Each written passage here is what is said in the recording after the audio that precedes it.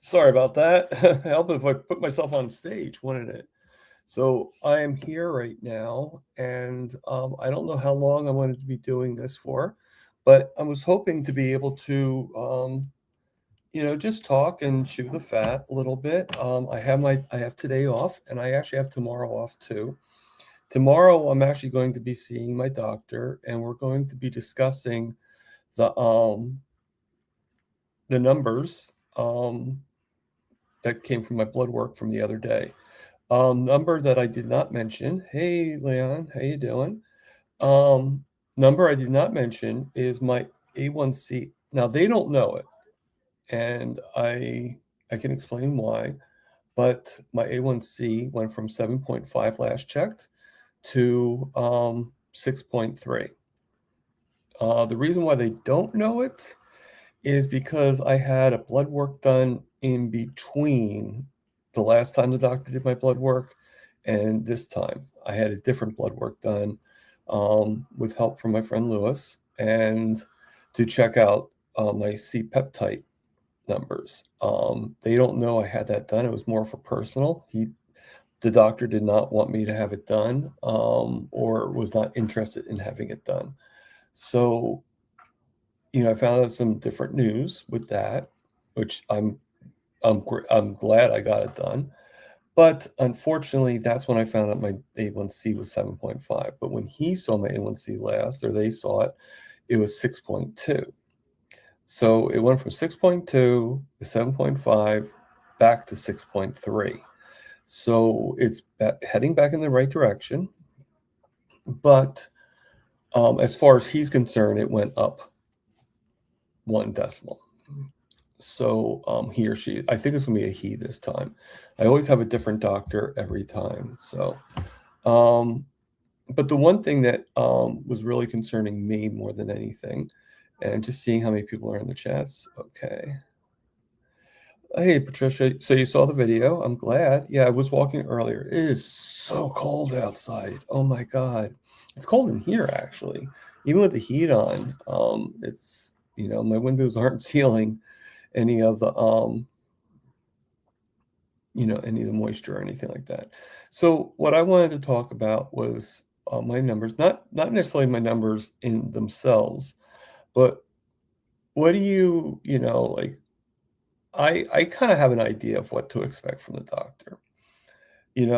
I think with the numbers, even though I don't have any problem with the numbers of my cholesterol and stuff like that, and many people are telling me that my cholesterol is pretty good and all that stuff, we all know that most doctors don't really look at that. And, the question is, what do you think is most likely going to be the outcome of a non-carnivore doctor's reaction? You know, um, hey, well, I see the doctor tomorrow on the 16th, Paul. So, um, so I also wanted to show you too. It was actually in the comments of my last video about my walking pad.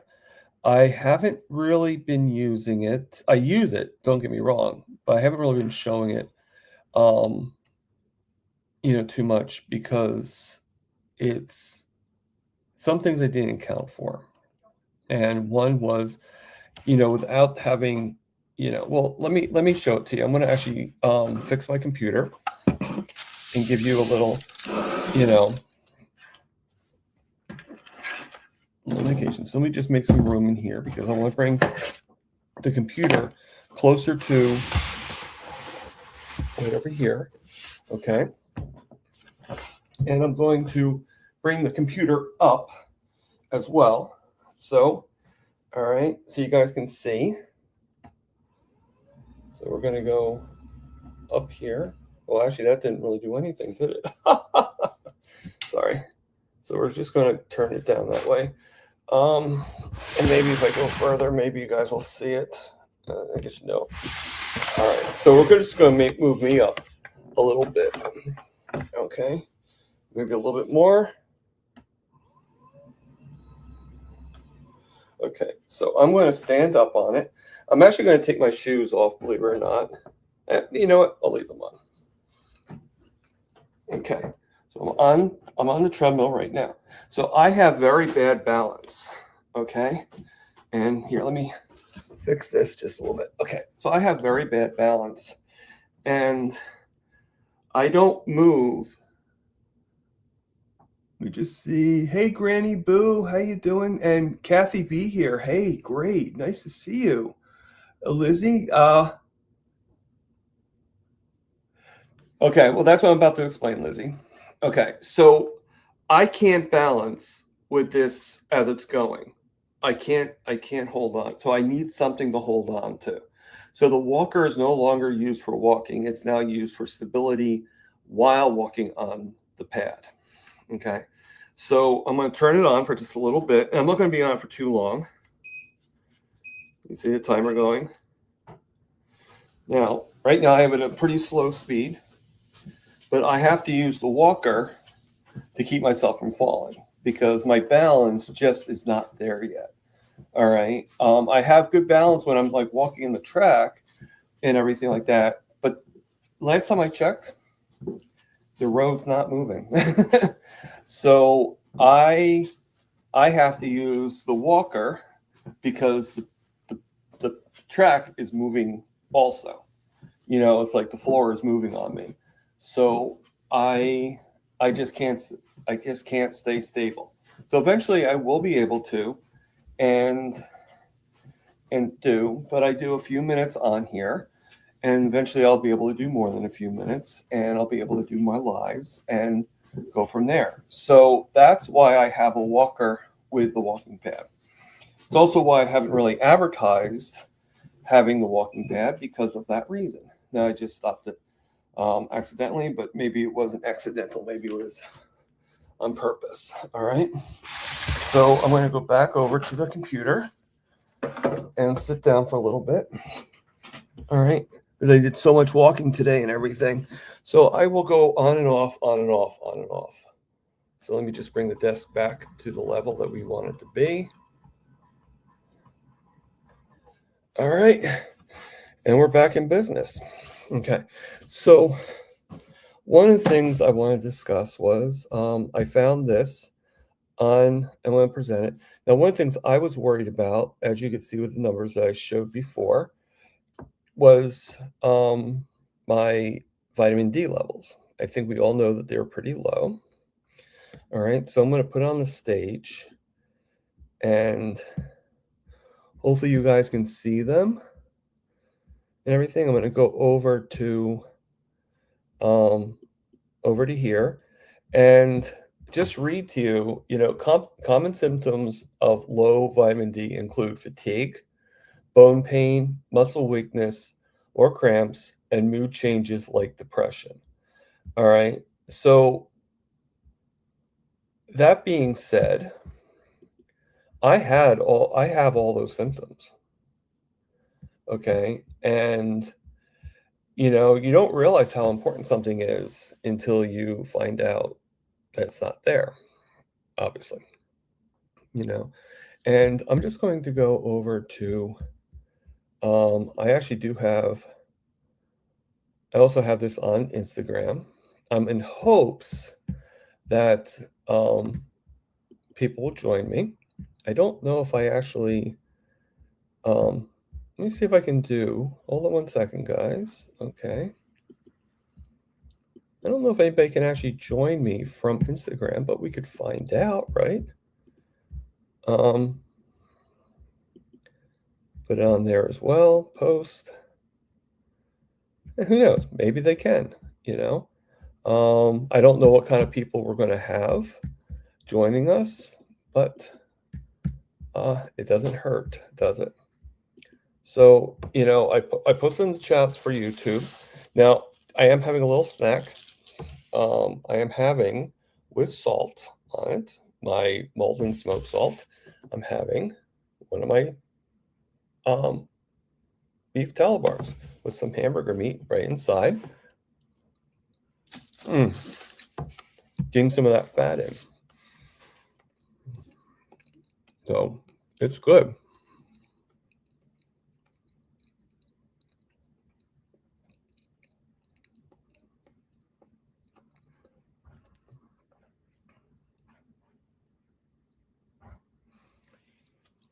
Yeah. You know, thank you, Patricia. Um, it's good to know. It's good that a person in the medical community has an awareness of what is real and what is not real.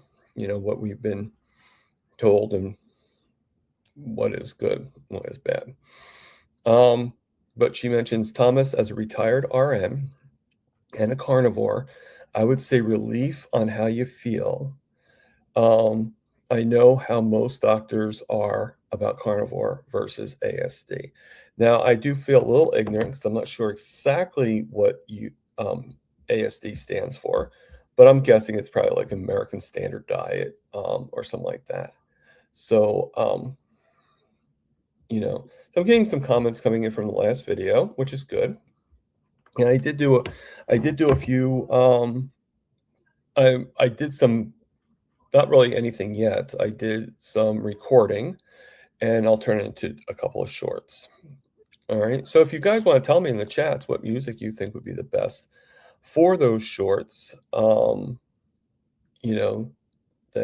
just go ahead and tell me what your favorite song is or something. Maybe I can play it. Maybe I can't. I don't know. But it's a little weird. So, like I said, you guys are welcome to come in here. The question isn't really about. I already got enough information. I already got information on what is good and what is not good. That my cholesterol, in our eyes, my cholesterol is not bad.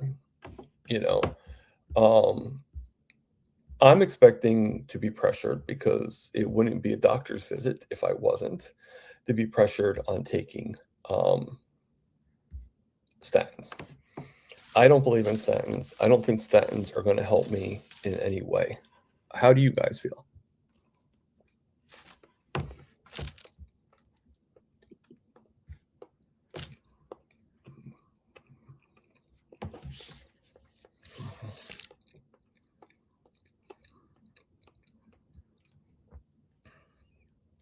Oh, and we got Paul on the stage.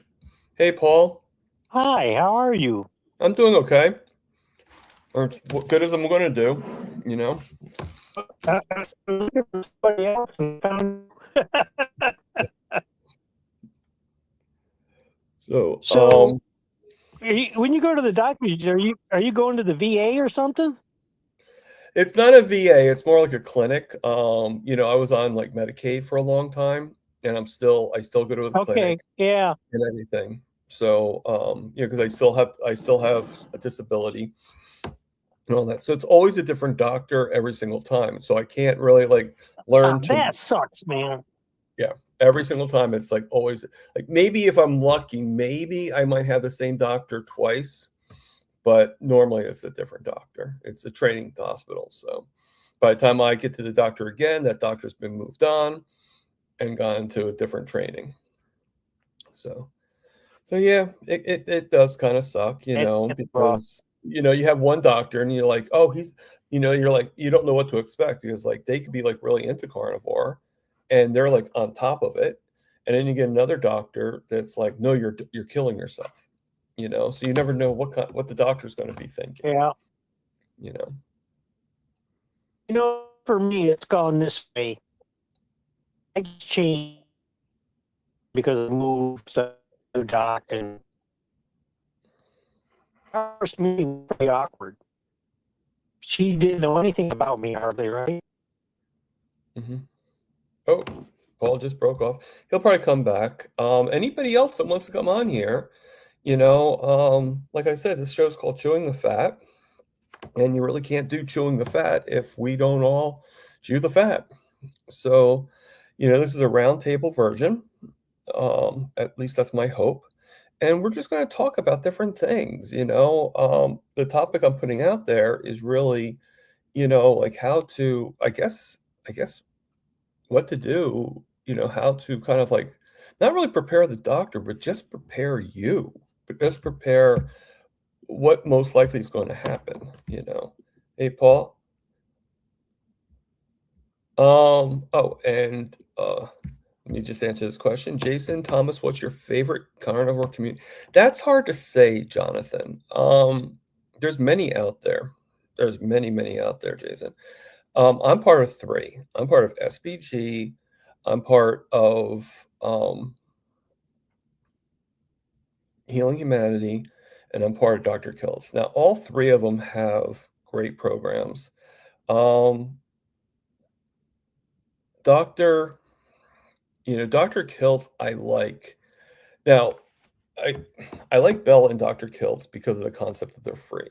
But Dr. Kills is actually free. Mine, Bella gave me a special, like helped me out by having her thing be free.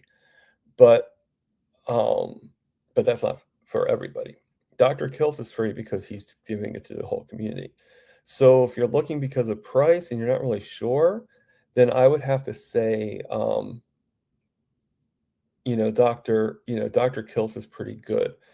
Now, Healing Humanity is also very good, and I value Carrie, and Carrie is, so it's hard for me to actually choose one, but I would actually say if you're not sure which one to join, and you're thinking about joining, I would actually start, hate to say this, but I'd actually start with Dr. Kiltz, and then go over to the others if you decide that it really helps. I would like seeing you in any of them, but so Jerry is again, my apologies for being a bad moderator. I just finished my live and I'm reporting for duties, Officer Thomas Prime Rib, sir. Okay. That's cool, Jerry. Thank you. I appreciate that. And so we got a few people in here. Paul's here. He's just having a little problem with his phone. Let me see in the.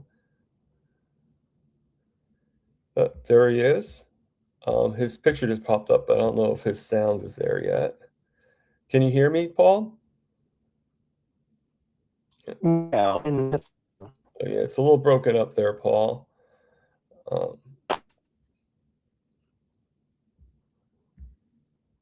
So I'm just going to go and while Paul's getting that it, but I guess I didn't. It happens sometimes. Okay. So we got Aunt B. Now, Aunt B, are you the same Aunt B that we always saw before that we haven't seen in a while? Put in the chats if you are, or if you're a different Aunt B. I'm going to guess that you're the same Aunt B. The one that I told you my roommate was always reminded about, Mayberry. So, how are you doing? I'm doing all right. Oh, I think I got two new. I think I fixed it. Hi. It happens, Paul. I'm guessing it's a phone issue.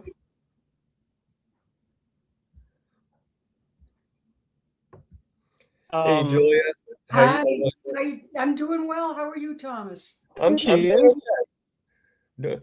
We have three great people here. I have to count myself as a great person. So, absolutely. So we got Paul here. Paul's having a little problems with his phone, I think, or his internet. I don't know. But yeah, I think I got it fixed. Do you got it fixed? Oh, good. Yes. I think so. You're still a little choppy. For some reason, you're like a robot. It gets wonky sometimes. Yeah. It's okay. Yeah. Like a bad AI. Yeah. Maybe we should feed your phone carnivore, so then that way you can,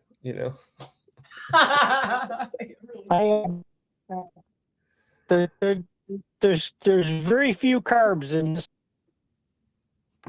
Yeah. Oh shoot. Yeah, he pops in and out. I think there has to be something with his probably with his Wi-Fi or something. Yeah, or it could be the weather too. Sometimes the wind can pick up. And Yeah, I don't know how it is there. Lucky for me, exactly. it's very windy and cold, but it's not. It's clear. That's good. Yeah, we've got a lot of wind out here today. I've got this because I as you know, I have emphysema. And then on top of it, I ended up getting a nasty, nasty bronchial acute bronchitis infection, which has taken forever to leave. And walking actually helps regulate the autonomic nervous system, so you can breathe normally, because part of this thing is that you feel like you're not getting enough air. They call it dyspnea. So the tail end of the bronchitis, where your bronchi is still a little bit inflamed, causes that. And it feels like you're suffocating. You're not. Your oxygen's fine and everything. But walking seems to correct it. But I've got to put this on my face. Right. Let me actually switch you and me on the photo. It's so windy. That way, it's my face that gets covered with the chats, not yours. Say that again. Sorry. Unlike some people, whenever I put the comments on the screen, which they're showing, so even if you're watching the TV and you can't go in the chats, you can see the comments. Right. Well. But I don't like having it where my guests are being covered. I like it better if I'm being covered. So yeah, no, but it's actually not. On my screen, it's just below your chin. So no, that's true, but still, But I know what you mean. Yeah. Because if it starts getting more people, then it starts, going a little bit more. Like yesterday, I don't know if you saw Mitch's live last night. No, I was actually on there, and when he was showing the stuff with the drone, and I made a joke about it too. I just don't know if he got the joke, if he saw the joke or not. But that little icon he has of his Mitchfoot skull was right in front of my face. Oh shoot! So I mentioned about how do you guys like my new mask? Yeah, really. It's literally right here. Yeah. Oh my gosh! Yeah, the worst place, right? Yeah, you don't want to cover up your guests.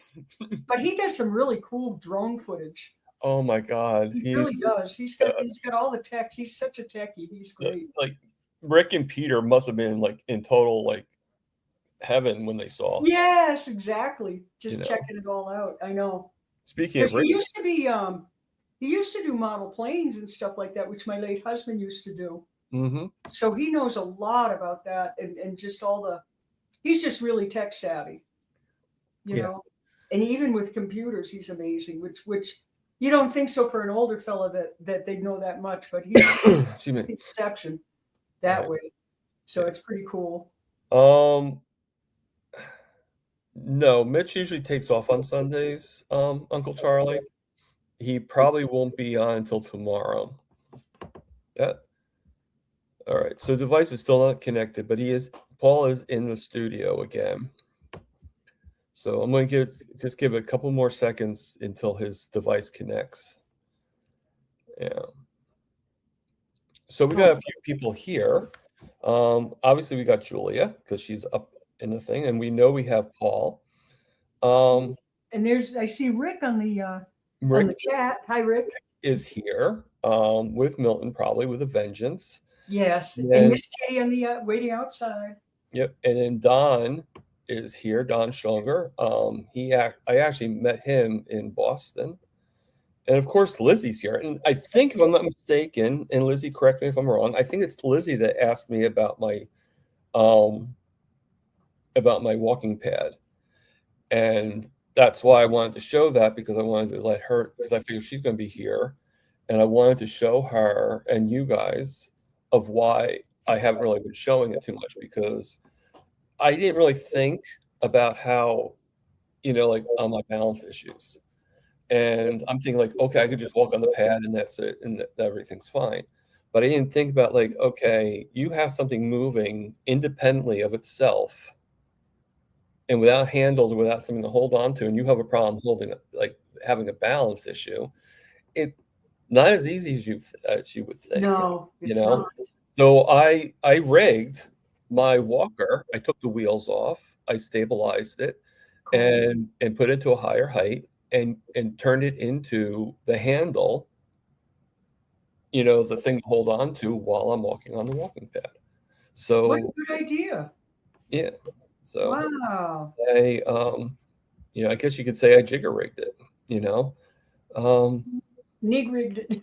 yeah, whatever you want to call I it. know. You know. We used to call it Afro He's engineering. still in all whites. It doesn't say anything about the bad connection, but I'm going to add him to the stage anyway. Maybe he will pop in. But even if we can't see him, oh, there he is. Hi, Paul. All right. Uh, How do we do this time, Paul? I don't know. I don't have an internet service. I just got my phone and Oh, okay. it's So yeah, you probably Julian's probably right normally I about don't that. have too Probably much. depending on the weather. You know. How is the weather there? Could be, you know. How is the weather It's there? Is it clear? windy.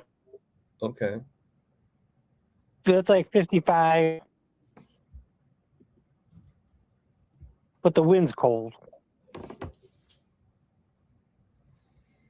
Okay. So you're needing to But- connect directly to the towers then.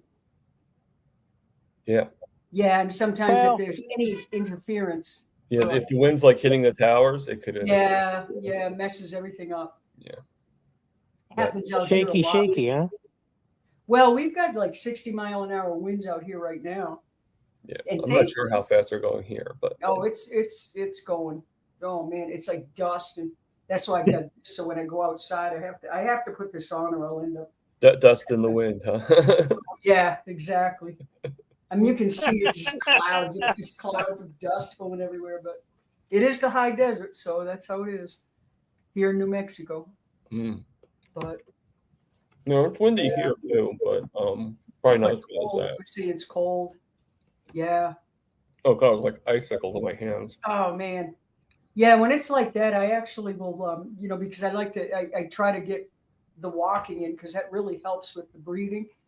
And if it's that bad, I'll actually go to Walmart and just walk around with a cart.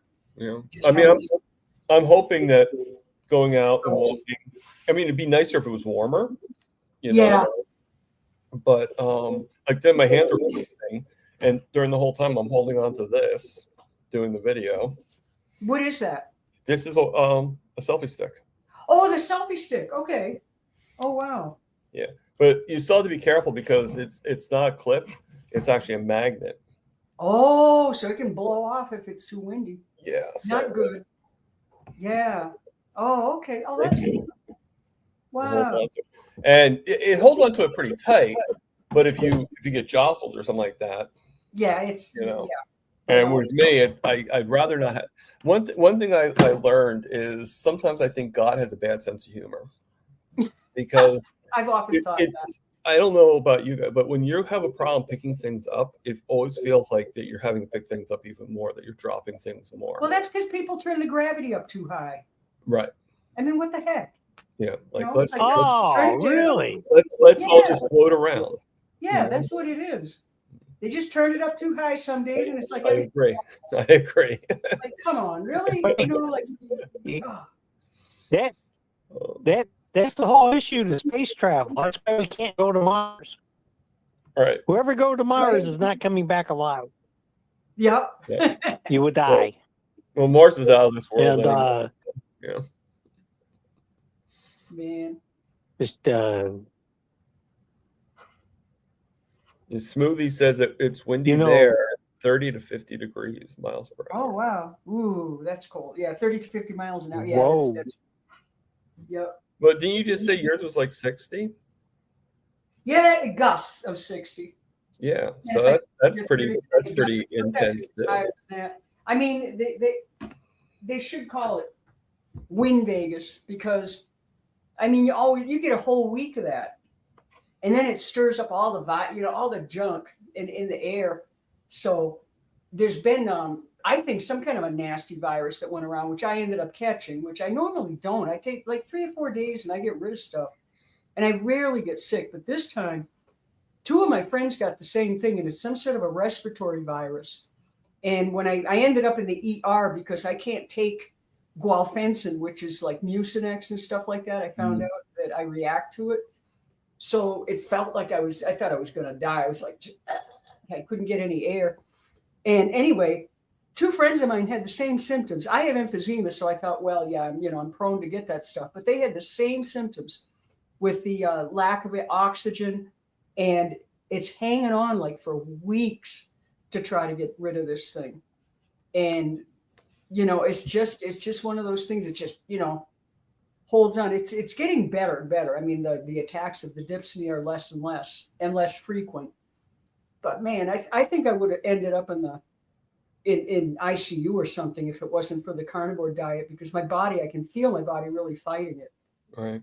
And getting stronger, where a lot of people it just kicks your butt and you end up in the hospital, which in my opinion, just my opinion, but isn't a place where you go to get well.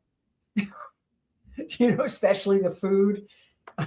Oh man. Definitely could be, you definitely have to, Oh, you have two choices. You can either accept the food that you're getting, or you could do your best to influence, and that doesn't always help. I lucked out. I broke my hip in August. A long story behind that. It was thankfully a clean break, but I have good bones, but anyway, I ended up having to go there. You have to for surgery. And I lived pretty much on bacon. And then they had roast chicken, so at least I was able to get that. And the bacon was good. So I just said, just give me 4 orders of bacon. So they bring me a big bowl of bacon. And then they had roast chicken on the menu, so I'd eat that. Yeah, And I sometimes you just have to, you have to pick your battles. You do. When I last was in rehab, I told the doctor pretty much when I was in the hospital and rehab, both of them, I told the doctors that I pretty much want to just choose my own diet. Good for you. Do not put me on a diabetic diet. I told him right out. I said, I do not agree with your process of the diabetic diet. I'm Right. sorry. Exactly. I don't think you guys have it. And there was one doctor that went against, but the original doctor, that particular doctor was like, okay, I understand. And you're not here anyway because you're diabetic. You're here because you're closing up your foot on the final operation. And I'm like, okay.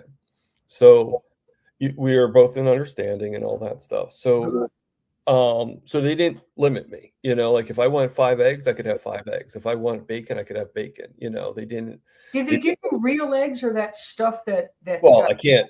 How can I choose? Like how that's the part that's like on the cusp, because See, with me, you it was can't an issue control because- what it is, Well, I asked because I'm lactose intolerant. It causes terrible pain if I have dairy products, and it turns out that you can get real eggs in the cafeteria, but you can't get real eggs if you're a patient. They give you the powdered eggs. Isn't that interesting? I don't know why. That I didn't even know, and that probably would have been a different outcome, Something to know about. But I had this stuff, and I figure it's better than nothing, I mean, better than the alternative of oatmeal and pancakes and Jello, stuff. chocolate pudding. And and he still made some adjustments. Sometimes I'd even order out and get stuff, like burger patties or something like that, Oh, cool. I couldn't. Well, when you're rehab, you're able to order out. When you're in the hospital. Oh, that's right. Rehab. Yeah. I just had rehab is an outside facility. So you can actually order out if that's right. you want to. It's just that's right. So obviously you have to be careful of how much you get paid and stuff like that, And I was there for about a month at the final time. So, that's a so I long was able to figure things out, and I had my roommate, and he paid me and everything. So that's cool.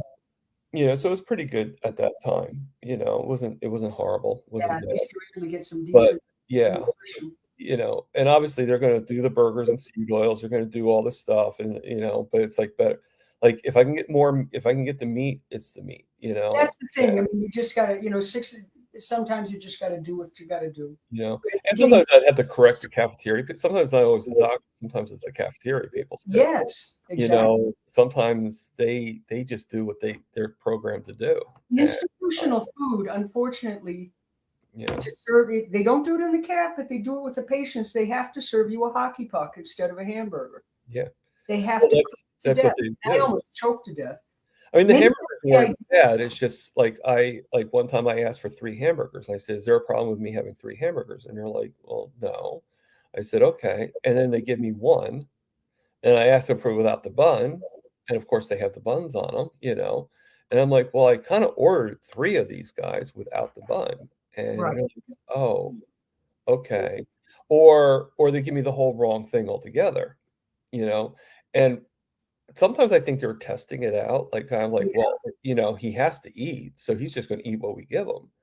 And when they found out I wasn't like, okay, well, then you're forcing me to fast. I'm not going to have it. That's right. You know, and if you don't like the idea of me fasting, well, then give me the food that I'm asking for. You know, It's really, I'm not it's asking funny. for When I was cupcakes. at the hospital, they had the head dietitian come because they think they were all concerned, like, oh, she's just eating bacon.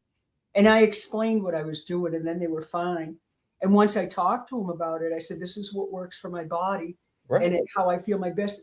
They gave me whatever I wanted. I had no issues after that. Yeah. But sometimes you got to talk to the right person that's in I think that's charge. what it is. It's like rolling the Yeah, dice and finding that person that you right. don't really know You until don't. you You don't. know. I mean, you can't tell what's inside a person's brain, you know. No. Um, Sometimes you don't want to know either. that is true. That is true. That I have no arguments on that one. Sometimes, you know. So, I mean, I'm always whenever I'm seeing the doctor tomorrow, and it's been longer than the 3 months because I had to cancel a couple times. So it's been close to 6, 7 months now. Which is why I had that other blood test done. So as far as the doctor's concerned, I went from 6.2 A1C to 6.3, but there's an in between. Yeah. I had the blood test done with Lewis's help to find out my C peptides.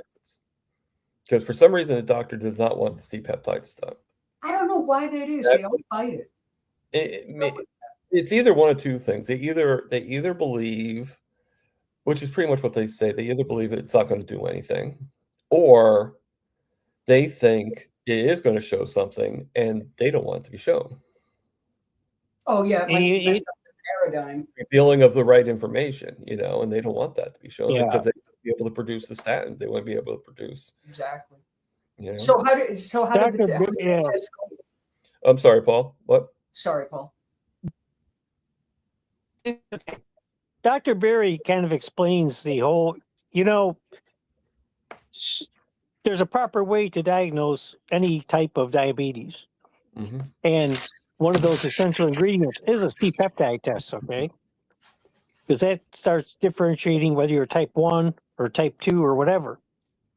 And a lot of doctors don't think that way.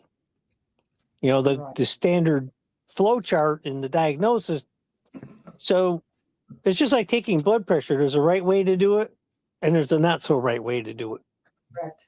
And 70% of the doctors out there, they don't know how to evaluate blood pressure properly. Right. Okay, they're all worried about the medical group I go to. If my blood pressure is over 160, okay, I'm automatically flagged. Okay. Yeah. And the doctor will actually take the blood pressure when they come in to see me. And they'll wait till the end of the appointment and see if I calm down or whatever, And then my insurance reviews my every time I go to the doctors, and they must have like an AI program that reviews my data, Right. and it says, "Oh, you consistently are showing up with high blood pressure in our office." So they'll flag it and say, "Well, you need a high blood pressure appointment. You need to." And they don't trust you to do your own blood pressure at home. And mine does. I take my cuff with me when I go to the doctors. If I go to a new doctor, I take my blood pressure cuff with me. Cool. Because it stores 30 days. It stores the last 30 readings. I says, here, I'm not lying. This is what it says. That's a good idea. Yeah. They can't argue with the And you facts. can also, yeah. They Because when try. I first got into it and I first bought the cuff, I took it to the doctor and I asked the nurse, I said, am I doing this right? She goes, oh, yeah, you're fine. And I was getting about the same number she was getting. So we were really close, you know. And that builds confidence with the doctor in what you're doing. The doctor says, "Oh, this guy knows how to take his blood pressure. Okay, Exactly. I can trust Right. his numbers." And he's got to. It's just like when I go to the endocrinologist. All my blood sugar data is in the cloud. Okay, it's all stored up in the cloud. And all I have to do is give him. I can go into my meter and give anybody I want permission to see my blood sugar. And my doctor's office has permission to look at my blood sugar. And so, you know, they load that into my patient summary. And, you know, when I get my patient summary at the end of the appointment, it's got he usually put a graph or two in there and says, you know, this guy's doing fine. Don't worry about it. You know, he's all is well, you know? Right. And, you know, like I've said on other programs, I'm really into Dr. Bernstein right now. And I've been into him for about the last month. And, you know, the American Diabetes Association hated him. They hated him. I believe it. And he was, you know, he was ostracized and ridiculed. But you know who the first person that at-home blood testing was pioneered by Dr. Bernstein. Oh, really? And back then they had back then you'd put a drop of blood on a piece of paper and you'd like take a razor blade and squeegee it along the paper. And then you would wait, you set the timer for 60 seconds, then you'd wipe the blood off the paper. Okay. And you had some kind of little reagent, you'd then sprinkle this little liquid on there. And you'd wait 10 seconds and wipe it off with a tissue, and it would change color. And then you'd match up the color, and they give you an approximation of your blood sugar. That was the first at-home testing. Yeah. Wow. And then he pioneered what we now all call a glucometer, where you prick your finger and you get the test strip. Right. He was kind of the pioneer to that. To actually give you a number. Right. Yeah, and you know, as I've stated, I think we talked about this the other day. A1C in 1992 was not even a standardized test. Every lab was different. Interesting. What was a 6 at one lab could be a 7 at another lab. Right. It took them. It was about 95, 96. Well, about 1995, they standardized the A1C test got standardized. So, well, I mean, now the A1C in most medical communities is considered to be the all go-to, basically. You know, it's you know, obviously there's more ways to there's more things that have to be tested than just A1C. It's not just about your sugar levels, but it's also about the insulin levels too and stuff. And but most doctors are preached and programmed to you know, think A1C is really the only test you need to have, you know, and you know, and more and more are looking more and more closely at your CGM reports too. Yeah, I mean, yeah, you're absolutely right. But it just seems like most doctors that say no to getting like insulin testing and stuff like that are like, well, why do you have? I had one doctor go to me and say, well, why do you need to get that done? You know, you already know you're diabetic. What do you need to have? And I'm like, well, maybe I want to see where my diabetes is. Maybe I want to see, you know, like maybe it's more than just knowing I have it. Maybe I want to know where it's at, you know? Is your pancreas underproducing or overproducing? Exactly. Or is it okay? Is it doing what it's supposed to do? But you know, if we had an insulin tester, if we had an insulin meter, okay, we could be detecting diabetes 10, 15 years before you ever get a diagnosis of diabetes. No, I saw that video with oh God, what's his name? I'm sure you know who I'm talking about. With Bickman. No. Professor Bickman. Well, no, the video I saw wasn't with Professor Bickman. I do know who Yeah, but Professor Bickman is, but the video I actually saw that said about insulin yeah, being shown before, being known, like showing up before A1C yeah, was yep. Stan Eckberg. And he used to be a triathlon runner, and he was showing a diagram of like Yeah. thing of how insulin starts He- going up, but it keeps on bringing the sugars down. So if you're only measuring the sugars, you're not seeing the actual. I know who you're talking about because he was a subject to Dr. Bickman. Oh, okay.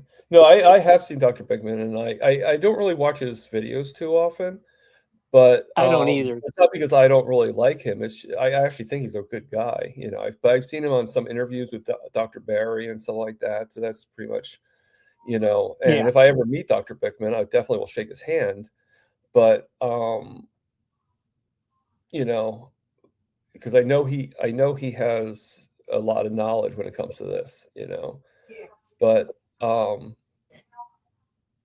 yeah, it was actually Dr. Eckbert that I saw that video on with the insulin. Like these are things that make you think, like you're saying insulin's not that important, but not only is it important, it should have been the first thing that we start looking at. Like Yep. like when I was like a teenager, when I was in my 20s, we would have had it in. Now, granted, even if we have this knowledge, if we're still being told that meat was bad and we're sort of in that believing state at that time and not thinking about how it lowers and all that stuff, we're still going to cut it. But at least I would have known, like, hey, I got to start thinking of this.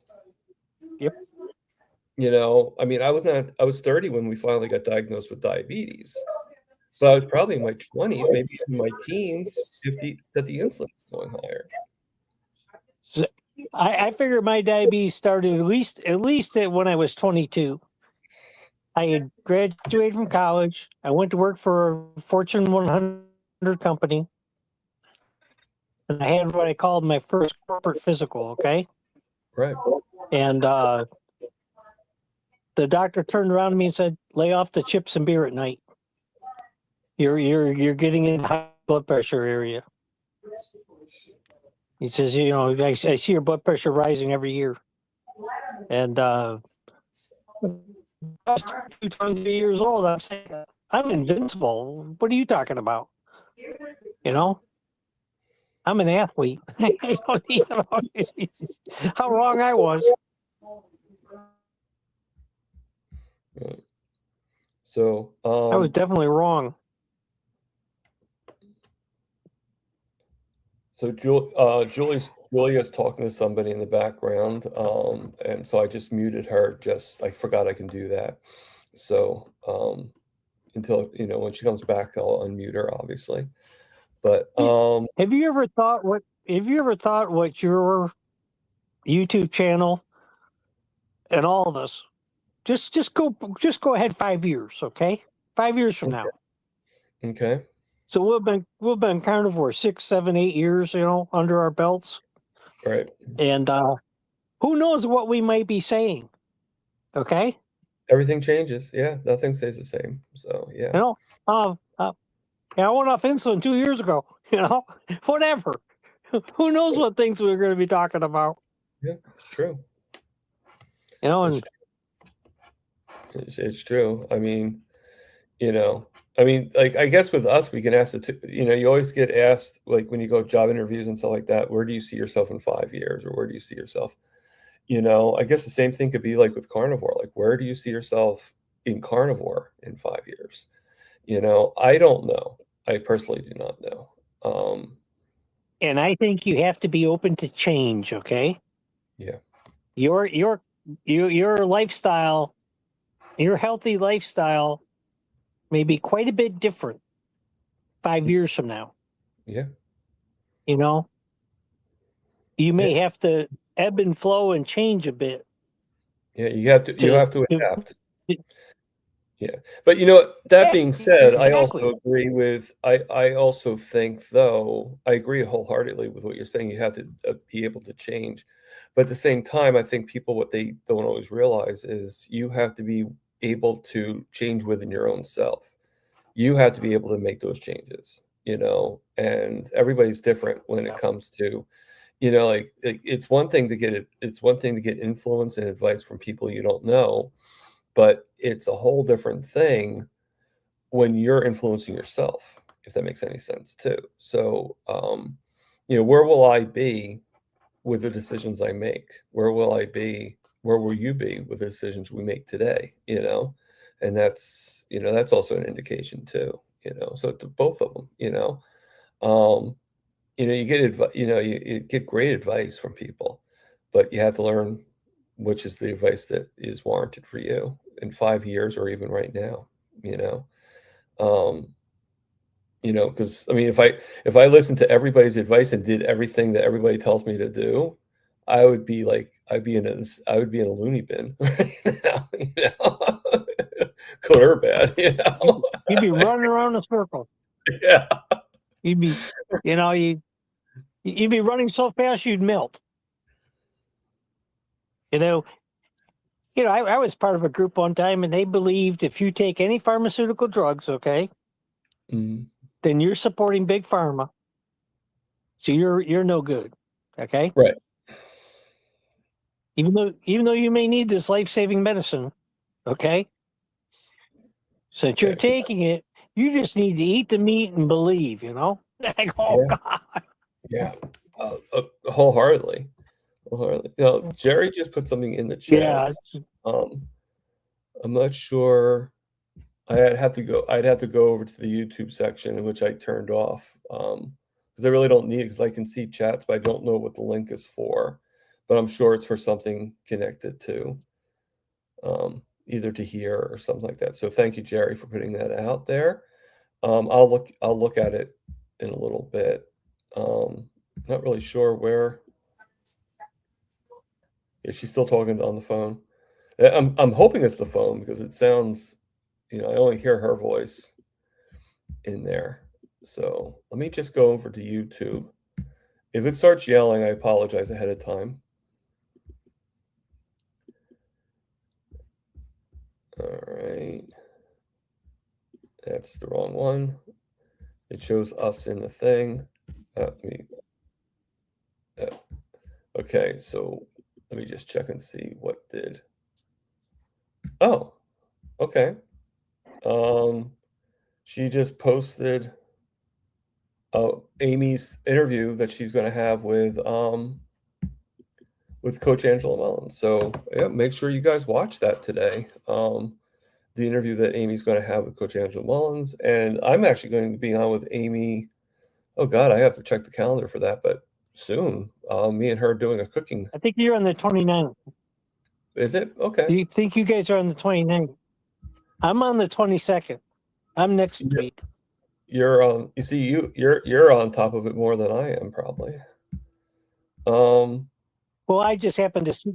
She's got her stuff lined up on her. When you go to her website or her YouTube site, right. She's got lives lined up for the next 2-3 weeks. Yeah. Let me just say. 'Cause Well, no, I you're not. went You're, there and I you're said, not. "What?" You're not. Well, unless you're talking about something else. You're on with me on the 11th. I'm talking about me and Amy. Yeah. Okay. That you're talking about you and Amy. Okay. I just want to make sure, because You're on yeah, you're on Amy's channel on the 29th, aren't you? on the 29th of Amy's cooking channel on the 29th. Yeah. And then Amy's going to be on my channel. Well, no, she already was on my channel on the 7th of March. So, I saw that. yep. Yeah. No, you're absolutely right. It's Yeah, always because kind of wild when Amy's around. I have Jonathan's going to be on my channel this Saturday coming up. So, but first Wednesday I have Christina Clark is going to be on.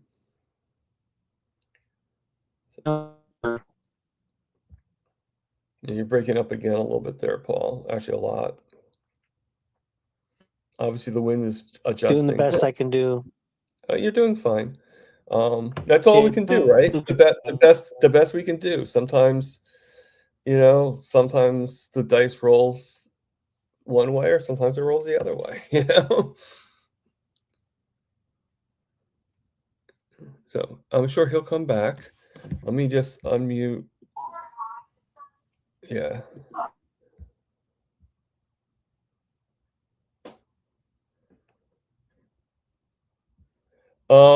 Yeah, I don't know if she's posted it yet, Jerry. I'd have to look at her channel and find out if she's actually posted it. So I don't really know, but thank you for the attempt. I mean, I'm sure I'll have a live and before that, and you could always put it in. But we all support each other, and you know, I know Butter Bob has been on at the same time as Amy. Last week we were lucky that he went on 1 hour later. So that was good because that allowed Amy a chance to be on his channel for a little bit, because she was standing right next to me. On the computer, not literally standing next to me. That would be great, But just to I mean, it's always good that we can support each other, and it does tear at the heartstrings when sometimes things get combobbled or confused because like I don't like to hurt other people's channels, and I know other people don't like to hurt mine, but sometimes things happen, and the only way we could go around that is to still support each other, I think.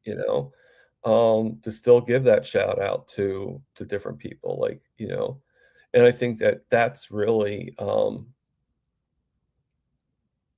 you know that's like I right now I posted just got a notification that John Together Strong just put out a new video, which when you get a chance, Good. guys, watch it. It's titled "I Hit the Wall: Why the Weight Came Back." So I got to go look at that. yeah, take a look at it, and give John this love and support that we all deserve. And it's not easy. I know. I mean, there's only 24 hours in a day, and our bodies need to sleep, our bodies need to eat, our bodies need to move. So it's hard to see everything, but which is why I'm grateful for the people who are here. But we have to do what we got to do. Well, I I watch Grant. posted. What happened, I Paul? guess maybe I'm frozen. I I posted heard. that you and I are going to be on April 11th, Okay. and I posted about the giveaway. Oh, I posted okay. it on Carnivore Talk. Oh, on And, the on the website. Yeah, and on the carnivoretalk.com, I posted. I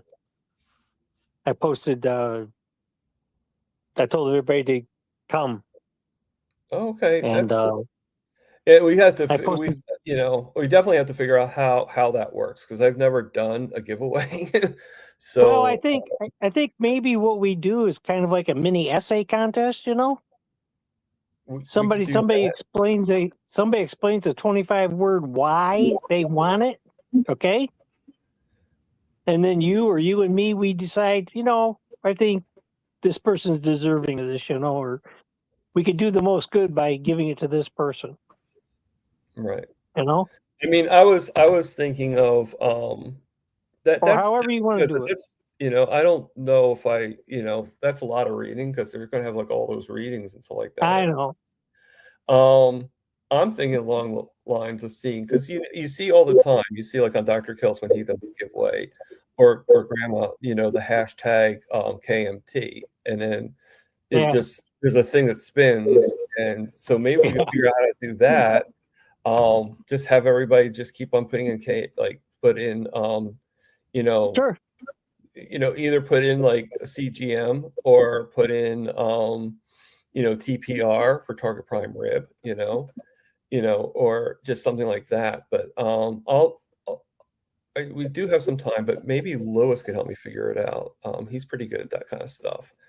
but I don't know if I do it through StreamYard or if I do it through YouTube.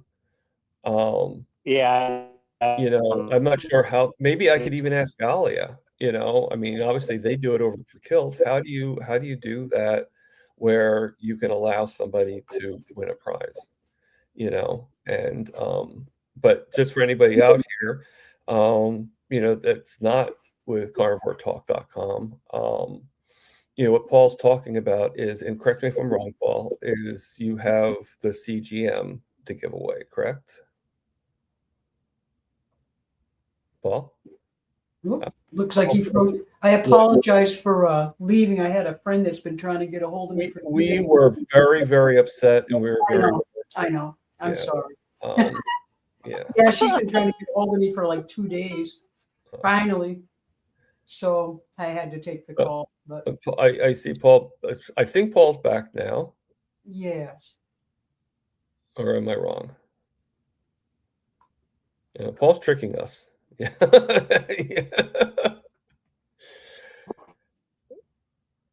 I'm sure he heard the question, so once he gets back, he can just answer the question. What's going on right now? He'll come back. So Jerry just posted John's channel, John Together Strong's channel, and I'm guessing, did you post his channel, Jerry, or the video that he just put out? Because either one is good. Post his channel so you can give him channel support, and post the video so you can actually watch the video. It's John is very inspirational, just like any one of us, and his channel. Okay, so I mean, obviously through his channel you're going to be able to get the video, but it's, I'm not sure what that word is. Imaginate. Oh, she just forgot the N. Imagination. Okay. Yeah, imagination. Well, I thought she was like speaking Spanish or something like that. So the pin didn't go through. There he is. There. So how are we doing, Paul? Long time no see. I'm okay. I'm kind of on pins and needles because it's just 2 weeks from today. My grandson dances at the World Championship for Irish dancing. That's got to be exciting. Oh wow! And the kid has such high hopes, and you have to get invited to this competition. You don't walk in. You got to get invited, and so explain to him, well, if they invite you to come back next year, that's and he's thinking, yeah, first place is a win, It's places like this in your sister, and I just saw, oh my God, so much, so rapidly. Of course, they're going to all the restaurants right now and all the bars for St. Patrick's Day. Oh, that's great. That's in a couple days. Yep. Yeah. Yeah. And that reminds me, I have every day. corned beef I have to pull out my freezer. So. Oh, what do you have? What are you going to have? Corned beef on. Corned beef. You said. I'm going to try to have corned beef on St. Patrick's Day. Nice. Yeah. What cut do you get? I got a 5-pounder. Actually, you guys give me a couple seconds. I can pull it so you can see it. Cool. So, can you hold on to the show, Julia? I'll try. Hold on. Hold on. Yeah, everybody out here, you get all the St. Patty's Day stuff out at Walmart. That's the only store in town, unfortunately, to go shopping. Oh, well. But they have these nice new beef sticks. I don't know if anyone's seen them. They're called chomps. And they don't have any junk in them at all. It's just basically grass-fed beef and salt. And there's no natural flavors, which are not natural. And they're really good. So they're not cheap, but I bought a couple bags of them, and they're excellent. Have you seen those yet? Those chomps at Walmart that they sell? I've had chomps. They're Yeah. really good. I mean, they don't have any junk. Not really added. sure where I found them, but I've had them. Oh, I just got turned on to them by a friend that stopped by last week when I wasn't feeling well. Okay. And she gave me a couple, and I said, these are really good. There's no corn syrup in them. There's no artificial flavors or natural flavors in them or anything. They're just pure, and they're really good.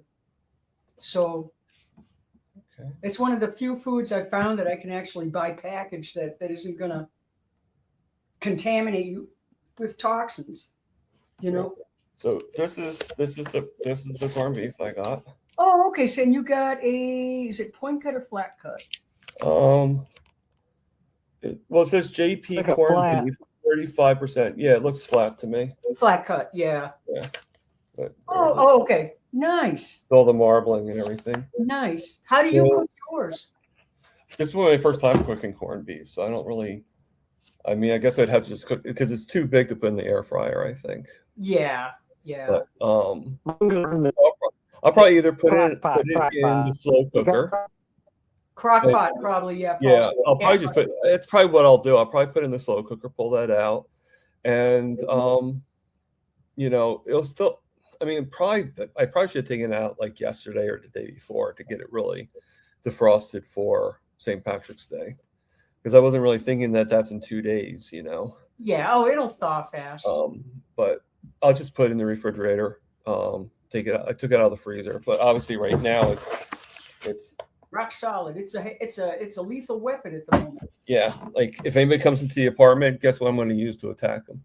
Bam! Happy St. Patrick's Day. There you go. Talk about a St. Patrick's Day crime, Yeah, exactly. Oh my gosh. There was an old Alfred Hitchcock episode where they had, I can't remember the title of it, but everybody was eating meat and stuff. And it turned out that that's what they would do is process the meat, and everybody would have this wonderful feast at the end, and they didn't know they were eating people. So, but that's how they got away with all the murders. So, but you didn't know it until the very end of the episode. Pretty macabre. Yeah. Anyway. But- Yeah, I think when I got the chomps, I think I got it when I was on for the train ride to go to Lewis in Boston. Oh yeah. But I'll be honest with you, I really don't I used to do beef sticks all the time, especially when I was in rehabs, but they were obviously not the right, they were kind of No, I know. Walmart's own brand. So, Yeah, and they I have didn't know about chomps at that time, but I was really pleasantly surprised there were no seed oils in them or anything. well, So and they're I mean, delicious. there's also that other brand too that I see on Instagram all the time. That Paleo bar, Paleo, yeah, Yeah, those have the natural flavors in them though. right. like I found, unfortunately, with my body, natural flavors. natural. Well, with my body, if anything has that in it, even tea, if I drink it like 2 hours later, I'm in terrible pain. Like I can't even put weight on my feet. Oh, So it does something to my joints. It almost feels like gout. It's horrible. So I can't tolerate that stuff at all. And I didn't realize it until I started eating meat, just how much garbage was triggering all the pain. Because you get to the point where you get used to feeling like garbage. Yeah. It becomes normalized. Yep. You don't even know, Healing Humanity, Carrie says it all the time. You never knew what it was like to feel good. Ever. Yeah. I mean, I never did till even as a kid. I Well, remember. one thing I'm noticing is that you get all this different advice. Like I mentioned this before, Well, and I have one doctor, and I know how Paul feels about what I'm about to say, but I have one doctor telling me that my protein needed to be cut down, and it did work on the blood sugar part of it. It did work on keeping my, where I didn't have to have the insulin so much. But the problem is I also think it was like causing some issues in other realms. Like I just didn't really feel like doing things. My depression was just, fatigue. Fatigue. I just was like, what, like certain things were bothering me. Now I found out that I have the low, and which is why we're doing this today in the first place, is I had the low vitamin D. My vitamin D was found to be at 13.3. You know, And what's that normal for that? according to Dr. Phil, and that you really want it to be, you don't want it to be any lower than 20. Then Definitely 20. don't want to be lower than 20. But to be optimal, you want to be between 40 and 75 Gotcha. to be, you know, Yeah. like I and actually- you don't want to go over 100 either. I you know. talked to Laura Russell, you know, the nurse that comes on Russ's show Of course, sometimes. I know Laura. You know her, right? She's been I on my actually, she's wonderful. I had a consult. I paid to have a consult with her. She's helped me big time. yeah. Anyway, she had me start the vitamin D3K2. Which I And have. Have you been taking that too? Well, I have this now. These Oh, are okay, perfect. now. I talked to Dr. Barry. I mean, Dr. Barry. I wish I could talk to Dr. Barry. I don't even think Dr. Barry could talk to Dr. Barry. Yeah, really. I talked to Dr. Nelson and I talked to Dr. Phil in SPG. Two different things. Dr. Phil's the one that's he's doing the intensive, for insulin intensive, and they both have good points. Like Dr.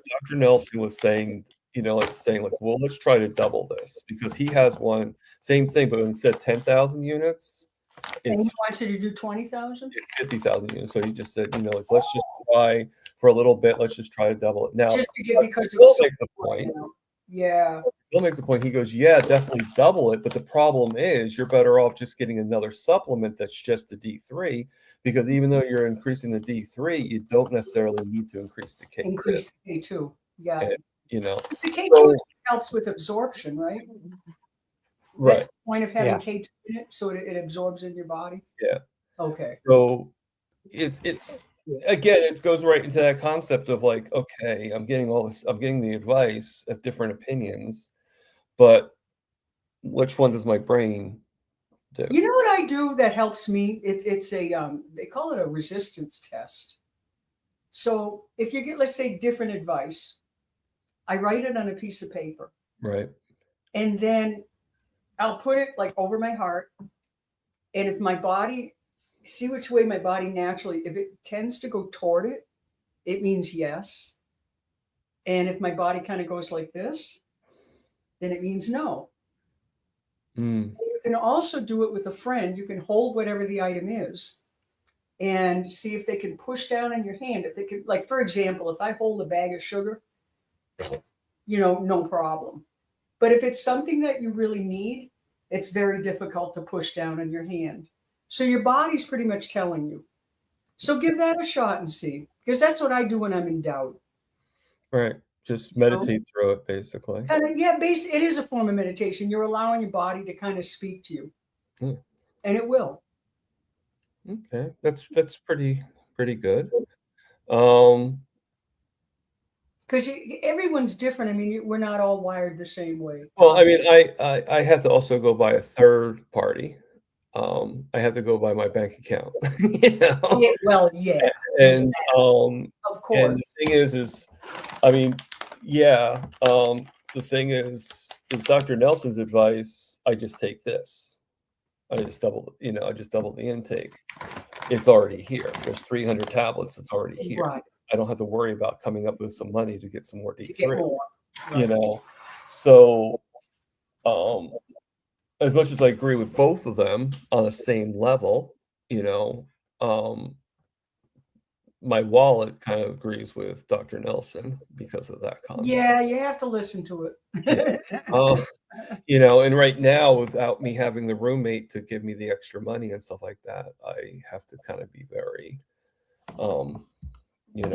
very discreet with what you spend. Now, once I get a new roommate, How's that coming along? Any prospects for you? no, Not yet. really. It's going to take a while. And the thing is, I was lucky I was sort of lucky the first two times. Okay. The reason why I was lucky in finding somebody because the first person was from work, from a job I used to have. So someone you knew. Somebody I knew. And believe it or not, it was actually the same job that Peter has. It was selling furniture. No kidding. Yeah. Wow. And but I only did that for a year. Peter has probably like years and years of on his background, but I only did Wow. furniture for like a year. It was actually the last job I had before I had to go and have my toe in situation and all Right. that. Oh, you sold furniture? I sold furniture. Yeah. Wow. Yeah. My last real full-time job, I should say. And then, well, sort of my last full-time job of something that was Like a consistent full time. I know what you're saying. Yeah. exactly, Yeah. That's um, because I also worked full-time for Quick Check too for a little bit, like in between, with like for the overnights, but for a job that I had my car and all that stuff. yeah, right. But Right. um, but she ended up being a bad alcoholic. Oh, Like I knew she drank, man, that sucks. but Yeah. Oh, believe like, me, I and I've know. mentioned this before, so no, this is not the first time people are.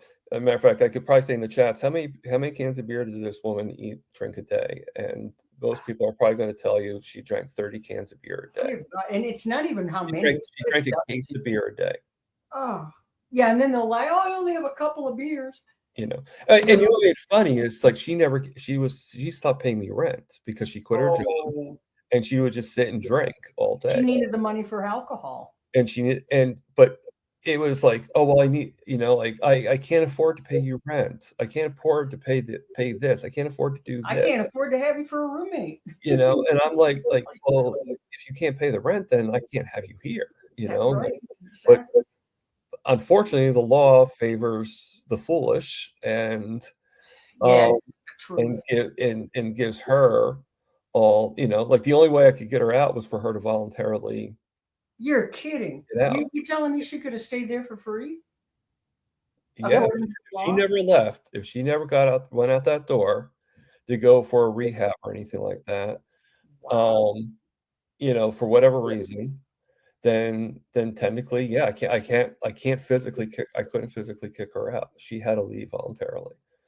And when I mean leave, I mean like like to go like someplace where I could change the locks and then legally now she's no longer Legally ever gone. there. Yeah. That And I also had to do some signature. I had to do some letters for her and stuff like that for her stuff and all that stuff. Blah blah too blah blah. bad you couldn't do a pre-rent agreement like they do prenuptial agreements. Well, I'm actually, Like, yeah, I actually worked with ChatGPT, and we came, like did some kind of contract that will cool. protect me from the next roommate.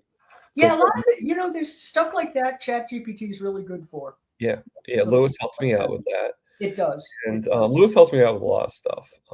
I don't know how it would be in Carnivore if I didn't have Lewis to help me. Many people helping me, but Lewis is, Oh, that's Lewis helped me set up his computer. listen, I'll take all the help I can get. I hear you. And everything. So, Nice. yes.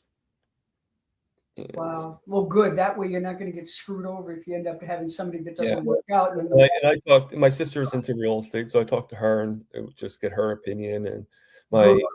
my boss actually said the same thing, like you need some kind of contract to protect you. Yeah, and you want to also check the information ChatGPT because it's not. I found out the hard way. It's not always accurate. No, I do read the information, and yeah, I mean, Right. Just obviously. always double check, especially the stuff that's important. And if I have to too, I could always get a second pair of eyes to be like, okay, can you just make sure Right. this, Exactly. it Exactly. sounds good to you, which probably would be my sister. I was going to say she'd know if anyone, Yeah. or Like this is what ChatGPT came up with. What do you think yeah, exactly. about it? But I'll probably ask for a little bit more this time too than the I mean, I don't know how much more because it's a good room, but it's not a great room. Like there's no windows in the room or anything like that. So I have to be a little careful on like how Right. how greedy I get and stuff like that. So I figure if I just go $100 more, that should be fine. Yeah.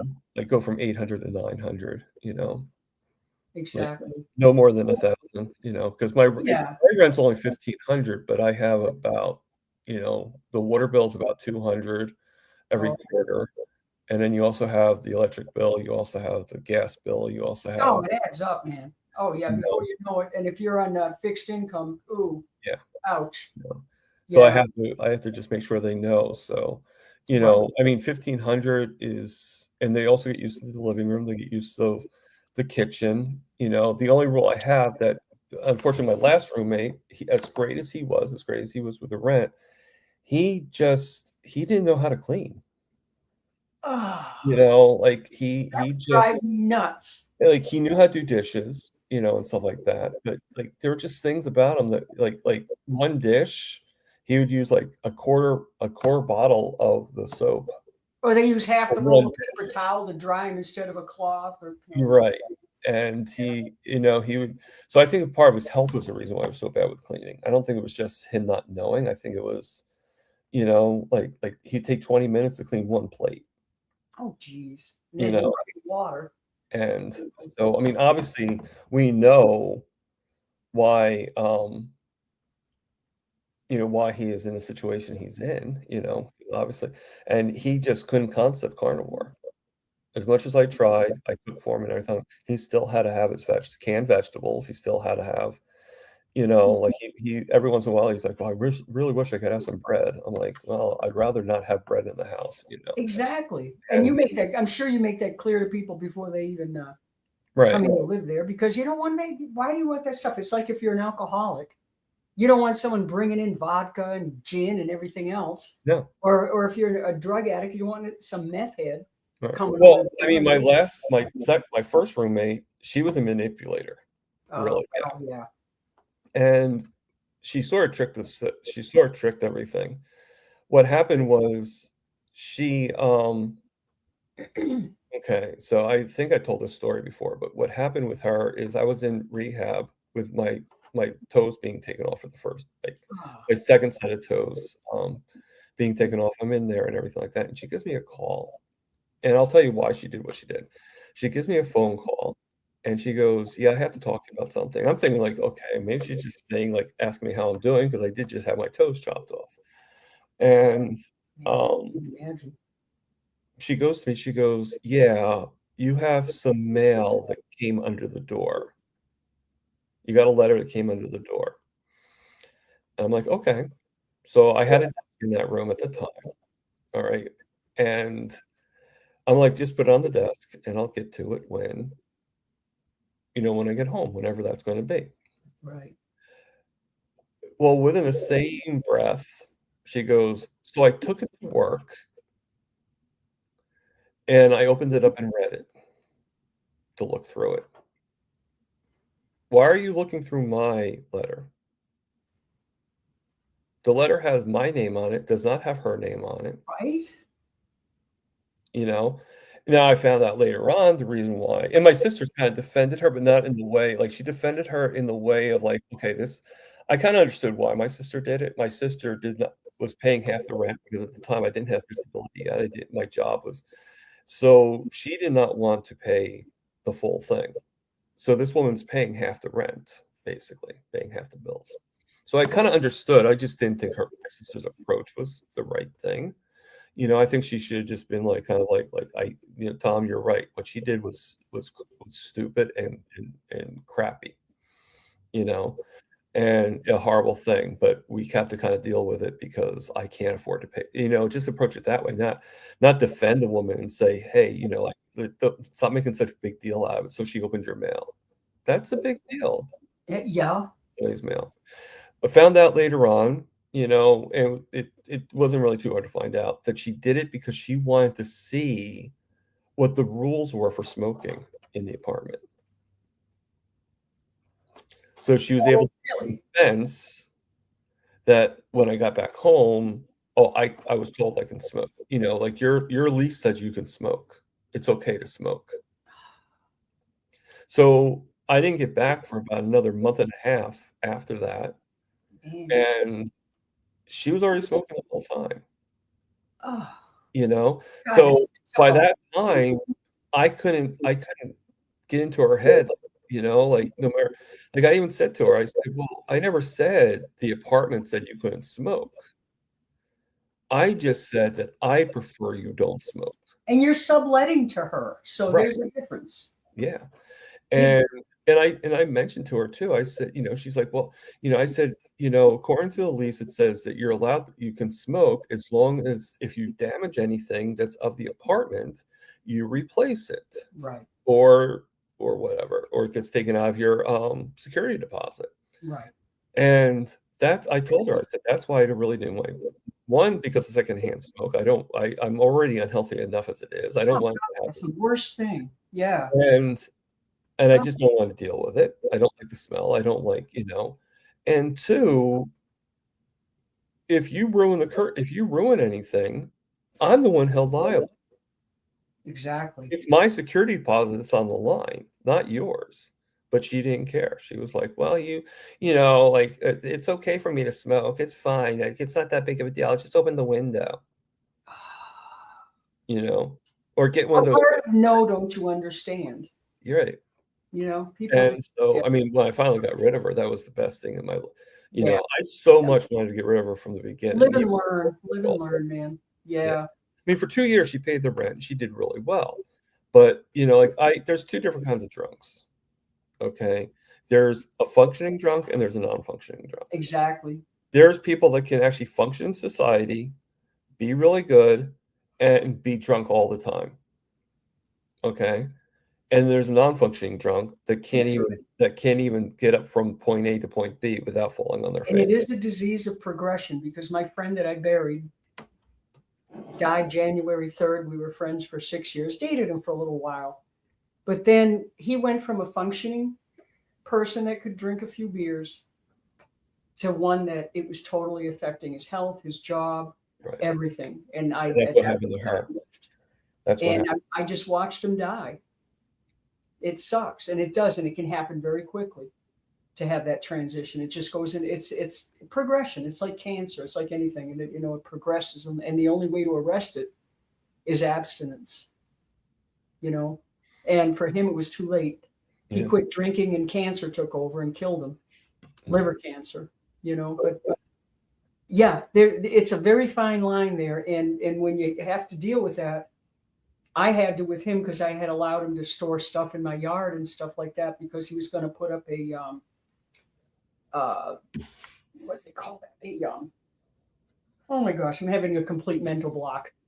Anyway, it's like a cover that goes over your RV, and so I had allowed him to, just take some stuff out, because he had to move the RV in order to put that up. And I realized when his drinking got really bad that it wasn't going to happen. So that's when you've got to put really strong boundaries with people when they get to that point. Yep. Because otherwise you're just enabling them. And I had to say, either you get your stuff out of my yard, because I saw that wasn't going to happen, or I have platinum junk removal. Take it. Up to you. So Right. And he got all pissed, All over the place, right? You got it out of there, Yeah. Yeah, I mean, it's just really sad, but that you have to have very strong boundaries with people, especially when they get to that point. You just might save their life. You don't know. They might end up quitting because you're not enabling them anymore. Yeah, that's absolutely true. Yeah. Like, unfortunately, with Gilbert, it was too late. But, I took care of him in the end. But had he kept drinking all along, I would have left him there. He would have just... It's just really sad just to watch that. That disease it's a disease, and it takes people, but it takes everybody around you with you too. Yeah. That's the thing that's really hard, and it's so hard if you haven't been used to dealing with that, to really set some strong boundaries with people and say, just no is a complete sentence, buddy. You don't like it, get over yourself, because you can get mad all you like. And that's what I used to tell Gilbert: get mad all you want. Well, that's kind of why I'm doing what I'm doing, because I think the contract's a good idea, because Yes, from the get-go, it lets people know what I'm expecting of you. Exactly. It's the best way to do it. And everything. So, Absolutely. and I mean, her case, I did say about no smoking, but she just manipulated. Well, that's part of it. It's part of the whole thing. It's as you get worse, you think you can just keep doing that and do whatever the hell you want. You don't have any inhibitions anymore. And so maybe prior, when you would have treated a person with respect, you just run right over it after a while. That's what Gilbert ended up doing, which is why, it was a year ago, more than a year ago now, that I left him. I mean, I have three things I'd love to have in a new roommate. One, I love you to pay your bills. Right. Number one. Preferably on time. Okay. Exactly. I also would like you to help around the house, around the apartment. I'm not saying you have to do all the work. I'll still But do. be really specific about what that means. Like, pay the Right. bill means I am. within X amount of days. Yeah. Not Good. not just, not only to clean up your mess, but every once in a while to help me clean bigger parts, like if I need help, like help me vacuum the floor, or help me mop the floor, whatever. Exactly. Just certain things that will help. Or help me clean the bathroom, that reminds, Yeah. um, Exactly. Like, here's the detergent. and I also love it too. I mean, this is something that's a little bit out there, but I love it if you're a carnivore. Just kidding. Well, maybe Just though, that maybe. way we don't have to argue about what we have in our Something refrigerator. that's important because you can say, look, I'm on a keto lifestyle. You can tell people that. Right. And I cannot have this, and this in the house. And be really clear because that's so important. That fucks with your head. Excuse my language. When you have like a bag of chips sitting there, or your favorite flavor of Doritos, and it's going to eat at you. Yeah. You have a bad day, and you're having an emotional moment. Guess what you're going to reach for? Yeah. I mean, one good thing I could say about my roommate is even though he was not eating the right foods, he didn't really argue with me fully. If like the vegetables, he really wanted the vegetables. He really felt the vegetables were, but he didn't really go through the concept of like, oh no, I have to have my bread. I have to, or I have to have my orange juice. And he didn't force Or it. like, okay, well, if you can't have it, then I will just make do, Exactly. But the canned vegetables, he didn't, and he was right. I had no indication of like having any desires to have canned peas or canned corn. No, in fact, doing carnivore, it's like, I don't have to eat those anymore. Yes. Yeah, like this wasn't a concept for me, Right, exactly. And not that I didn't like that stuff. It just wasn't like, oh my God, I have to have it, like I never had the craving Right. for it. But the carbs and the junk food and the sweets and all that kind of stuff. Yeah. I mean, I would say that I'm looking for a roommate that's living the keto lifestyle. Right. I'd like What to have does that mean? living I think you'd be on the same page with that because, like my son just started doing carnivore, but now and then he'll have a few. But the point is, he's doing it. Right. We don't argue about it. He does what works for him. He's able to now and then have something. He's a cook also. Now and he's, let's see, Chris will be 41. He now and then can have maybe one of the dishes that he makes, a little bit of it. And then he's able to get right back on track. He's dropped 40 pounds in about a month. And he feels 100% better. His skin looks really good. He's got that nice glow. I mean, I can't believe it. And he said mentally, he said, I cannot believe how calm I feel with all kinds of junk happening at work and everything. And I'm just, even in the kitchen, I'm cool. The carnivore calm. Yeah, that's true. Yeah, it's just amazing. Yeah.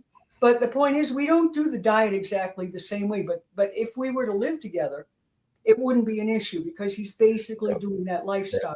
And he's not bringing in foods that are going to hinder you in the fights. And like, I say keto lifestyle is good, but even if they're not, then the thing I'd like to have is not to be influenced. Don't try to influence me to go. Here's the thing. When you're dealing with somebody that's, let's say, even an older person that's eating the SAD diet, it fucks your head up. You're right. You're not going to get somebody that's well. Right. You want a healthy person around you. Yeah. Well, I mean, I'll give you an example. Like sometimes I do cheat, and I cheated 2 days ago. We all do. And the pizza place I go to all the time have these, especially when they just come right out of the oven. Oh God. These delicious dinner rolls. Yep. Let me tell you, check out Steak and Butter Gal's pizza. Ah. Oh yeah, no, yeah. she uses that. What do they call that bread? Egg cloud bread they make. Oh, the egg cloud bread. Okay, yeah. So she's got a variation of that. I just tried this yesterday. Okay. Okay. I made about a 9-inch pizza crust in the oven, and it takes a while to bake. Anyhow, I was shocked. Really? Wow. My hobby before I became carnivore, my hobbies were ice cream making and bread making. Okay. Oh.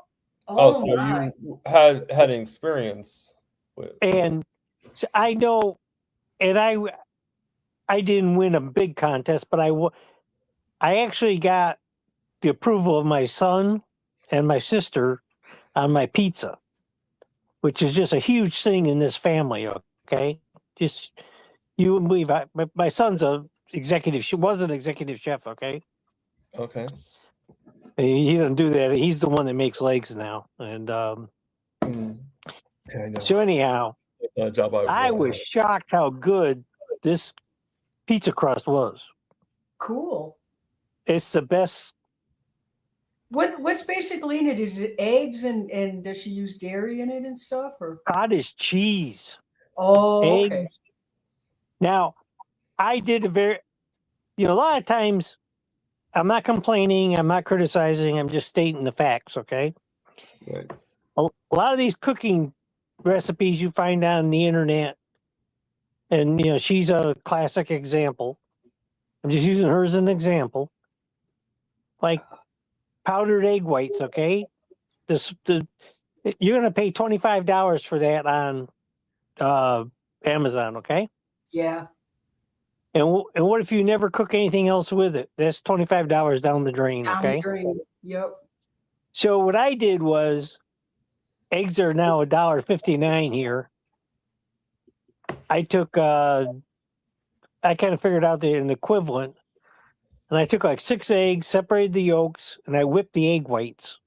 I use whipped egg whites instead of egg white powder, Smart. Smart. and Better. it came out real good. Okay, and I was really surprised how well it came out. Wow. And so anyhow, because I've been eating, I make pizza topping bowl. So in a frying pan on the stove, I cook the pepperoni, the sausage, the cheeses, maybe a little bit of chopped tomato or something, or not, and some various spices. And I make a bowl of pizza toppings. That sounds And yum. that's my quote unquote. It's good, It's cheesy. It's and I don't normally go much beyond a hamburger or a steak or an egg. I don't do a So lot you're of. not lactose intolerant then. You I'm can fine. eat dairy without any trouble. I can't. Well, the Yeah. trouble is, I can, but what raises the hell out of my blood sugar is Greek yogurt. Plain Greek yogurt No kidding. raises Oh, the hell. the lactose. Yeah. 5 grams Yep. of carb. Take my That'll blood do sugar that. from 110 to 220 in Wow. I can about relate 5 minutes. Yeah. I can relate to that. Wow. But I Yeah. can eat 5 grams. I can take 5 grams of sugar and get a smaller response. Really? Wow. Yep. And Yep. no wonder I was so addicted to it. I used to love Greek yogurt, but I don't Oh touch God. So Oh, okay, man. so Yeah. finish what I was saying. Yeah, go ahead. Go ahead. I'm sorry. It's About okay. the It's okay. I didn't really go.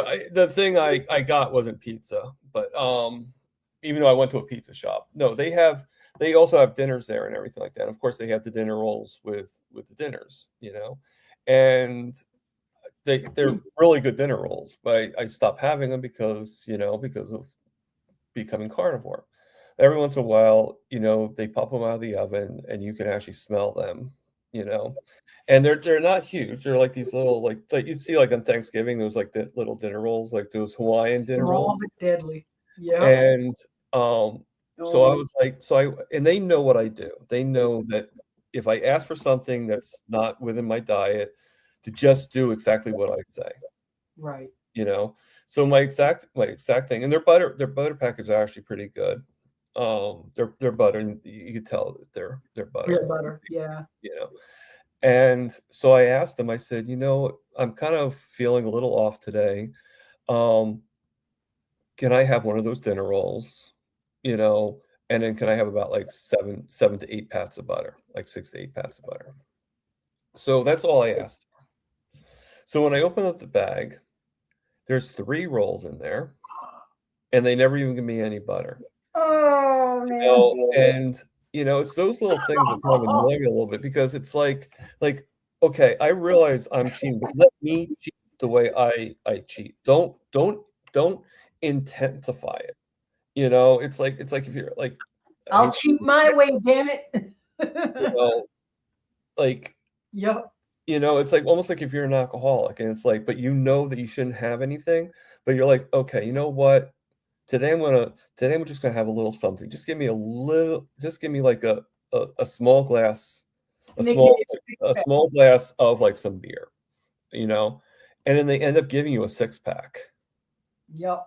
One's too many and 1,000's never enough. you know, and you know, it's one thing if you are realizing that, hey, I shouldn't even have had that roll, but when somebody else is giving you more than what you, you know, it's like, You can't, yeah, you have no control. I know. yeah, and you guys will be glad to know that because it was the 3 rolls, I decided not to have it at all. Oh, good for you. I just, you know, Wow. I just took the, you know, it was like, okay, you know, either give me what I want or not, you know. But and I'll have a talk with the guy too. He knows better, you know, but sometimes he just doesn't listen. He's a really nice guy, but there's certain things that he just doesn't fully get. His brain just doesn't go that way. And like he There's used a lot to of people I know like that. like Yep. he used to like make jokes to my roommate all the time because of my roommate shaking all the time. And I don't know if you guys are knowledgeable of this, but my roommate has Parkinson's. Oh, I didn't know that. Yeah. And Oh. you know, and he would get very upset because he'd be like, why is he teasing me about my shakiness? You know, I said, well, have you, you know, like, did you explain to him that you have Parkinson's? He goes, well, yeah. I go, well, did you tell him what that means? Like, does he know fully, you know? So, but this guy is one of those people that just don't understand, you know, he's just, it's just the way it is. And people in general are like that, you know, they'll make jokes and stuff like that. But he did more than just make a joke. He actually initiated and put them into my bag, you know. So, you know, but I mean, it's all good, you know. And you made the right decision. You didn't have any. So there you Yeah, go. I ended up not having. I mean, I smelled them, yes, you know, and I kept the butter packets for Oh, some. those are always good. Yeah, kept the butter packets to have with my burgers and steaks, you know. Right. Oh man. Or my coffee, because I do put butter coffee. I do the butter Yeah. coffee with it. But I am running low on coffee, so, one of the things that happened to me is my EBT, you know, we all know the story of my EBT going back and forth on, like, I have it and I don't have it, I have it. I actually do have it, but I went from 260 a month for food, which is pretty good, and now they're only giving me 108. Yeah, that's So I have to figure out how to work $108 a month into my food budget. So, meat prices have doubled. I mean, it's crazy. I remember going to the store and getting a pack of ribeyes, which I rarely eat anymore, for $20 for the, you know, nice thick ones. Yeah. Now it's the little skinny ones that you get for the same money. Yeah, so I mean, sometimes I feel that, like, you know, it's like almost like they're trying to make it where you can't do like, you know, for people like, you know, Thanks. people that are Well, on the budget. I mean, when you're paying for a 10-pound roll of beef chuck ground, Yeah, you're paying almost $50. yeah.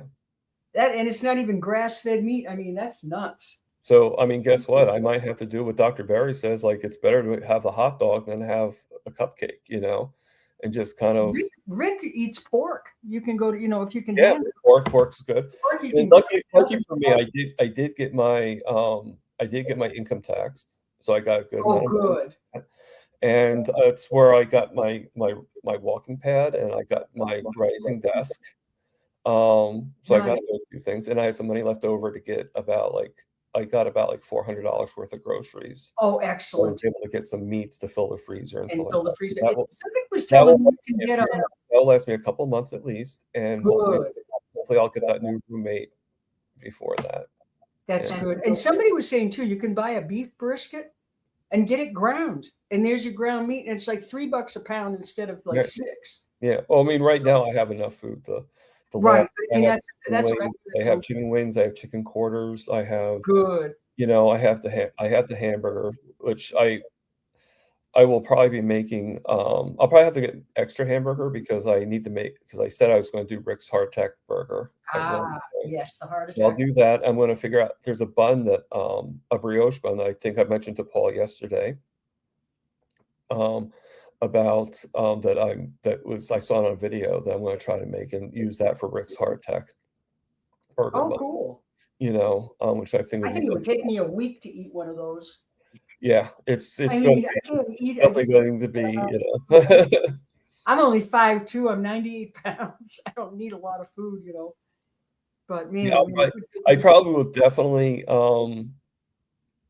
probably do an OMAD that day. You know, that'll probably be the only meal I have. You know? yeah, right. Really, for that, yeah. Yeah. Or whatever the acronym is for once a week. AWAC, you know, with a heart attack burger. Yeah. Oh man. So I got a few people in the chats. So let's go over to there. So Paul, you're back. Yeah. Hi. Yeah, I'm gonna actually, Jason, I will be doing a video on it. I just want to watch the video one more time, but I believe the ingredients. Now, the only thing I'm not 100% sure of, but I believe the ingredients is egg, dry powder whole milk. It has to be whole milk, not skim milk, not like the part milk, and either baking soda or baking powder. Baking soda makes more sense to me, but I don't want to say baking soda until I can make sure. But I have all 4 ingredients, It's so probably yeah. You which is all good, you know. And I like to try it. And I also have you know, some the shredded cheddar, and I have eggs. So I'm going to actually be able to try the chaffles for the first time. So I'll be able to do that too. Which actually a chaffle would be good too with the burger. You know, it'd be a good way to mix in They the are. you know. So I may be able to, you know, figure something out. But the brioche bread just sounded really good. You know, with a Oh nice, yeah. you know, some nice cold butter, you know, put on with it. So I'll probably be doing that. I'm actually, like I said, I'm going to the doctor's tomorrow. I already had my meals today. I ate a lot today. I ate 2 burger patties. I had a whole stick of butter with my coffee. I had Wow. 4 lamb chops. The lamb, you know, but the little ones. I'm sure you've seen them before. I had 4 of them. I had 3 eggs and about a 1/4 cup of bacon grease for the eggs. Poured right over the. You're getting plenty of fat and everything. Sounds yummy. I did my intake, and today I had 141 grams of protein today, believe it or not, and I had 411, actually probably even more than that, of fat. So I can't do that much fat. I just can't do it. I could when I first started, I couldn't do it either. You know, like I was like definitely in the bathroom for about like every 5 minutes, you know. Yeah, you have to get like fat. But my body got adapted to it. So like I'm still going to the bathroom, don't get me wrong, but not like I did before. You know, Wait, like you know what I found was causing me trouble? what? Iodine drops. You know, I've heard that from other people. You're not alone, Paul. I used to take like 4 drops a day, and I cut back to 2. And I was having a bathroom issue, and I thought, I've seen this before, so I'll just quit the iodine, right? Altogether, right? Quit the iodine, and let's just say my bathroom problem went away. And so do you eat fish and stuff like that instead? No, like salmon, or just it isn't? Yeah, no. You're probably fine. I don't touch sardines, organ meats. See, when I grew up as a kid, we raised our own beef. Okay. Oh. Mhm. And the local dairy farmers, here's what they did with them. You got a brand new heifer, okay? She's never been pregnant before. So you would get her pregnant with an Angus bull. Angus, Right. okay? Which is smaller than the big dairy Holstein that she was. Right. So the first calf would be an easier time for the mother, okay? That makes sense. Yeah. Yeah. So then we would take that calf and raise it for beef. Because you know what your McDonald's hamburger is, don't you? It's Holstein dairy cow is what it is. Okay? No, I didn't know that. I That's knew what it was it is. beef. I you know. It's At least- 100% beef. It's 100% dairy cow is what it is. Oh wow. Okay. And when you go, you remember all these? There was Bonanza and all these cheap steak places.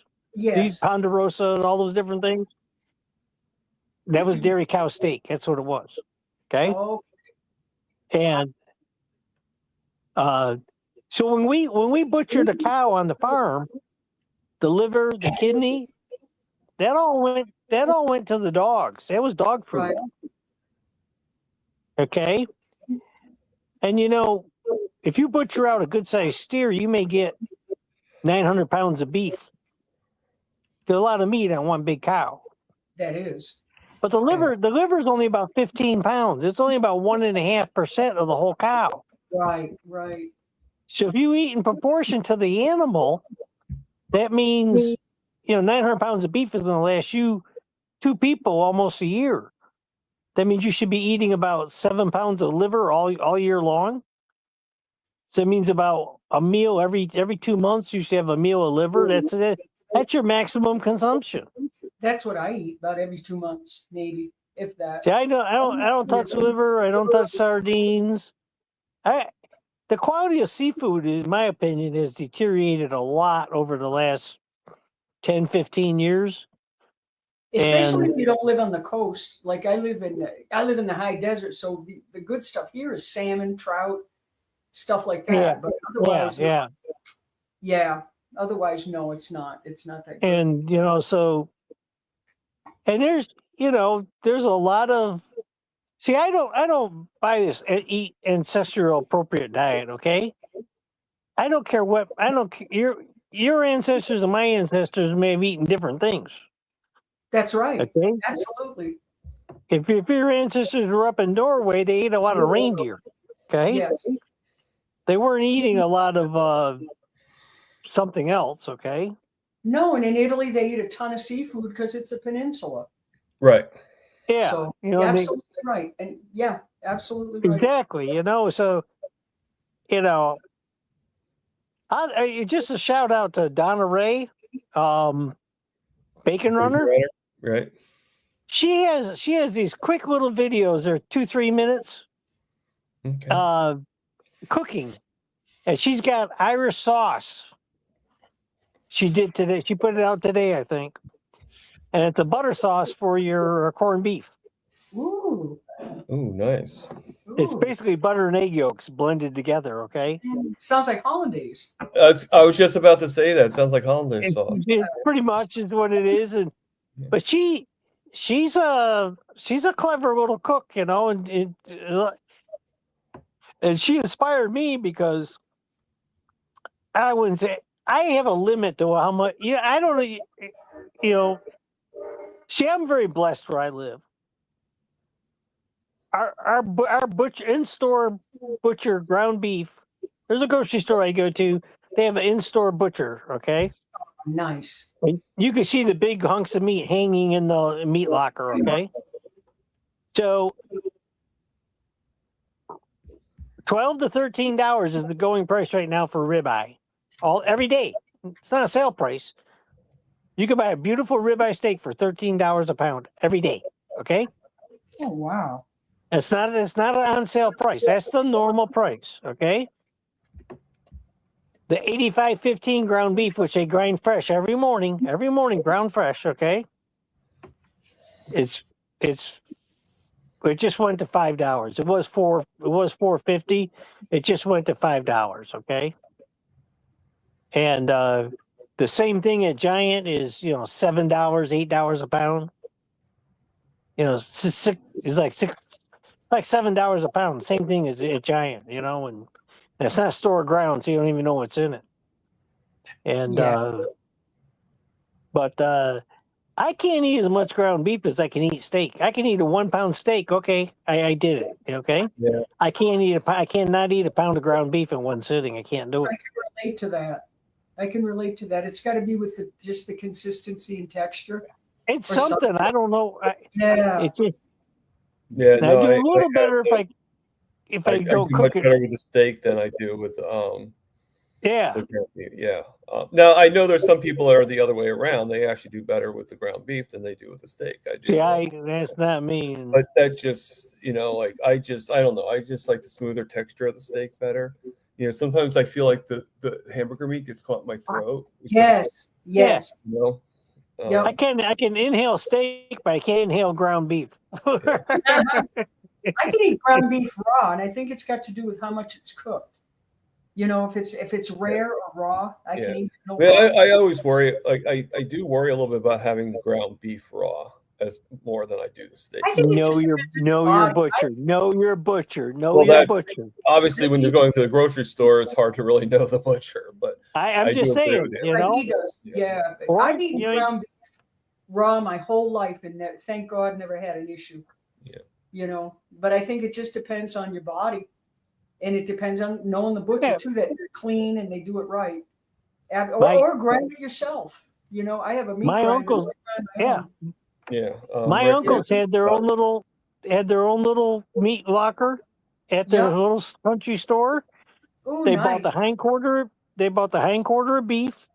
They Wow. ground it all into ground beef. Okay, they ground the whole thing, and you couldn't get better ground beef. I Right. bet that must have been delicious. It makes my mouth water thinking about it. And Sounds- it was like 90-10 is what it was. we got a few Yeah. comments in the chat. Yeah.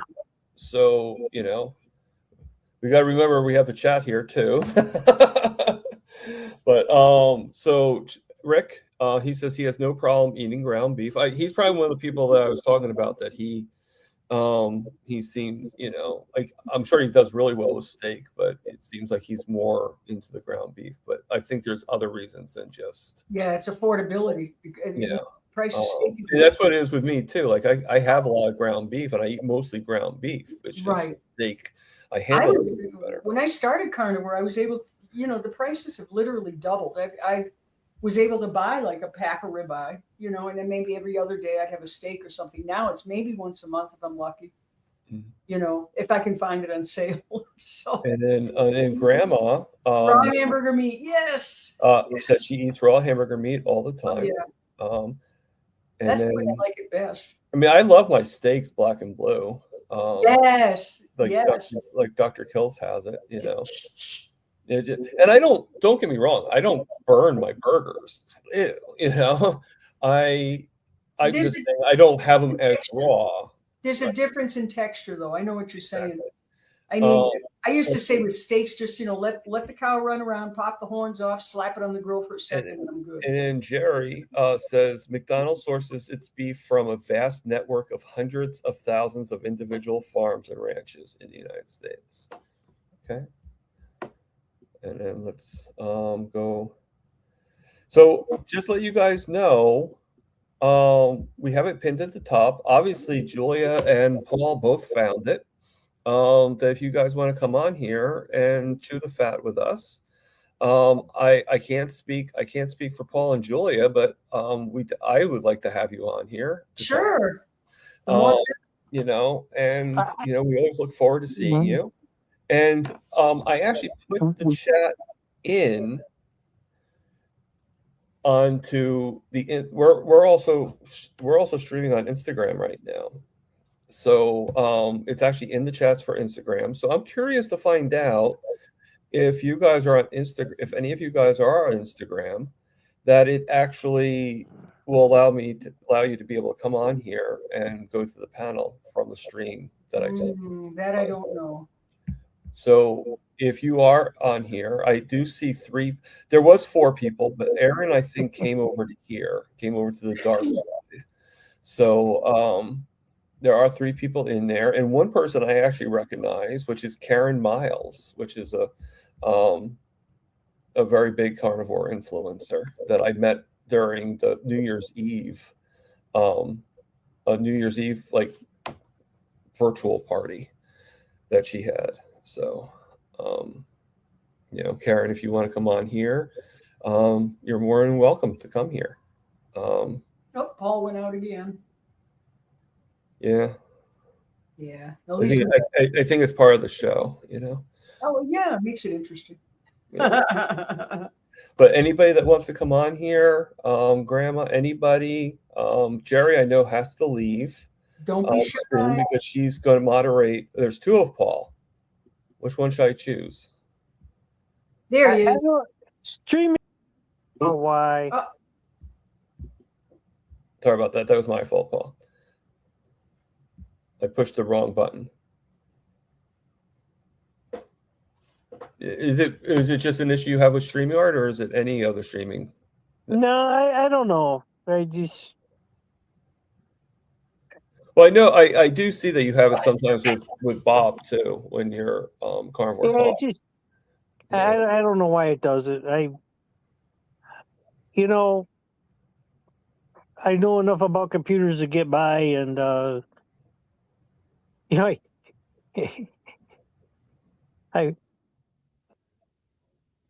lot of people probably don't realize it, but I do have an engineering degree, and I know I'm kind of the black sheep of the carnivores. If I was going to have my own channel, it'd be Black Sheep Carnivore. Oh, nice. That might actually do something. I like that. Because I know a lot of people don't like me, okay? And I know why they don't like me, okay? I understand it perfectly, okay? And I know a lot about a lot of things. I've got a very wide, broad education and knowledge base. And what really ticks people off, I'm being very kind here, I'm not using the P word, I'm just using what really gets people very angry is, more often than not, I know what I'm talking about and I'm right.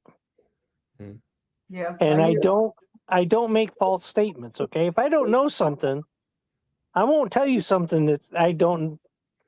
If I tell you something, I believe it's true, okay? Right. I have an open mind. I can be shown where I'm wrong, okay? But, like you hear these medical doctors go online and start talking about raising farm animals, and they wouldn't know which end of the cow to start with, okay? I'm sure, and you've got all that lifetime experience. And I've had my hands, I have reached into the back of the cow, grabbed onto the calf, and helped pull it out. Wow. Okay? Yeah, I've been up to my armpits. Okay? Giving birth. Cow Giving midwife. birth. Yep. And the first time it happened, I was 14 years old, and I thought they wanted to use my shirt as a rag. Oh, no. I didn't realize when I was taking off my shirt, I didn't realize where my hand was going. Oh. And if I had known that, I would have ran the other way. Yeah. Yeah. But Oh, it was my me. goodness. It was me and a veterinarian and nobody else. Oh, man. And I guess not it's only quite a process from what I understand. compared to pig, you know how pigs come out? They just pop out, right? With pigs? They actually run out almost. Some of them run out. Wow. They kind of pop out. Yeah, right. Pop is a good word. And I've seen goats born, and they kind of like coming down the slide like a shooty shoot. They just kind of shoot out. But they can be a challenge too, because my neighbors raise them. So sometimes they get breech births and all kinds of things going on. But cows are really cows and horses are a real talent, I guess, to really be able to help the animal. Oh. But you'll hear them say, well, the beef from the cow is the soil's depleted in magnesium. Well, do you think magnesium was spread over all arable farmland throughout the world in an even proper proportion? No. No. That's why we have mineral blocks, and that's why we have mineral blocks and feed minerals and vitamins to the cows to maintain their health. You ever seen a cow with potassium deficiency? it's a very sad thing. No. They die. Okay. Yeah. Yeah. If we withheld potassium from you, you would die. Of We give you course, too much potassium, you will die. you'll die. Okay. Yeah. And, and some of these doctors going around saying these things said they studied mammal biology. Okay. Well, all mammals are, our blood sugar is very similar to that of a mouse. What's a mouse? It's a mammal. Yeah. We are mammals. Right. Okay. The blood sugar of a lot of mammals is all the same. Interesting. When they do laboratory research on mice, okay, they have a shot they can give a mouse and it kills its pancreas in 24 hours. It's a diabetic mouse. Type 1 diabetes no longer has a functioning pancreas. Right. Right. And they do this for research. It's type 1 diabetes research. And they still have a strict diet when it comes to the end result. So I don't know what research they did, but That's true. But if I was going to call myself something, I'd be the black sheep carnivore. And is there anything specific about our community that would make you the black sheep that you might disagree with or not quite jive with? no. I was going to say, I get along pretty well with, Yeah, you're not. I mean, to me, like you make a lot of. And I don't say that about too many people. I don't argue a whole lot, I just go the other way, and I am limited in my vocabulary. I don't have good verbal skills. Okay. And just to give you an example, if you recall what the SAT scores were when you were in high school, Yes. what's your aptitude to go to college? My verbal score was 410. Okay. Yeah. So you're not articulate. That doesn't mean shit. My math score was 790. 10 points away from 10 points away from a perfect score. Okay. That's awesome. All right. And anything to do with numbers, I catch on to real quick. Okay. And it's helped me in my diabetes journey because once a week I can start looking at my reports on my CGM and I see patterns. Yeah. Okay. And, I can look and say, oh, wow, look at that. I go, when I look at my daily patterns, I go, well, what's happening at 6 o'clock every day? Blood sugar really starts going down at 6 p.m. Well, the last time I ate was 11 a.m. I'm in a fasted state. My insulin's dropped, blood sugar's dropping. I'm getting to a very beautiful place right now. I just checked when I got bounced off of here. I looked real quick. I'm at 87 for my 7-day average. Wow. Okay. And I am following Dr. Bernstein's his target goals. He strived to maintain a blood sugar of 83. That's my goal, 83. Okay. I'm going to be between 70 and 100. That's where I'm going to operate. 70. And you used to be a diabetic before? I am diabetic. Oh, you are? Okay, but type 1? Are you type 1 or type 2? I don't know. It doesn't matter. Oh. Okay. Just curious. What's good for a type 1 is good for all diabetics. That's right. Yeah, that's true. Okay. I was just curious because a lot of people have reversed it. No, they didn't reverse it. No. Okay, so you're probably type 1 then. Yeah. No. Listen. Okay. They are controlling their blood sugar by restricting their carbs. Which is wonderful. You can do it. And some people can control their blood sugar by eating 100 carbs a day. Some have to go down to 50. Okay. Some have to go to 30. Some have to go to 20. Some 0. Yeah. Some 0. That's me. Right here. I'm 0. Yeah. Okay. If you go to carnivoretalk.com and look at what I write. I write there almost every day. I always say I'm a zero carb carnivore lifestyle. I eat the zero carb carnivore lifestyle. That's me. That's how I describe myself. Okay.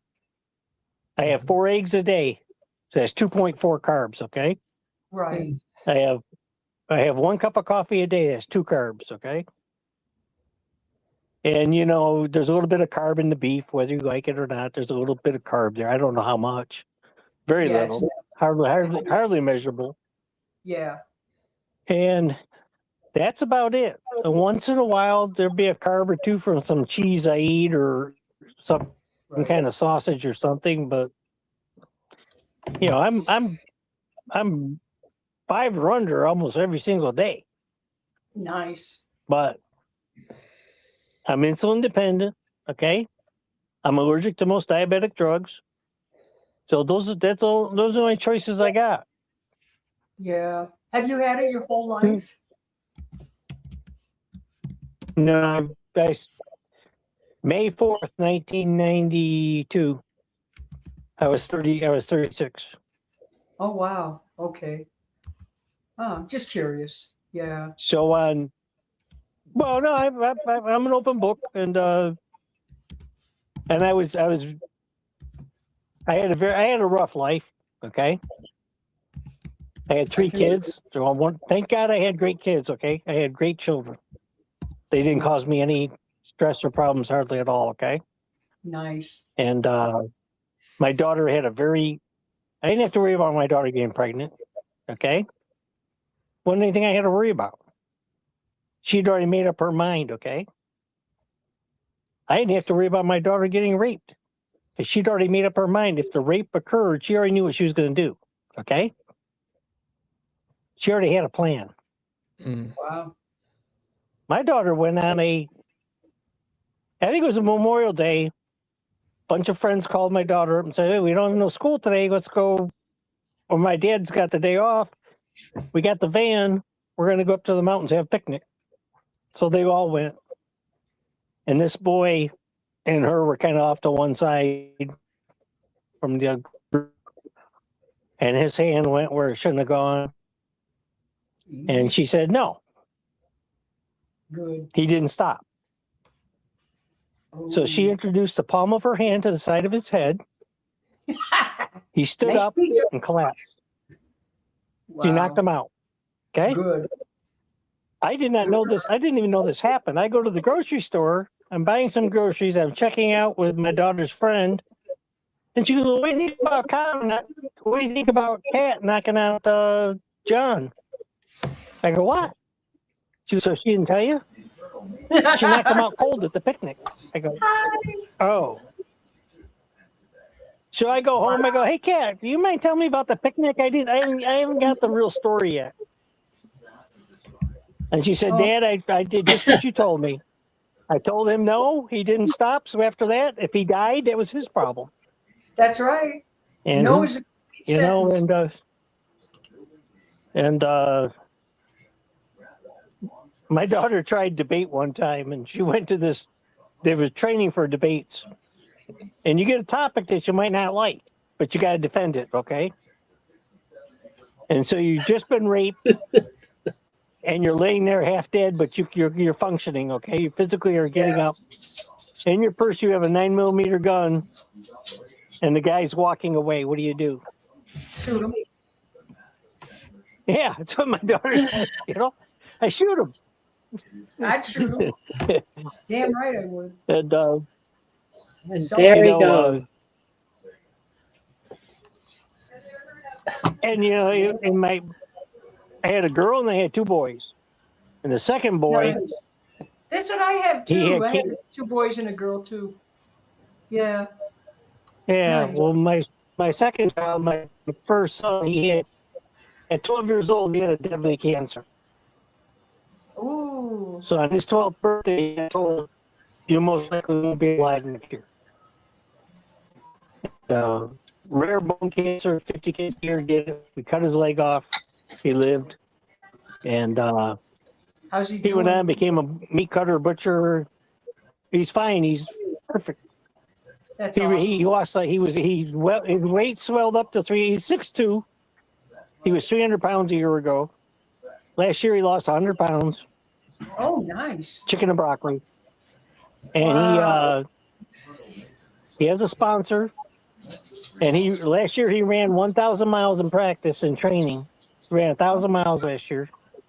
That's something. And he ran a half marathon Saturday before Thanksgiving in Philadelphia. And he makes legs for a living. That's what he does for a living now. He makes legs. Makes legs. And yeah, he's a prosthetic technician. Oh, prosthetic artist. Okay. Yeah. Wow. And so he makes like 6 or 8 legs a day. Wow. A diabetic leg is cut off every 3 minutes. Yeah. No, I know. I remember Dr. Baker came on. This is a couple of years ago, and he did a couple of shorts, which were related to his experience as an osteopath. Right. And the one was, I think, what was it? The Gulf War, the Afghanistan? I can't remember. One was the war, and then one was his practice. And he talked about how horrible it is that people would rather continue eating garbage. And he said he remembers the sound of the legs going in the bin, and just so many that you had to do, and just people just did not want to get it. And it was so disheartening. Anyway, that's kind of an aside, but it just made me think of that. But, how many people just would rather go ahead and do that? Well, we got 2 people that This joined was the chat. 2 years. Oh, nice. Yeah. Grandma, hello. Grandma. Yay! I had to take a break from editing. Baby's around there All somewhere. So right. let's include baby too. Yeah, baby's right here. Hey, baby. Whoa, what a cutie. How cute. The dog. That's my baby. Right here behind me. I don't know. yeah. I had to take a break Needs from a hat. editing. I'm editing, Thomas. And Yes, so I know. I you're saw. I my saw break. that. And it just Chat GPT just did So in remembrance I am of sad a to find out that wonderful you have lady. passed away.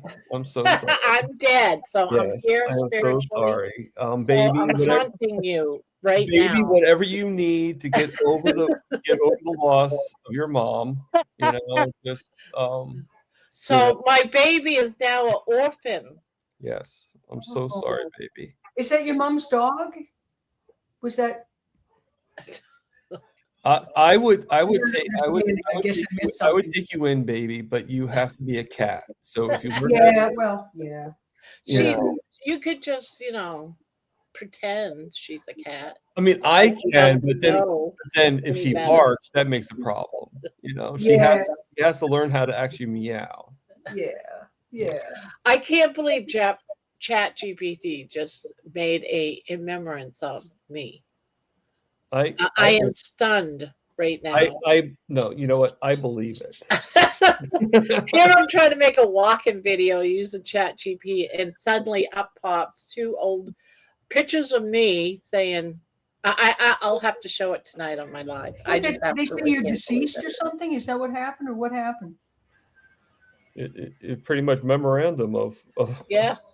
In memory of? Oh my gosh. Yes, I passed away. I'm in loving memory of a wonderful woman. At least it's saying that I'm a wonderful in the woman. great beyond right now. Yeah, she will be missed and always remembered.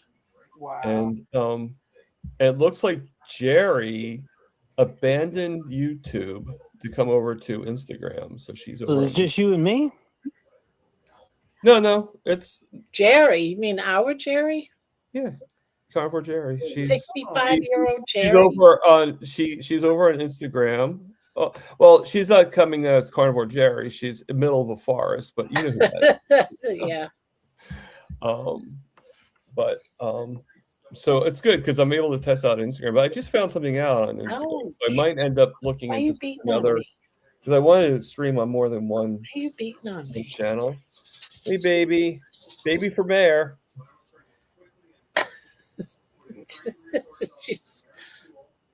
Look.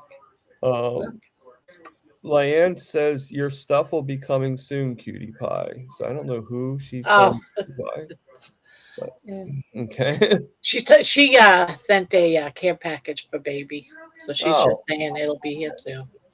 That makes more sense. Thank you, Leanne. That makes more sense. Yeah, because I thought maybe she was talking to Paul or something. I think she If I remember correctly, I think is it a bed, Leanne? I can't remember. Oh, there's Jerry. She says I'm here too. Okay. Jerry, you're everywhere. How can you be in both places at once? I don't get it. I don't get how you can do that.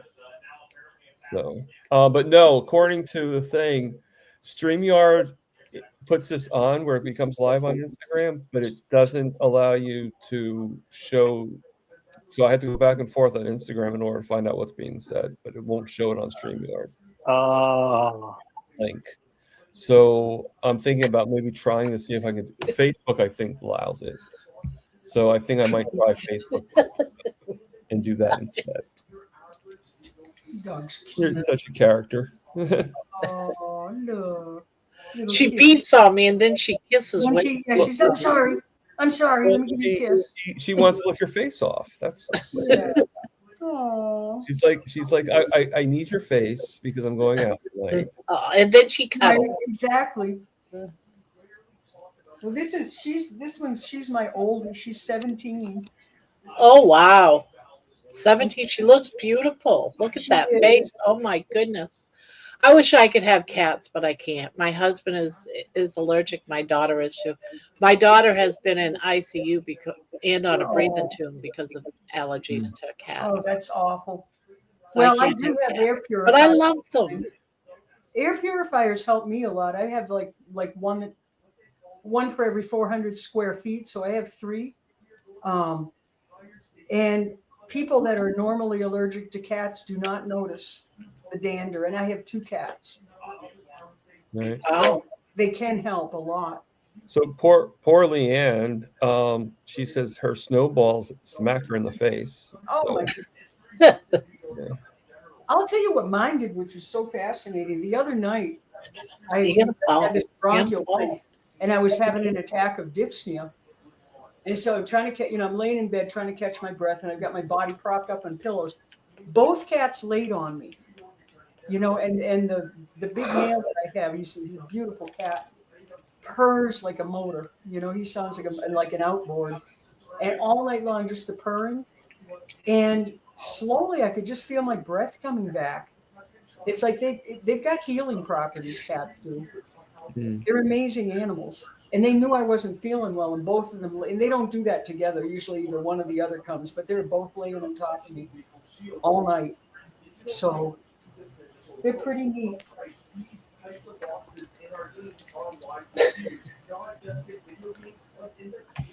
We've I been mean, we're just feeling looking better at how long soon. we've actually been on here for 2 hours and 22 minutes. Oh wow. 22220 2122. There we go.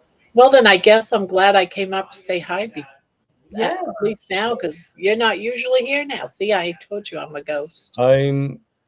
Yeah, like unless it's a planned live, which is what we know. You can pretty much take a bet that it would be normally on Wednesdays and Saturdays, but every once in a while I'm like, you know what? Why not? Yeah, I just happened to catch it. I was just scrolling through YouTube, and it's like, oh, cool, he's live. I'll check it out. And then I saw- actually seem to do better with the last minute ones than I do with like the ones that are like kind of like where I just decide to come on, Yeah, it probably because it's an intuitive thing, so you just kind of know. I agree. I think those usually are the best. And Jason's telling me to keep going 4 hours. Yeah, 2 hours is nothing, Thomas. What are you thinking? You're on my channel longer than that. I know. I know. I mean, I might have to leave, so you guys might have to take over for just a few minutes while I use the bathroom. But I don't know if I can hold it for. I can hold it for like a little bit, but I don't know if I can Don't hold do it that to for 4 hours. yourself. That messes you up. Yeah. And Amy we'll is cover here. you. And when I say Amy, I mean rocking Coach Amy because Rocking Amy's Coach Amy always with beautiful rocking. red hair. Yeah. Yeah, it's funny. I did that, which I showed everybody. I did that AI of different people in the Rat Pack scene, and it was meant to be Aaron, but it ended up being people thought it looked more like Amy, so it ended up being Amy instead. But it was Aaron that I sent the picture to. So I guess AI made it look like Amy looked like Aaron, or Aaron looked like Amy. Oh, that's weird. So Yeah, AI does that. a well, at lot. least I knew somebody that looked like. At least I knew one of them that looked like. Right? Really? That's how AI is, you know. Yeah, it's hard to get consistency a lot of times with it. I mean, it got Mitch pretty well. Nice. Yeah, that picture came out pretty good though. You finished. So you finished that drawing that you were doing? Is that what you're talking about? Which no, it was an AI thing I did. Oh, this was AI. Okay. I'm willing to go off of. I can actually show it. I'll just go onto the email that I sent Barbara, and just pull that up. It'll probably be the fastest way of doing it, you know. Yeah. So you guys just talk amongst each other while I'm doing that. No. Talk Well, about. hello, Paul. How are you? Hello, Julia. Hello, Grandma. Doing good. I haven't seen you in a while, Paul. I hope you're doing good. Best days of my life. There you go. Positive, positive attitude. I don't know if you've heard or not, but in 2 weeks, my grandson will be dancing for the world championship in not ballet, Irish dance. Oh man, I love Irish dancing. Oh, that's Yeah, cool. there you I go. do too. And if Wow. you tune in next Sunday night to Rockin' Amy, you might get to see his video. I don't know if she's going to put that on or not. She's here Oh, now. I'm sure so- she would. I'll have to beg for it when I'm in the channel, all right, Paul? I'll say, come on, Amy, let's see. Let's see it. He is so wound up. He's just my daughter's trying to calm him down, and say, well, look, if they just invite you to come back next year, that's a win. And he going, huh? No. Did you find it, Thomas? It's No, first place no. on the podium. Do I look confused on my face? Is that? And he goes, Yeah, I found it. Okay, so I'm gonna put it up. Just give me a couple seconds. All right. Go ahead. And- We're showing off our babies. Yes, we're Yeah. showing off our babies. That's right. Share screen. Well, you know how cats have to photobomb. She is beautiful. I don't know if it's a she or a he. It's a she. Calicos. This color, they're always female. Oh, okay. Yeah, it's a what they call a sex-linked trait. Ooh! So that's the first picture. Wow! So that was supposed to be Aaron, Right? but with the red hair, the way that it just to me looks more like. And I think a lot of people thought the same thing. It looks more like Yeah, I thought it was more like Amy. Amy. Oh my goodness, So, that's a great picture. That's so a great, Amy, this is you by default. and so- Mitch. Ouch. Wow! Hurting me. So, and in that, I mean, the height thing and everything like that made it like really off. And I wish I could like enlarge it a little bit, but maybe I can. I just have to leave for a second. Let me see if I can. That is so cool. Okay. wow. It looks like a younger Mitch for sure, and a Yeah. younger Right. Kill. But it still brings them in, like when you go too Yeah. close, you can't see it, but further away, you can kind of tell who it is. So that's Dr. Nelson, and to point out who exactly the people Well, that's supposed to be Rick Gardner Mopar. on the extreme left up top. Yeah. Okay. Obviously, it would look more like him if he was actually taller than everybody. Yes. Like if you saw only his bust and not his head, Right. because he was towering over the picture. And And you that's see, supposed to be Carrie Man. okay, that can be. That is supposed to be Dr. Barry. Yeah, that doesn't look like him at all. No, and I admit that it doesn't really look like him. But that's why I was asking. But that and who's the other person next to And Dr. then that's supposed to be me. Oh, Yeah, I think he made you look older. yeah. Well, in the older picture, so I didn't have as much of a beard either. It's a little- No, totally different shape, face, and everything. Yeah. Yeah, And then Dr. Nelson, of course. right. It's not exact. This one's not as exact, but if you go to this one with the three of them, Now, Oh, see, that to me looks exactly like them. Right. that's spot on. That I thought came out pretty good. That really did. That's And excellent. and I think it really demonstrated, their brothership that they have.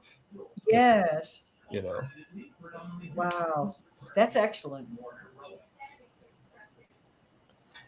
Okay, so to go back to the other picture, this guy right here, Leanne, is supposed to be me.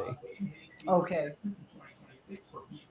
But when I see it like close, it really doesn't look like any of them. No. But I do like the other one, and it was my first attempt doing it. So It's excellent though. Yeah, because you can fine tune it by saying the one that's right, make him taller. I mean, You know, well, I mean, make look the at- hair a little. yeah. Little I this, mean, little that. it was still probably a little problematic in its own right, but But it's got a mind of its own. it does. I've been fighting with it all day. It takes me longer to do the darn thumbnail with Chat GPT than it does for me to do the whole walk. I believe it. I believe it. Yeah, no matter how precise you get the prompts, it still messes it up. Yeah. But it does, once you get it the way you want it, it does a good job. Yeah. Right. Exactly. But that's a process. So I'm going to actually take that out. Okay, so let's see who's on Instagram. So so we got well, Jerry's here and there, and then we had Aaron and Jen Rav, and then USA 99 is in Instagram, and we have Karen Miles. Now some of these guys might, and we also have SNE Nielsen, which I think was Bacon Baby at one time. I'm not really sure. Which I haven't seen Bacon Baby in a long time.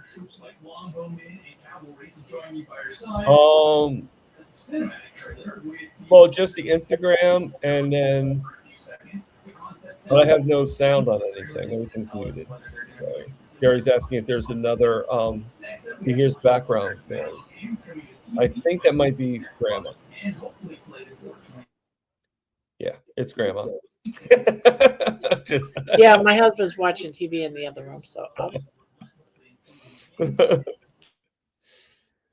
that kind of answered it. It's all good. I guess Grandma's just gonna unmute herself when she's talking. Is my guess. That's cool. Right now, she'll let baby say it all. So actually, you're talking about Skynet, Bride's Biscuit. It's kind of funny you mentioned that. I was actually watching something on TV. Well, not TV, but something on a video or something like that was telling us that a little scary thought that Terminator, the movie, supposedly took place in 2028. is it better? Yeah, it is. So that means that in 2 years, Terminator is going to become real. Oh, yeah. And just think about it. Now we're hitting with AI. Well, I a lot of times have the YouTube playing while I'm doing other stuff, cleaning, whatever. Right. I heard Dr. Ken Berry come on, and I was listening to the conversation, and I go, well, that's not something Ken Berry would say. So I picked up the phone and looked at the photo, and it wasn't really quite Ken Berry, but it was Ken Berry. Oh, man. AI. It was an AI, and it was anti-Ken Berry, okay? What? Oh, Yes, he was saying how you want to have carbs, and somebody had done this. I call it it's AI. I call it anti-berry. Okay. Yes. It was AI generated, and so I thought, well, this is weird, and it was a short. Okay. I can't remember the other one. Within the same day or two, there was another one I heard, and I said, that don't sound right. That's not, oh, Eric Westman. That's who it was. Eric Westman. Like, well, that don't sound like Eric. He doesn't say stuff like that. Right. And now, from a group I'm in, I heard somebody say Tony Hampton's been AI. Man, And Tony somebody's doing a Tony Hampton is, yeah, it looks like these guys are preaching false religion and false carnivore. Somebody's What do doing you a wanna smear call it? campaign. Somebody's doing a smear campaign on carnivore. Looks like. Yeah.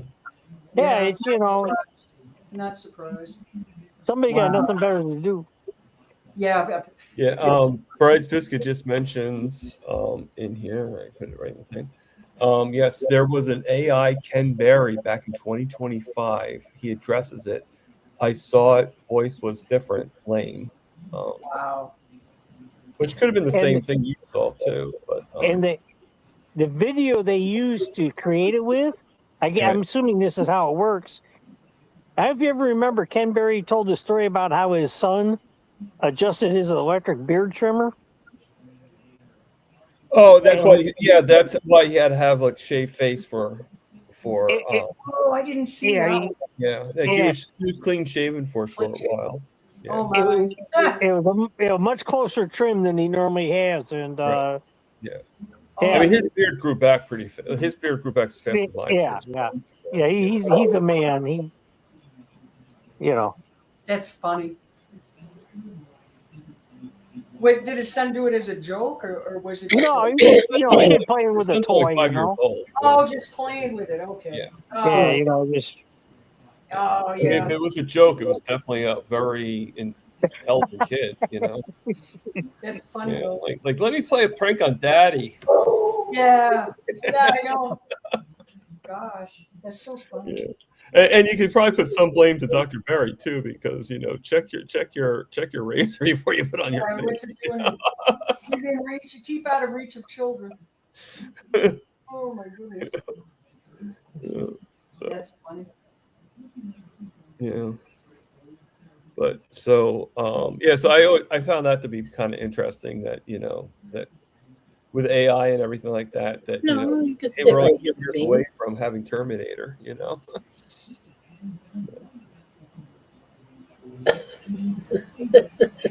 So weird. Stop being such a weird dog. He's actually talking to you, Julia. Asking if you got your hair cut. It looks pretty. Oh, thank you. No, I wear. Okay, I'll explain this. I wear wigs, and the reason why, my natural hair is about down to my waist, and it looks good for about a day, and it's very oily. So an extremely fine. If I wash it more than once a week, it starts to break and fall out. Okay. So I've had the healthiest hair I've ever had, but I only wear it out like the day I wash it pretty much. The next day it just goes, eh. So the fun part is that I can wear my hair to match whatever I'm wearing. Yeah. But thank you very much. I have the same problem. My hair is always like Oily. Yeah. Well, it's like really long, and I'm just joking. It's not. Oh, okay. No, I don't know. Some guys. Oh, okay. No, you just shave it off for looks, right? Yeah, mine is actually, it's healthy. It's just so oily. It looks terrible. I cleaned it. I had it longer before, but you still have some bald spots. So yeah. Mine actually, I had bald spots before carnivore. And this is my natural hair is actually right here in the front, and it all grew in here. Yeah. Well, I have some, it's a mess right now, but I have like this whole area right here was all like Completely. Yeah. Wow. There was And nothing. I bet it got darker too, didn't it? It got dark. Well, I think that's what it was. I think it was always there. It's just now with carnivore, it's getting You dark, couldn't see it. Yeah. getting yeah. more my younger. Right. Now unfortunately my beard has more gray, so I think Right. any of the stress I have is going to the beard. It's got to go to something. Yeah. Oh, I actually like how I look better with a beard than I did without the my beard. kitty just showed up. Here he is. I see your one cat's attacking the other stuffed cat. Yeah. he thinks it's mommy, so he nests on it. He makes biscuits. And then he lays down. He's a good boy. He's a hell of a hunter, that little guy. Actually, I got him. He was half dead. My friend that died, Gilbert, brought him to me 3 years ago, and he was just on death's door. So I kind of, sort of nursed him back to health. And he's pretty much straight carnivore, and he's 13 pounds now. Solid boy. And I had him neutered, and he's not fat.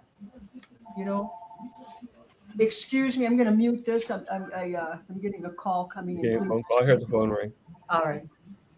You turn off your video, not your. Oh, sorry. Turned off the wrong thing. Wait a minute. I wonder what the hell she was doing. So if you can't see us, you can't hear us. You can't hear me.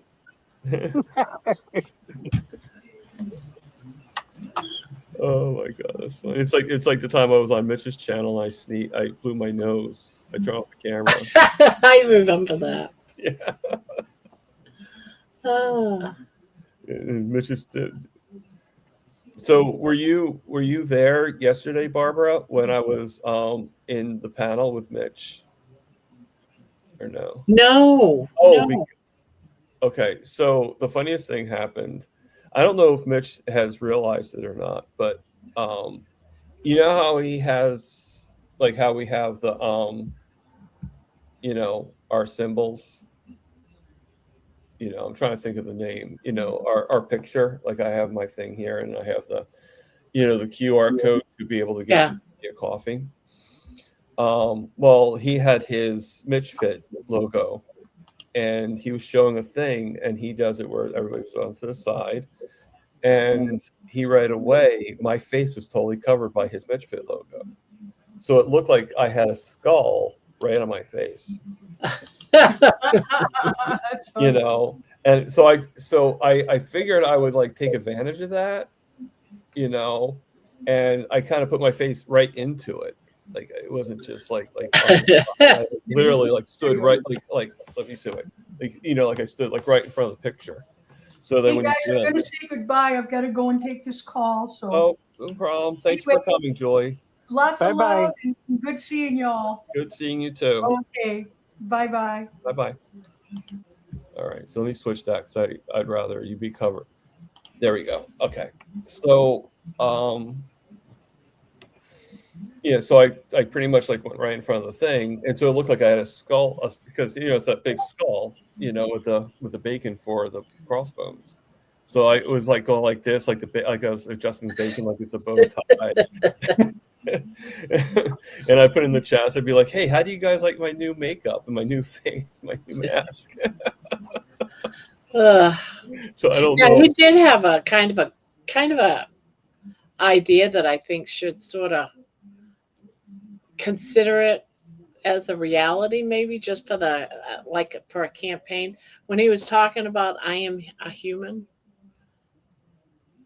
right? Do you remember that conversation? Instead of it being because of all the AI generated stuff. Oh yeah, I'm a certified human. I'm a certified human. Yes, I do remember that. I do remember that. It would be really cool for someone to actually make, something that says you're a certified human, just so that you can put it on your videos. Yeah. AI it's exactly what the world needs. Yeah. Yes, and I think it's a cool idea. I wish somebody would actually, do it. Yeah, some kind of. Well, I mean, But I think Mitch might have been just joking. I don't know, but I got to thinking about that. Well, I think that would be a cool idea. Even through jokes and humor, sometimes good ideas can still emerge. I can just see it now off to the side of Paul. I'm a certified human. Well, this is before. They come up with a little flashing dot or something, that tells you this is probably AI. Okay. Yeah. Yeah. Some kind of detection system. I was watching a video. I was watching a video of a Chihuahua that was at a vet's office, and the vet had a big freaking needle in his hand, and I was like, "What the hell is he gonna do with this needle?" And you see him looking like he's giving him the Chihuahua that's like the size of baby, And it turned into this wild creature for a second with his mouth wide open and flipped over on his back and, was like really freaking out. And I'm like, oh my God. And another dog, they did it to a different dog and he fell off the exam table and went into seizure. But it was all AI. It wasn't even real. And I was like almost heartbroken for these animals. And then I find out, no, it's AI. I mean, AI does a lot of interesting Yes. things. And why would anyone want to do that? I don't even think it's funny. I mean, two things I saw from AI is the other day I saw a cat was like the same situation, but it was a cat instead of a dog. And right when the guy was supposed to do the needle, the cat like all of a sudden comes in, goes onto both its hind legs and starts like using a machete to like start shooting everybody down. Jesus. Like, and there was another time when I saw a dog that looked just like I forget the dog's name, but Candy's dog. Oh. And start dancing, like literally like Candy's dog, like exactly, and then start dancing, like start doing like And you don't even have a warning. It just does Yeah. it. Yeah, I mean now you sort of expect it because it's like, okay. Yeah, well, I weren't expecting it. You're not really time, fully but now I stocked do. It's anymore. like, oh, that's fake. Yeah. But yeah, what was I thinking? So my old age, I don't really Well, remember. years ago, how they would take a video of Nat King Cole and he would sing with his daughter Natalie Cole.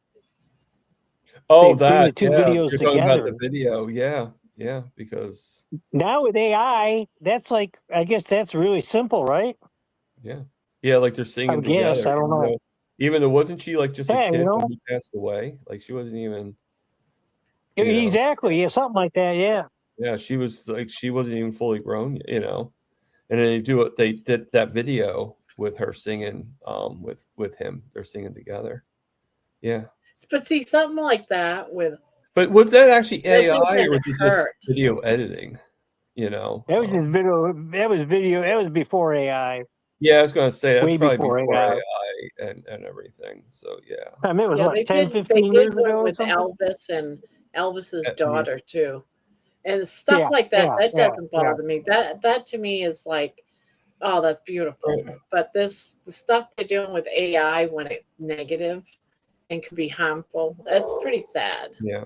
I mean, what freaks a lot of people out is like, to be able to, like use two different people, both of them aren't even there. There's not even like, and they just like use the image to get as close as possible, and. But it does a lot of good too. I mean, I like ChatGPT. It helps me with making Yeah, informational. Like it helped me with coming up with a contract for here. Yeah. It helped it helps on a lot of things, I mean, I do agree with Julia about that you have to kind of like look at what it's saying because sometimes it doesn't always get super correct and could, that information could lead you down a bad path.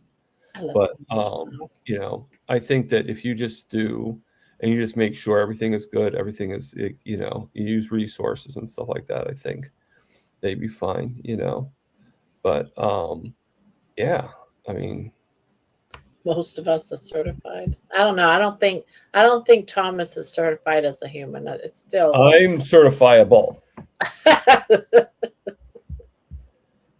That I can attest to. I am certifiable.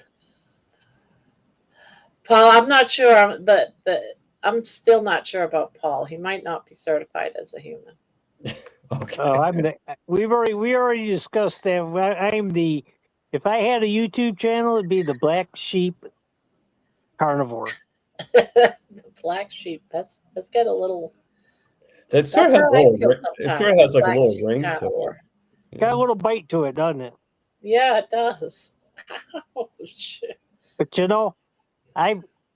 I've never been closer to zero carb than I've been in the last 9 months, and I got the blood sugars to prove it, and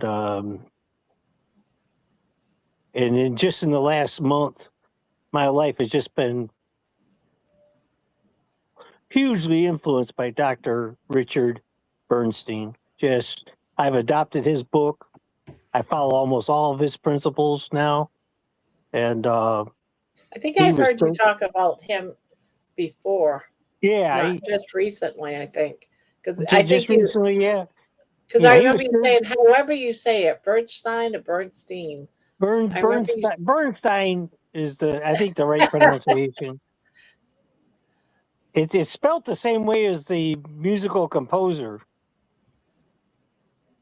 I don't have good verbal skills. I'll just tell you that right I now. don't Everybody either. knows that, Everyone you picks know, on me, Paul. and I don't Everyone worry picks about it on too me. much. What, And because you're 65 years old? I'm 65 years old, so I get picked on all the time. whoopee ding dong. I'm 70. Whoopee, whoopee, ding dong. Paul's 70 years old. Yeah, you're 70 years old. Yeah, people like it's not you take away the R. It's Yeah, like yes. A's are R's and our R's are It's not. A's. It's like you're saying yes, like yeah, but it's not yeah. It's ye. Yeah, I used to you know, be known in Texas as everyone's pet Yankee.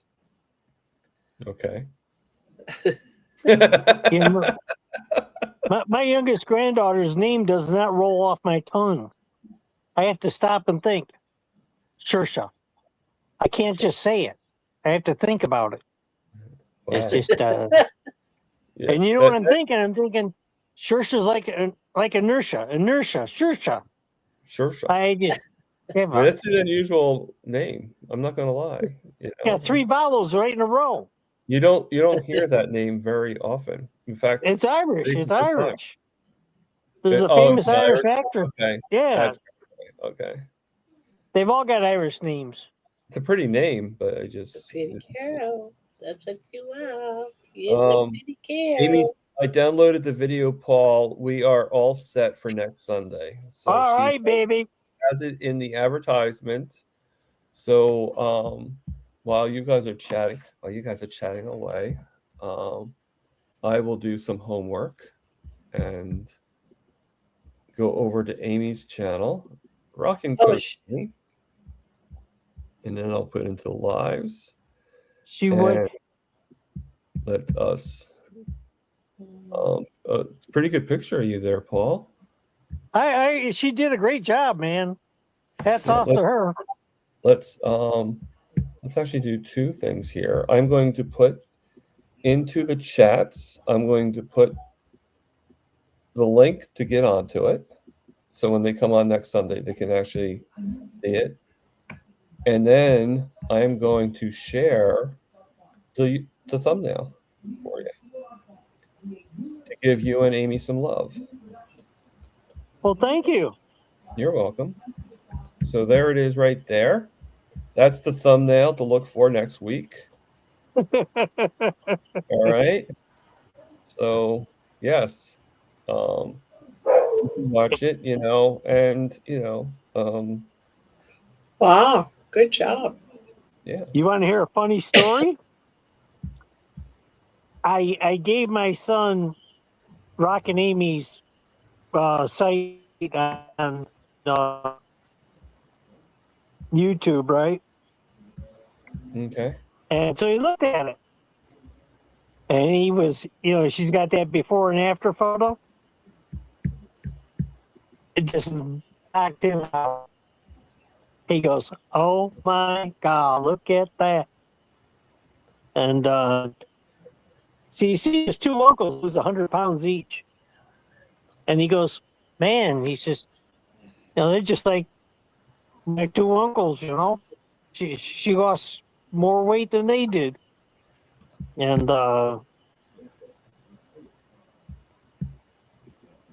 he was pretty impressed. That's good. So if anybody else He's wants watched a couple of our videos. Yeah, come on, get in here, folks. Yeah, come on. Don't be shy. Baby doesn't want to just look the face of Barbara. She wants to look everybody's face. So she has to. Right on cue. Baby don't buy it. No, baby doesn't bite people. She just licks you to death. Yeah, she just licks you to death, right? Can you imagine that newspaper thing? Like, Grab it.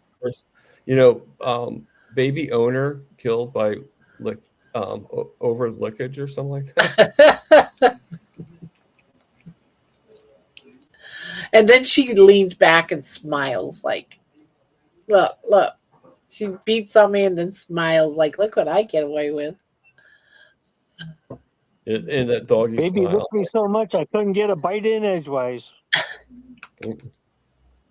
And Wendy is here. Hello, feral grandma. How you doing? I'm looking for that next round of weight loss. Yeah, I think we all are every once in a while there, Wendy. I've already accepted the fact that I'm probably going to be this weight forever because I'm like in a month and a half stall. I gained some weight and then it leveled off. And then I don't know why, but every day I take half a stick of butter and put it on the counter, okay? And whenever I decide I want any, I just slice off a little bit and eat it. Okay. Not a big, usually it's a sliver. It's not much. Mhm. So my fat intake went up a little bit. I don't know how much. I don't measure anything. But when I decided I wanted it, I had it. And in the last 2 months, I've lost 17 pounds. Wow. Which, and I used to weigh myself every day. And now it's like, man, not afraid to step on the scales. But for a while, I was kind of afraid because it was going up, going up. Yes, going up. that's what's happening to me. So I stopped. And I haven't changed anything. So maybe I ought to try the sliver of butter. I think your body just goes through plateau. You got to fate. You did, we didn't get this way overnight. That's true.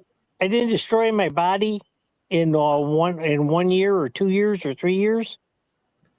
It took 65 years of high carb consumption. Yep. And I remember when I started all this, and I was really turned on by Jason Fung, okay? And of course, he's heavy into fasting and blah, blah, blah. And then I started discovering other people in the low carb and carnivore community.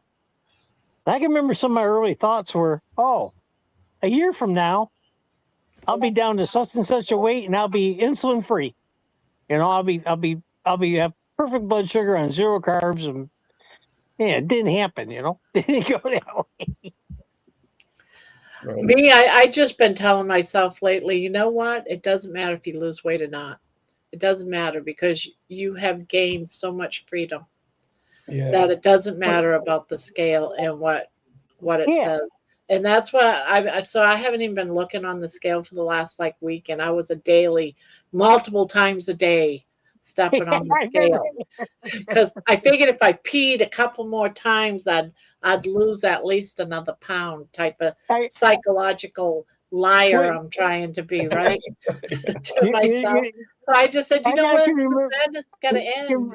I can remember you being like that. You know what that reminded me of? Trying to make weight in wrestling when I was in high school, okay? Yes, and I know someone that was a wrestler, and he would do that, even spit in the sink to try to lose a little bit more weight.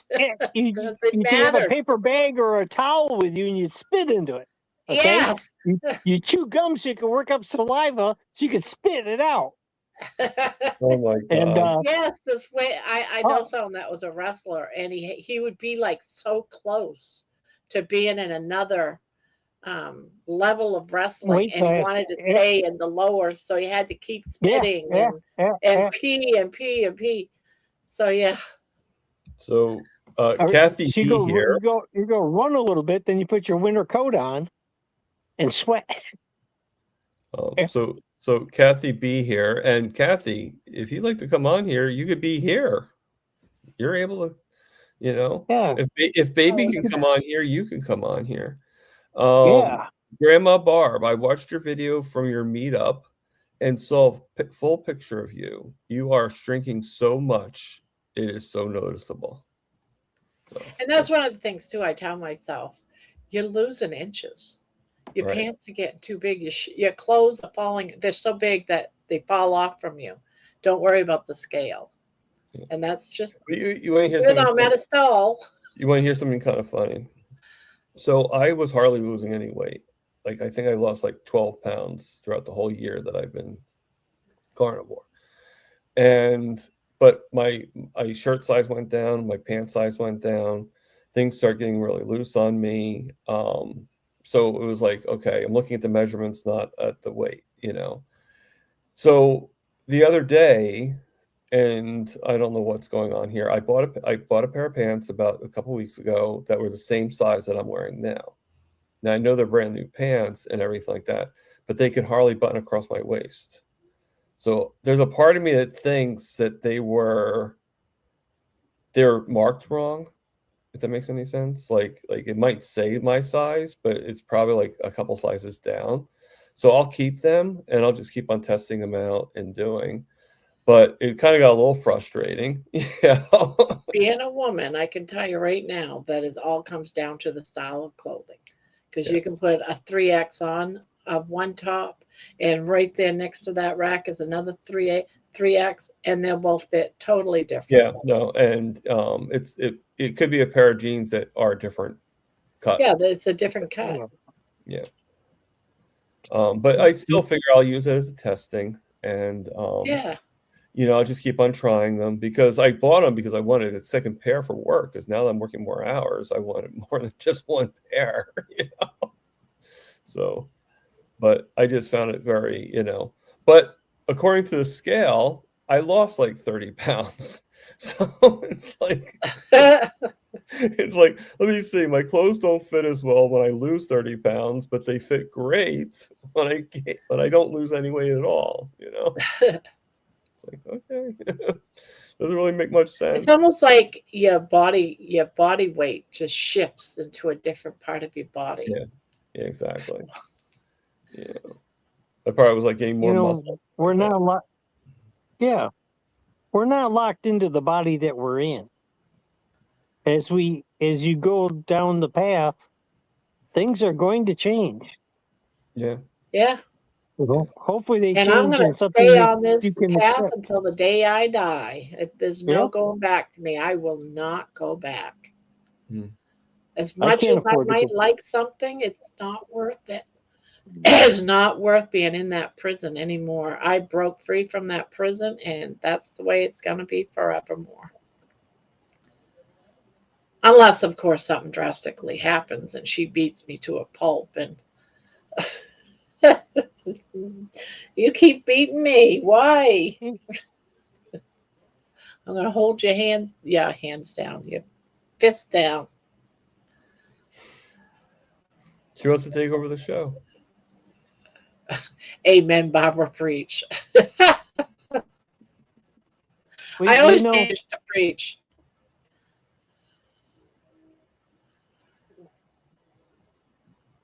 So we get so many things going against us sometimes, particularly in the medical community.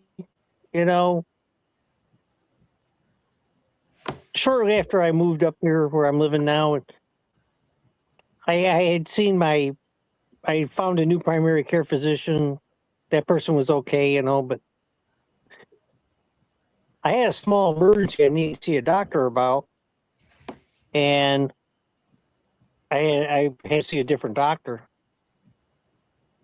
And this doctor went off on me. I was now 69 years old. I need to learn to accept an A1C of 7 and 8, and all these other things I need to learn.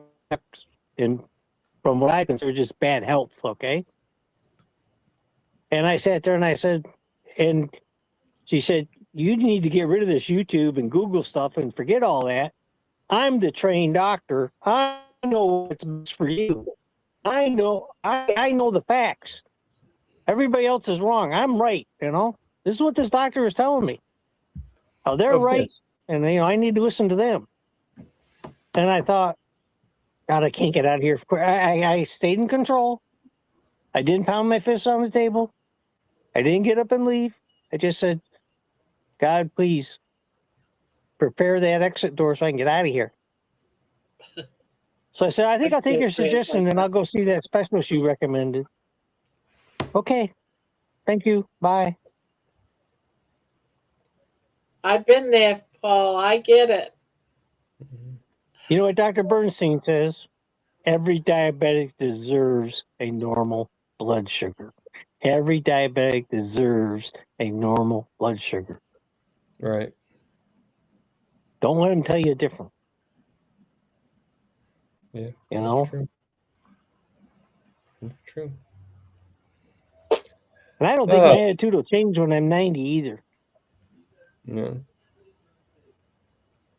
Okay, so let me see if there's anything in the chats. I don't know if you see anything, Barbara, but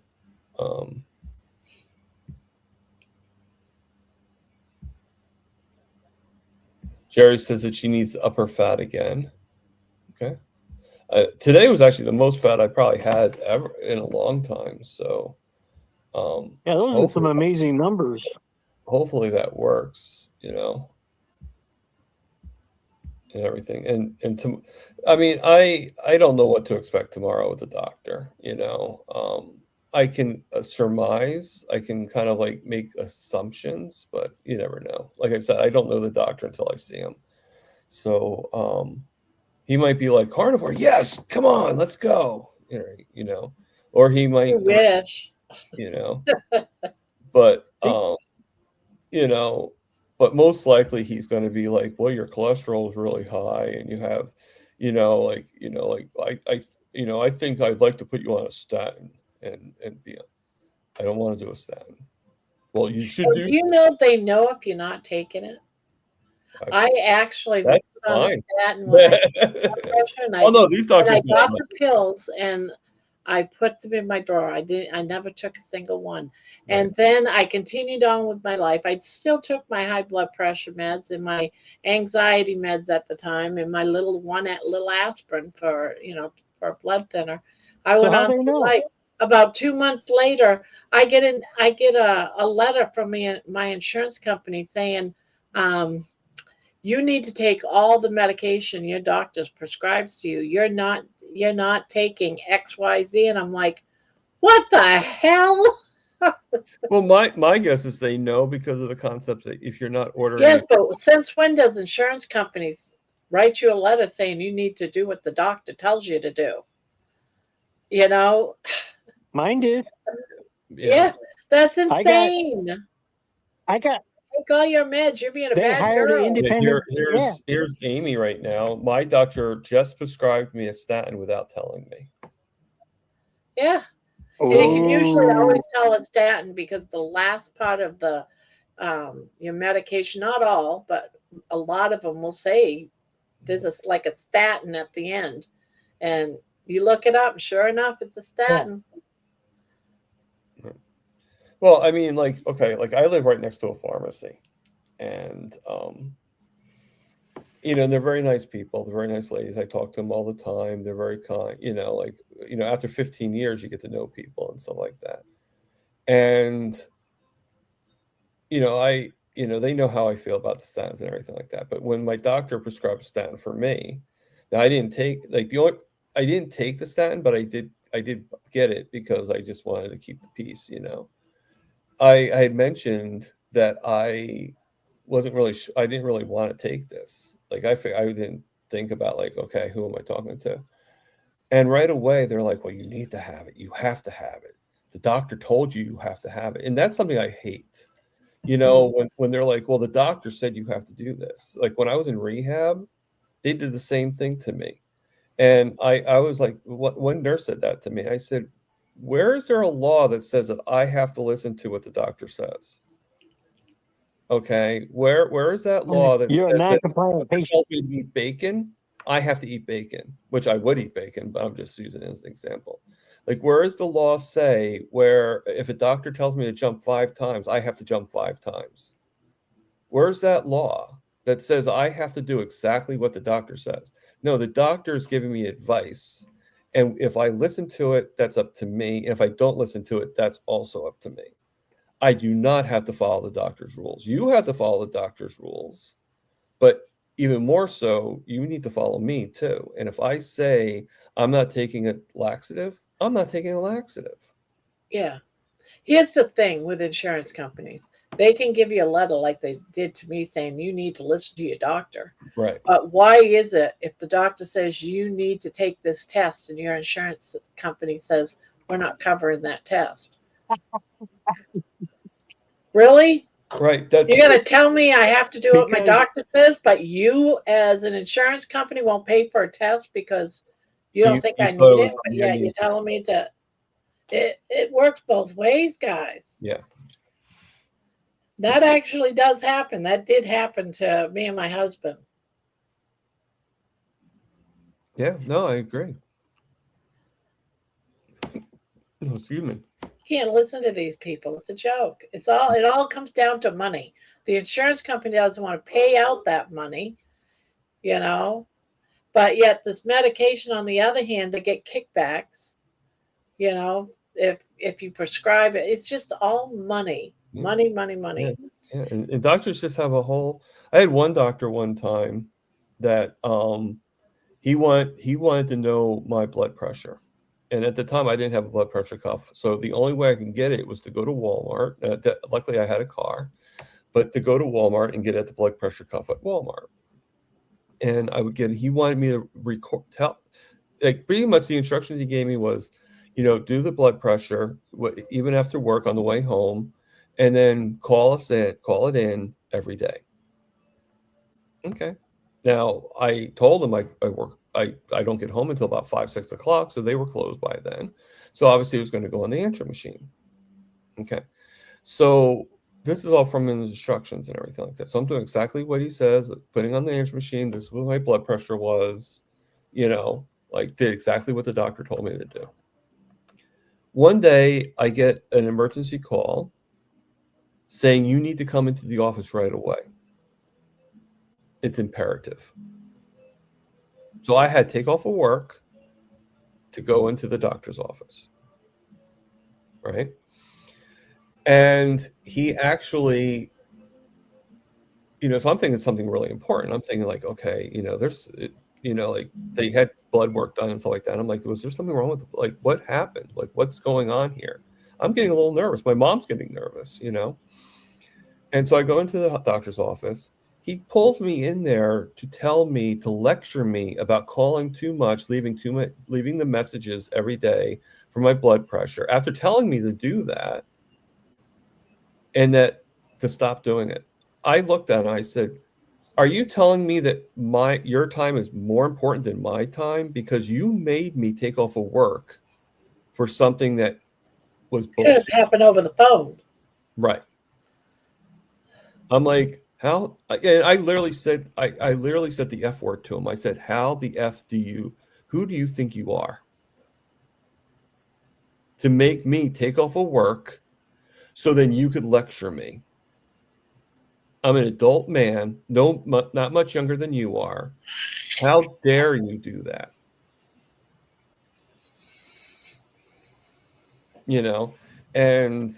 But this is how doctors are. They've been programmed to think that they're above you, a lot of them, and that your time is nothing compared to their time. I'm not saying they don't have an important, but you can't dismiss another person's life. They do it all the time. They do. I And in a way, we sort of create, like, I'm not talking about us three, and I'm not talking about the people in the chats, but I'm saying like society. Like, I remember one time I was at the house here, and my roommate, he actually made a lecture to me one time. He goes, "I listen to my doctor." Like it's like something wrong if you don't listen to your doctor. Like you have to listen to your doctor's your mother, and you have to listen to mom. And I'm like, now he had a different kind of mentality. I get that. But still, this is how we kind of program the doc. And this is why a lot of doctors are created this way. They have this like God complex that we created, that a lot of us created for them. And they're not gods. They're human beings just like you and me that make mistakes just like you and me. that can be wrong. You know, and I mean another time too when we're talking about margarine, my roommate also said, "Well, my mom told me margarine's good for you," and I'm thinking like you're 68 years old. Don't you think it's time that you stop thinking about what your mom told you when you were a kid? You know, the funny thing is that you say that. I just did put out a song this morning about how in '72 a scientist said that we need to stop with the sugar and eat fats, eat butter. And they all pretty much the scientific community went against that doctor. That was in '72. And the Right. sugar campaign was fat's bad for you, butter's bad for you, eat margarine. Yep. That's pretty much how it all came down, and even to the point it was even went political because Yep. McGovern was now saying fat's bad for you. You got to eat low fat and up, the grains and the carbs. So it's like this stuff really, really happens when someone says that, like what you just said. Eat margarine. That's what they were promoting back in the early '70s because that's what McGovern was saying. That's what the science people ended up, except for one that went against it, was Yeah. saying. They believed the lies, and it was all because of money. It all Yep. had to do with money. Yep.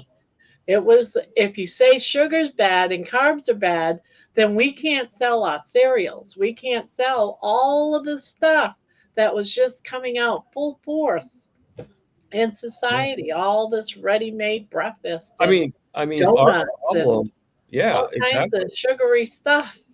I mean, You our can't say it's problem, bad. our problem wasn't just the concept of what we've been eating, but it's also the concept of what we've been not eating. I mean, we were told so demonized to not have butter, to not have red meat, Yes, I remember. to So take I the skin lived off through the all that. chicken, stuff like that, And ooh, did I star something? Oh, Spanky just Oh, became a new Spanky's the member. new member. Yeah, welcome, Spanky. He wanted to see his name in green. That's what it was. And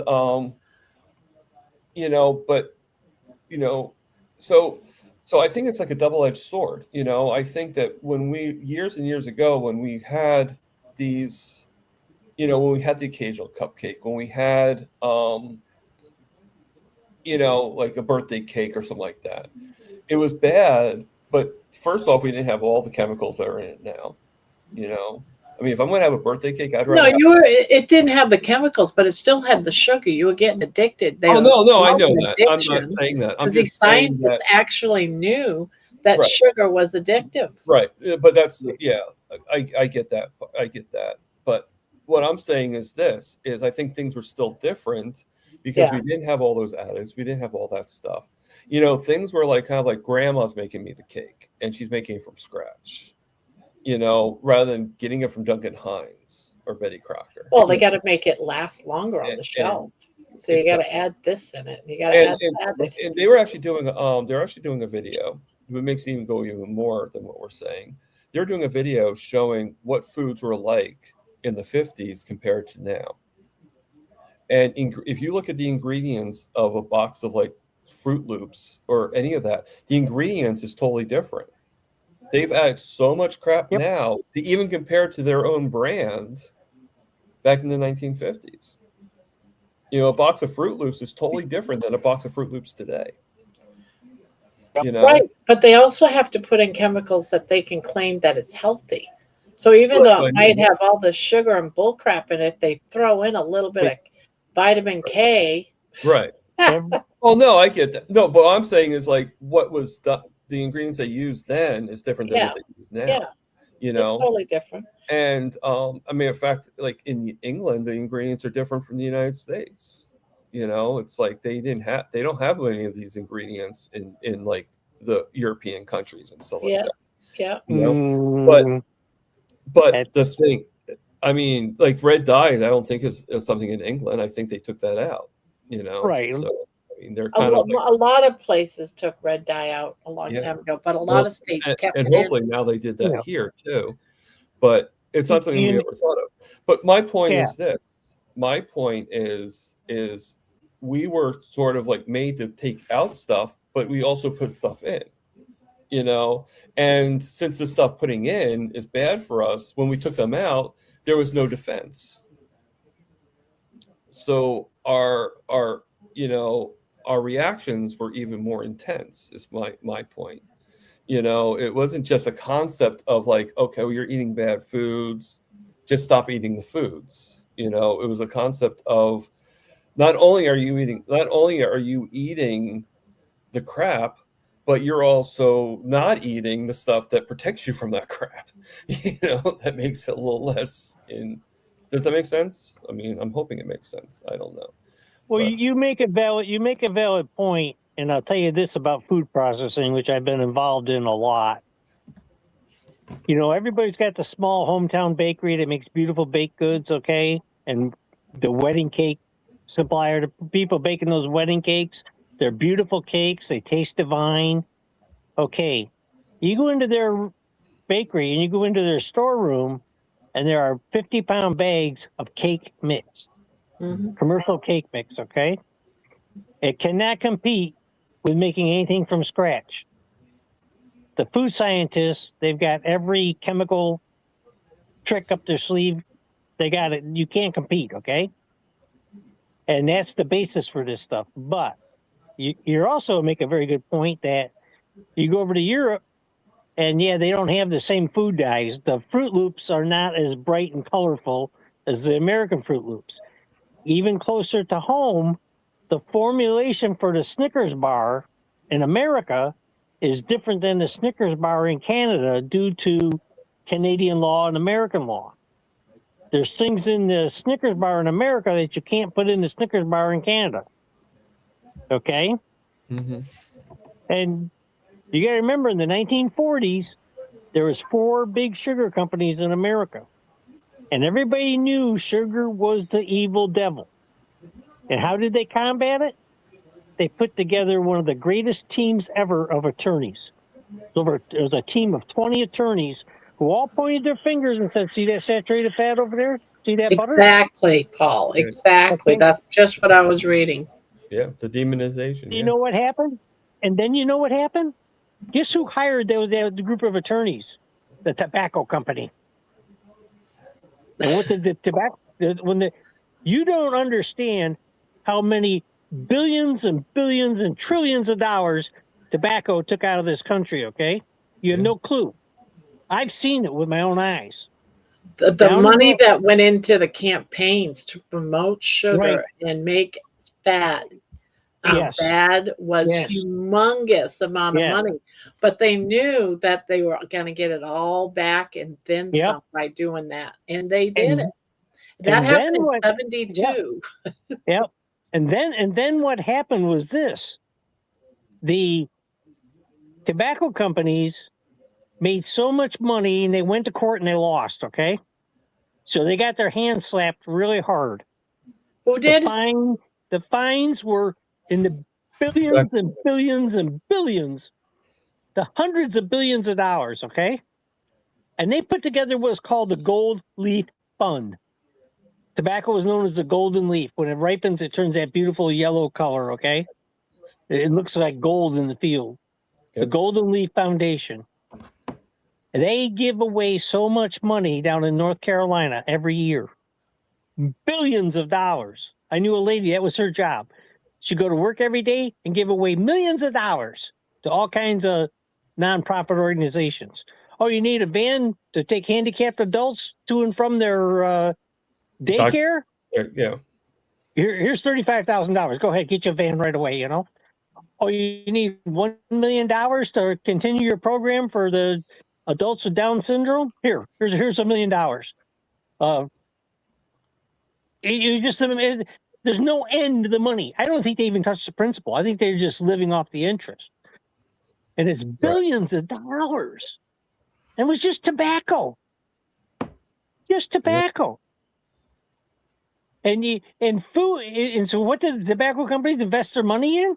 Who do you think owns Kraft Foods? Yeah. Tobacco. R.J. Reynolds owns it. Yep. and that list goes on and on and on. Yeah. Almost every major high tech. You know, I worked with a bunch of high level chemists in the sporting goods industry, and these guys, you wouldn't believe what they. This is what they did for a golf ball. The golf balls are sticking inside the molding machine. Okay, so they had to Okay. come up with a release agent to get that they could spray on the mold before the plastic flowed in, so the balls would come out. Okay, all right. So they hired 2 Kelly girls, you know, rent a secretary. They called 900 different companies. Send us 1 case of your mold release. We're going to do a study on what mold release will work with this material. Okay? 900 cases of mold release came in, and we turned it over to 2 technicians, and in 9 months, they figured out a formula. You know what it wound up being? Ivory snow with alcohol. Ivory snowflakes and alcohol. They take a mop and they stick it in that mold and mop the little ball cavities, like you're swabbing barbecue sauce on a chicken. And that solved the problem. These food companies, they do the same thing, but they got mass spectrometers. They buy the company in 1912. Nabisco hired the guy who made the chocolate Oreo cookie, the 2 chocolate layers. It was Hydrox. They hired that guy, and he made the Oreo cookie. Same formula. They stole it. Okay. And they had a food scientist. This was in 2000. This is 1912. Over 112 years ago, right? What's this guy do? He designs the frosting inside the Oreo cookie to taste so good with milk. It tastes great with milk.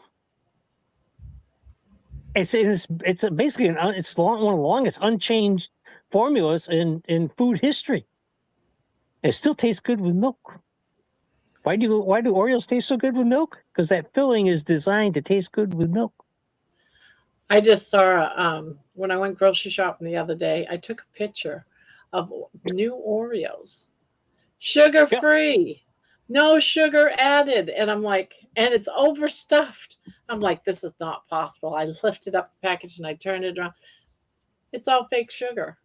Of You course. know, and it was a lot. So every cookie still had carbs in it. Yep. You know, Yep. because you still got all the flour and all that gross crap. Now they got it so that if you eat it, you're gonna have the diarrhea real bad, because that's what all this fake sugar does, is give you the runs. You know, So I next thought month that was funny. It's funny that you mentioned that, because I've been thinking about that the last you know couple what of days. you know what next month will be, don't you? Those will be the keto Oreos. Yes. I can see now. Oreo goes keto. The carbs are still really high. Let's see if do I still have it on my phone? I'm curious. Oh, what a small, not even the family size, just a regular package of Oreos.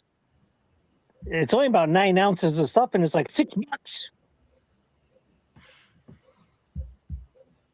The stuff is pricier than hell.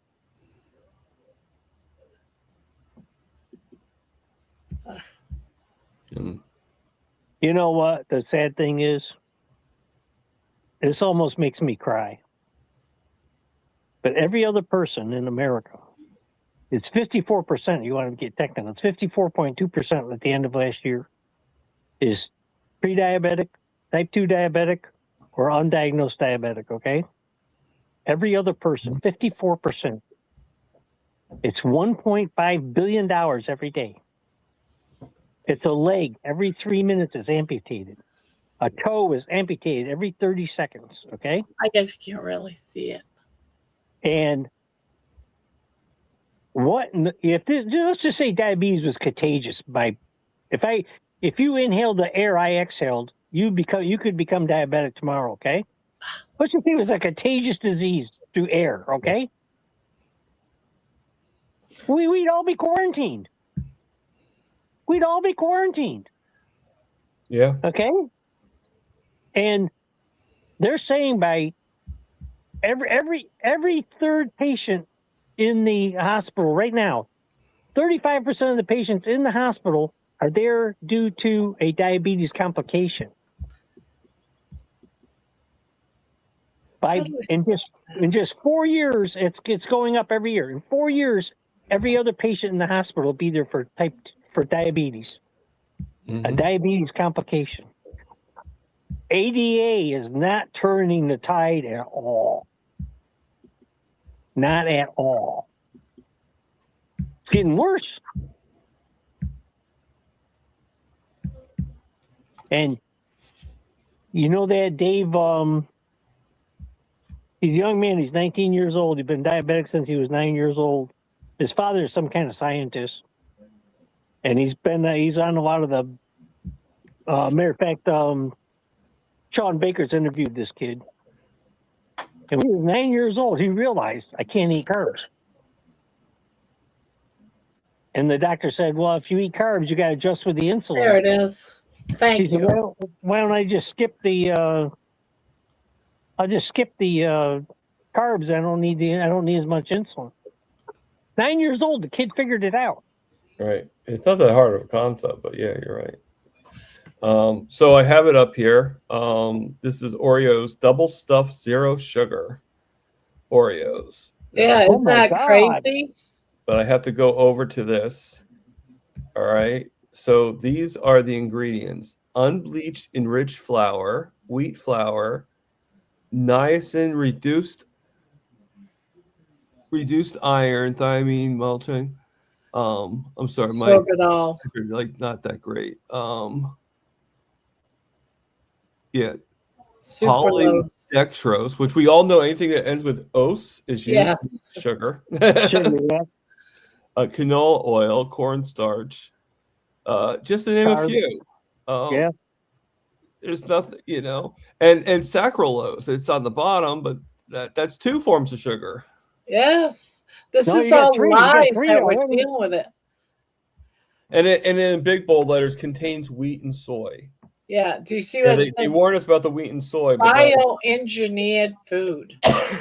I don't know about you, but bioengineered food kind of scary to me. yeah.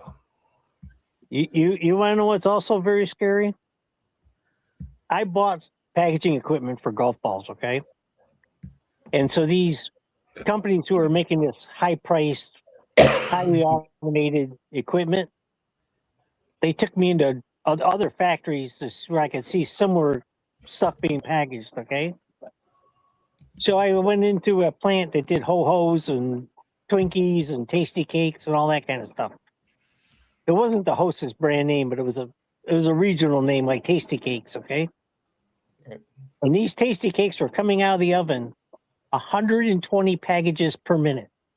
Every second, 2 packages come out, okay? Right. And their uptime on the machine was 98%.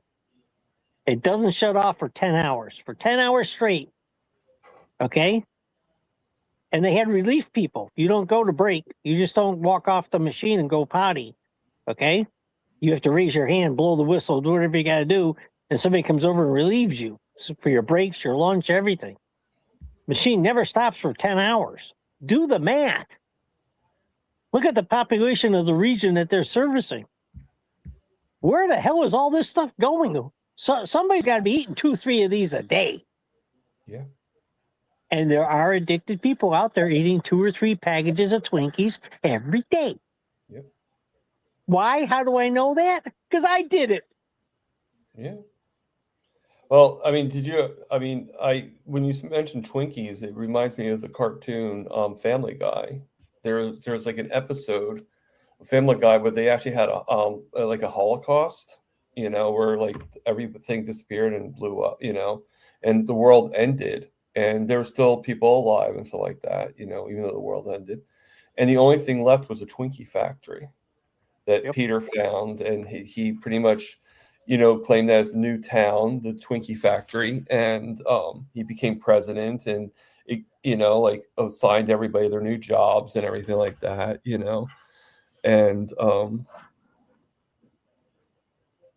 Jerry, what Jerry just said They do seem like a Family Guy Do watcher. we really need an entire aisle in the grocery store dedicated solely for breakfast cereal? Not only that, but for the first time I go down the chip aisle to get my pork rinds. I grab a bag a week, and it is now both sides. It used to just be one aisle, one side. Now it's two sides of chips. It And the just full it just aisle. started this Full past week. I aisle. was like, Well, what the hell? I mean, okay, when I was a kid, okay, my mom was a Girl Scout trooper, a Girl Scout leader, and I was sort of stuck going with them on camping trips and stuff like that because even though I was the older boy and everything like that, I still had to go. So I went Girl Scout camps, and I also went to Boy Scouts. And the Girl Scouts, they started doing, which is very popular now, the s'mores. You know, they start making s'mores every time you go camping. And I thought to myself, I'm like, okay, it's losing something here. Like it was good when you were around a campfire and you have like a little graham cracker and you have like, you know, and it was like just this one time, and you would actually have to take the fire and melt the marshmallow and do all this work. Now they actually make it some more cereal.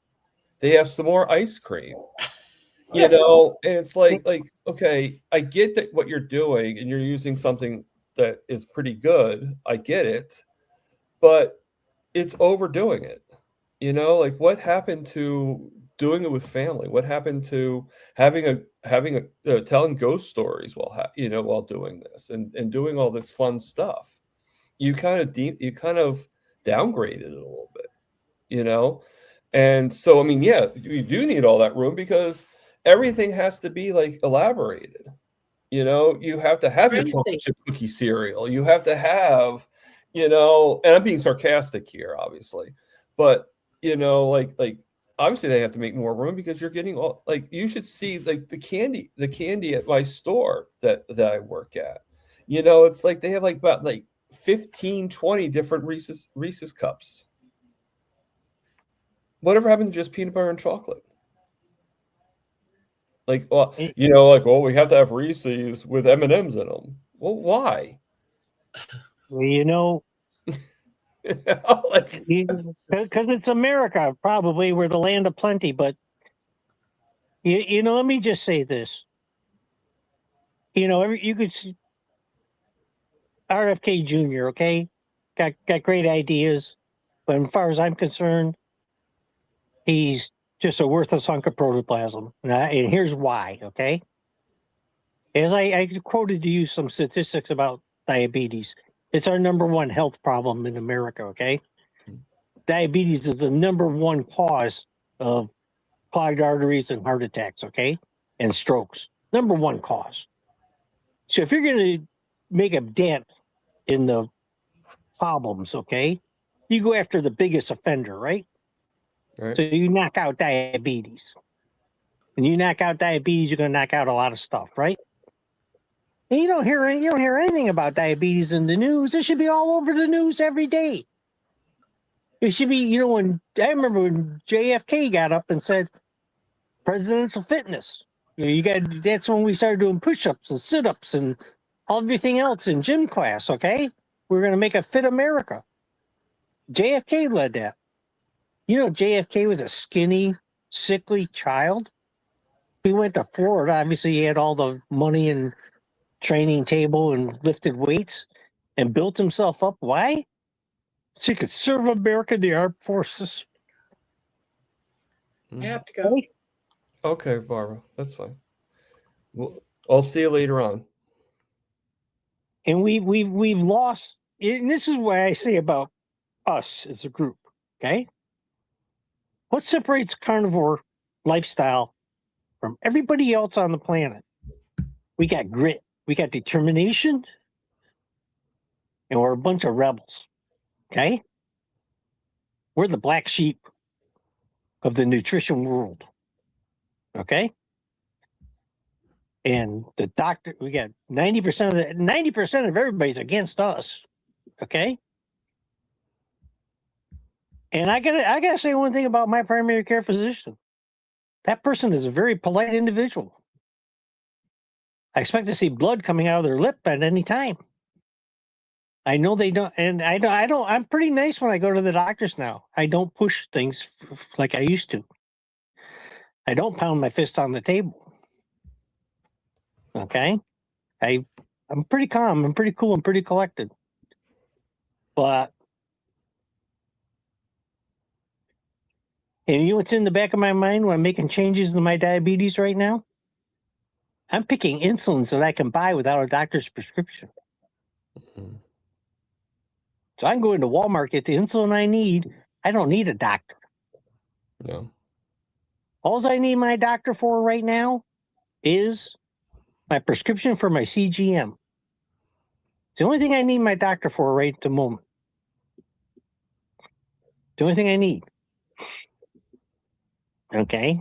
And yes, I could have any kind of ailment at any time. I could wake up tomorrow morning, need a doctor for something, but hopefully not, And I know I get kind of crazy about this stuff, but here's my question to our community. We're all real nice, we get together, we support each other, which is a great thing. It's like going to church, okay? And this is my idea of how somehow we need to make the connection to better health for everybody. It's kind of like religion. So think about it. A lot of people go to church on Sunday and they got a church community that they belong to, and that supports them, okay? Even though they got an idiot for a boss, at least on Sunday, there's positive, good things happening in church, okay? Peace be with you. Hey, brother, how you doing, All right. And then Monday you walk in, your boss goes, didn't I fire your ass last week? Sometimes jobs aren't always that much fun. But how do we, so in church, what are a lot of these churches thinking about? How do we spread the gospel? How does everybody get to know about Jesus Christ, okay? How's everybody get to know about low carb, keto, or carnivore, and keto? How does everybody going to get to know that? Okay? Right. We're not really setting the world on and spreading, and who can really spread the fire? It's a charismatic spokesman. And who's our most charismatic spokesman that we have? Who's got the biggest YouTube channel of 5 million people now? Ken Berry. Right. Okay? You can criticize Ken Berry a lot about a lot of things, but he is our spokesman. He's done more people who've gone carnivore or keto or whatever and turned their lives around. More people point to Ken Berry than anybody else. Just the law of numbers, okay? It's it. And of course, there are those out there that like Sarah Hallberg, That's why the trolls are using him for the AI, because he is the most influential. Yeah. And so, and I think, we're really doing the right thing, I think, in a lot of ways, because we are the example. Just as you got a good Christian who lives a good Christian life, does the right thing, stands up for injustice and things like that, the neighbors notice. The friends and family notice. Okay? Mm-hmm. We don't eat the cupcake. We bring the alternative dessert to the function or whatever, And we eat different, we act different. Wow, you've lost weight. Man, you look good. And I just joined the gym. I'm lifting heavy weights, baby. Anybody ever told me I do this, I would have told you you're crazy. Right. And I can already start to feel the difference. My balance is better.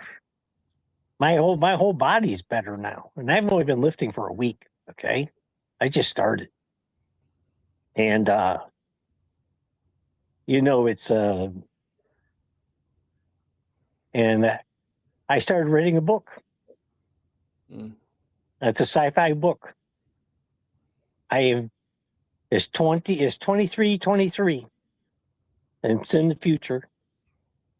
And I have been called upon by the United Nations I'm with a team of scientists, and we are designing a planet. We're going to build. We have the ability now to build a planet, and it's going to be a carnivore planet. And anyhow, it's a whole other story. But Right. how do we get to people? And this is where I'm being kind of critical of, Kennedy Bobby Jr. here. I met his dad, shook hands with him. 1969 New York State Fair. Wow. Okay. Excuse me, 1967 New York State Fair, August 29th, 5:45 p.m. That's how much it meant to me. I remembered all my grade school manners on how to introduce people properly. I introduced what was going to be the future president of the United States to my mother. I was so proud of myself. And my mother stood there. This is her idol. The Kennedys. She worshiped the Kennedys. And I think the Kennedys,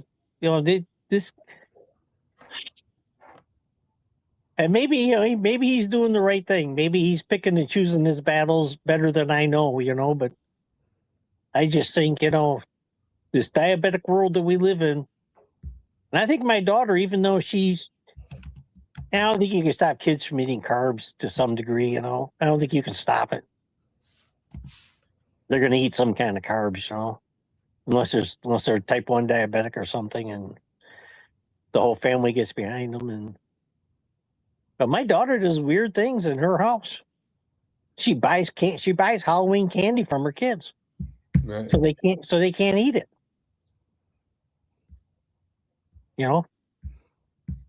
I would have looked at my parents like they really lost it. And but I just hope, Sarah Hallberg did that big study, 500 people, and they showed 8 years is not the point of no return, but if you're diagnosed type 2 diabetic, you got 8 years to get your act together and get yourself in remission or whatever you want to call it. And after that, it's a real struggle. And you've been diabetic, what, 20 years, 24 years? Well, yeah, it'll be 24 years this year. Yeah. I mean, I go by how old I am, but yeah, it's probably about 24 years now. Yeah, I was 36, so I'm 34 years now. Yeah. And I may be insulin dependent for the rest of my life. I don't know. We really don't know what the future holds for us, And, But I mean, that goes with, doctors that have told us that we're going to have it for the rest of our lives. It's the same thing with them. They don't know any more than we know. Exactly. And you know what? Don't ever underestimate the power of a determined person. right. And I know in my offspring, my children, okay? I'm not bragging, just stating fact. There's a seed of determination that went into those kids. All right? And they've done things I never was able to do.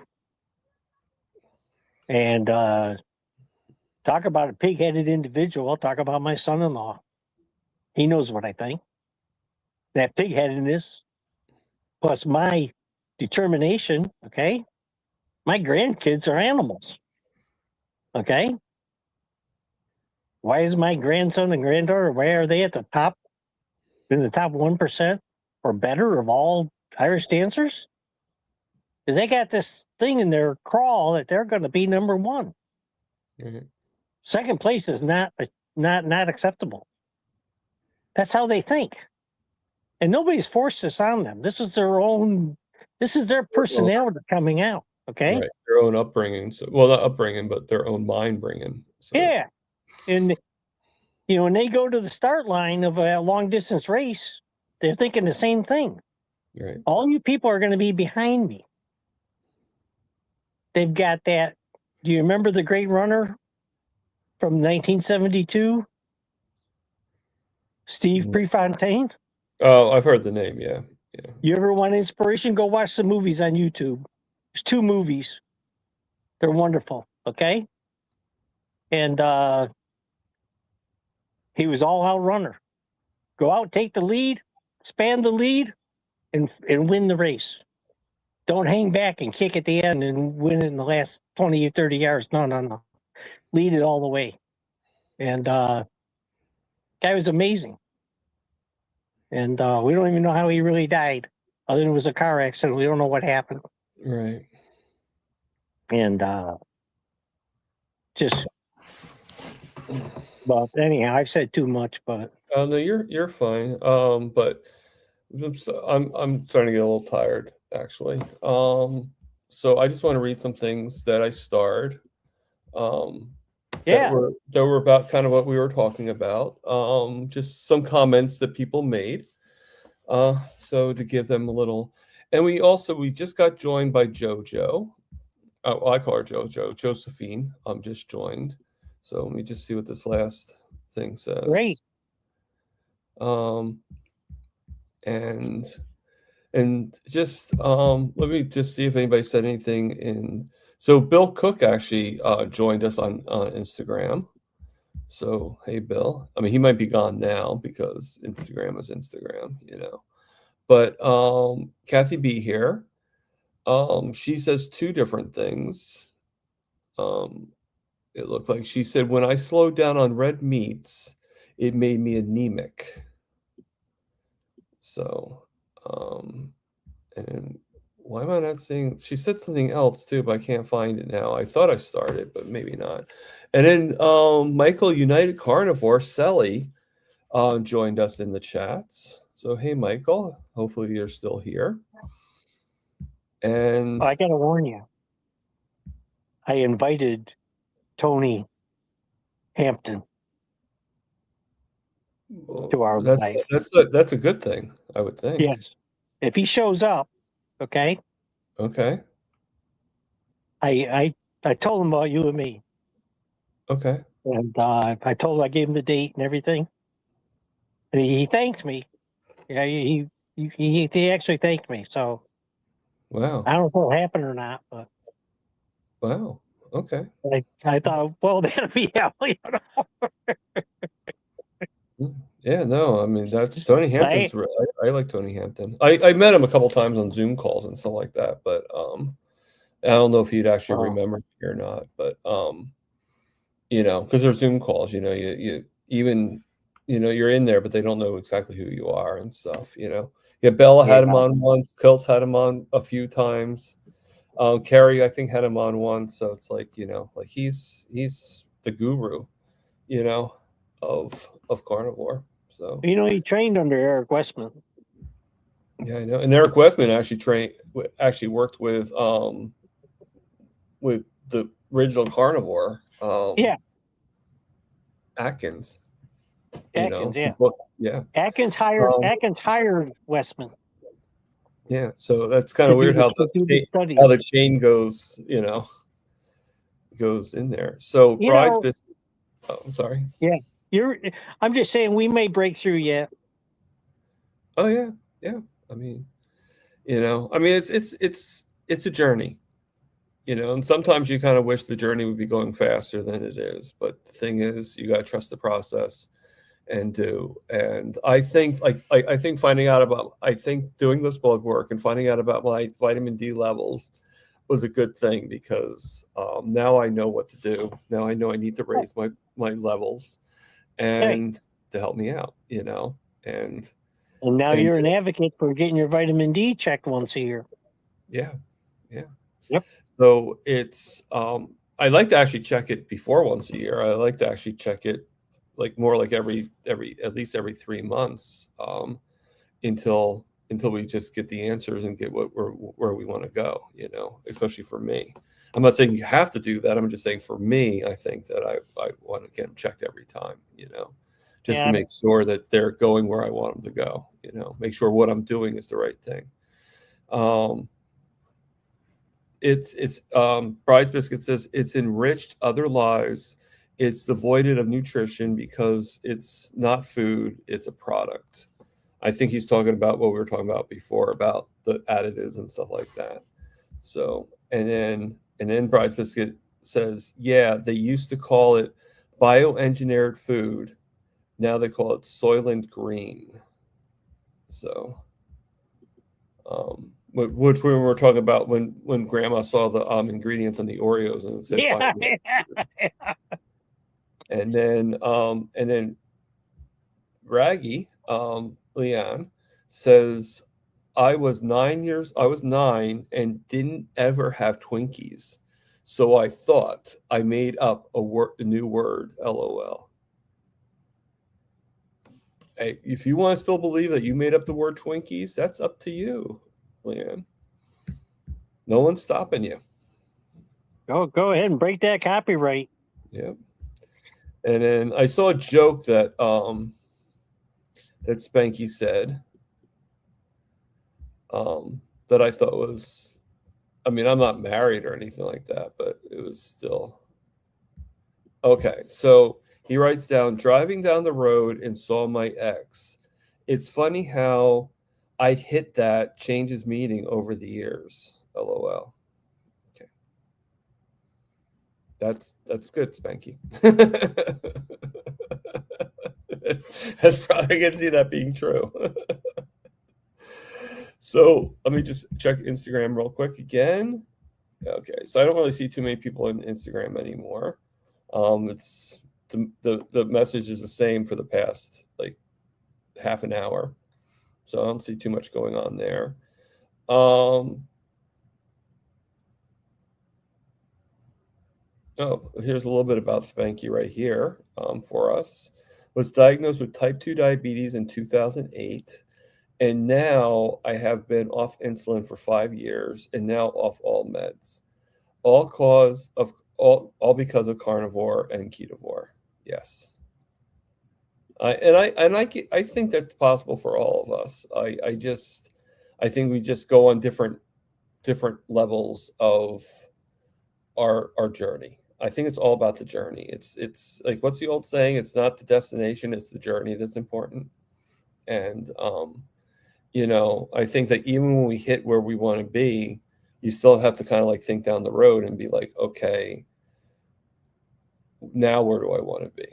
Like when you hit your goal, it's like, well, what do I do now? And Ken Berry, Chafee, Baker, they've all interviewed the same lady from I think she's from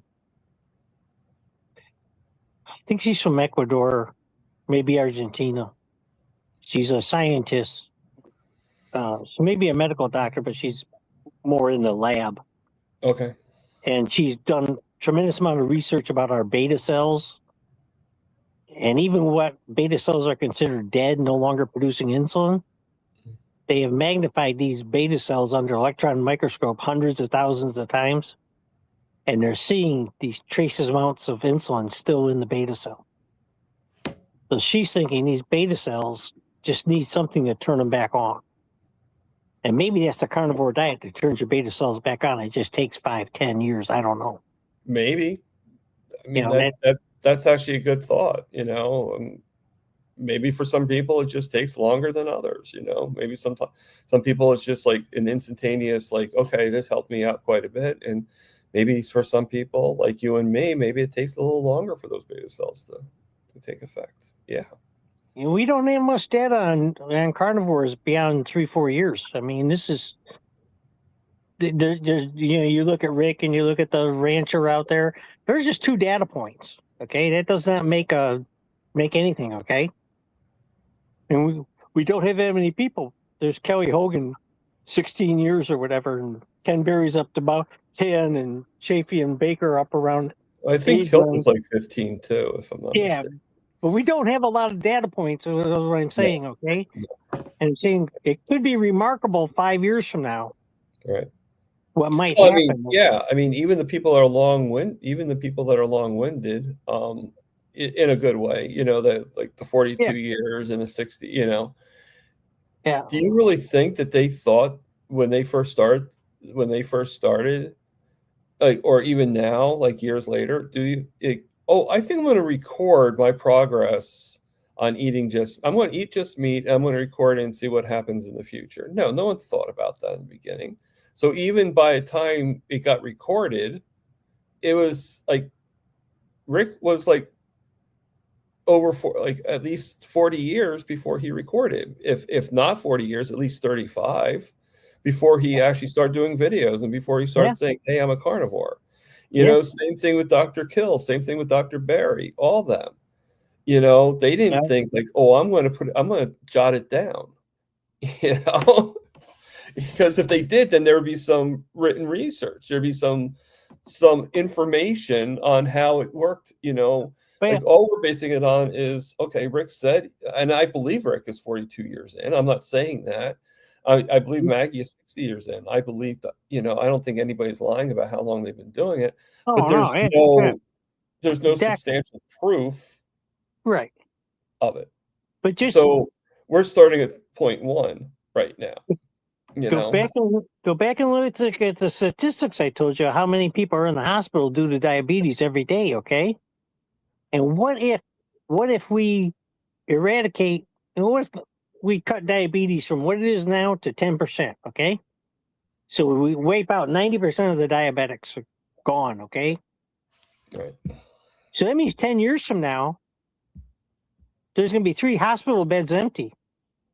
How many less nurses is that? How many less pharmaceuticals is that? How many less janitors is that? How many less doctors is that? Okay. $1.05 right now in our economy is medical. $1.05 is medical. Right. Look at the job losses. Your doctor could be looking for a job.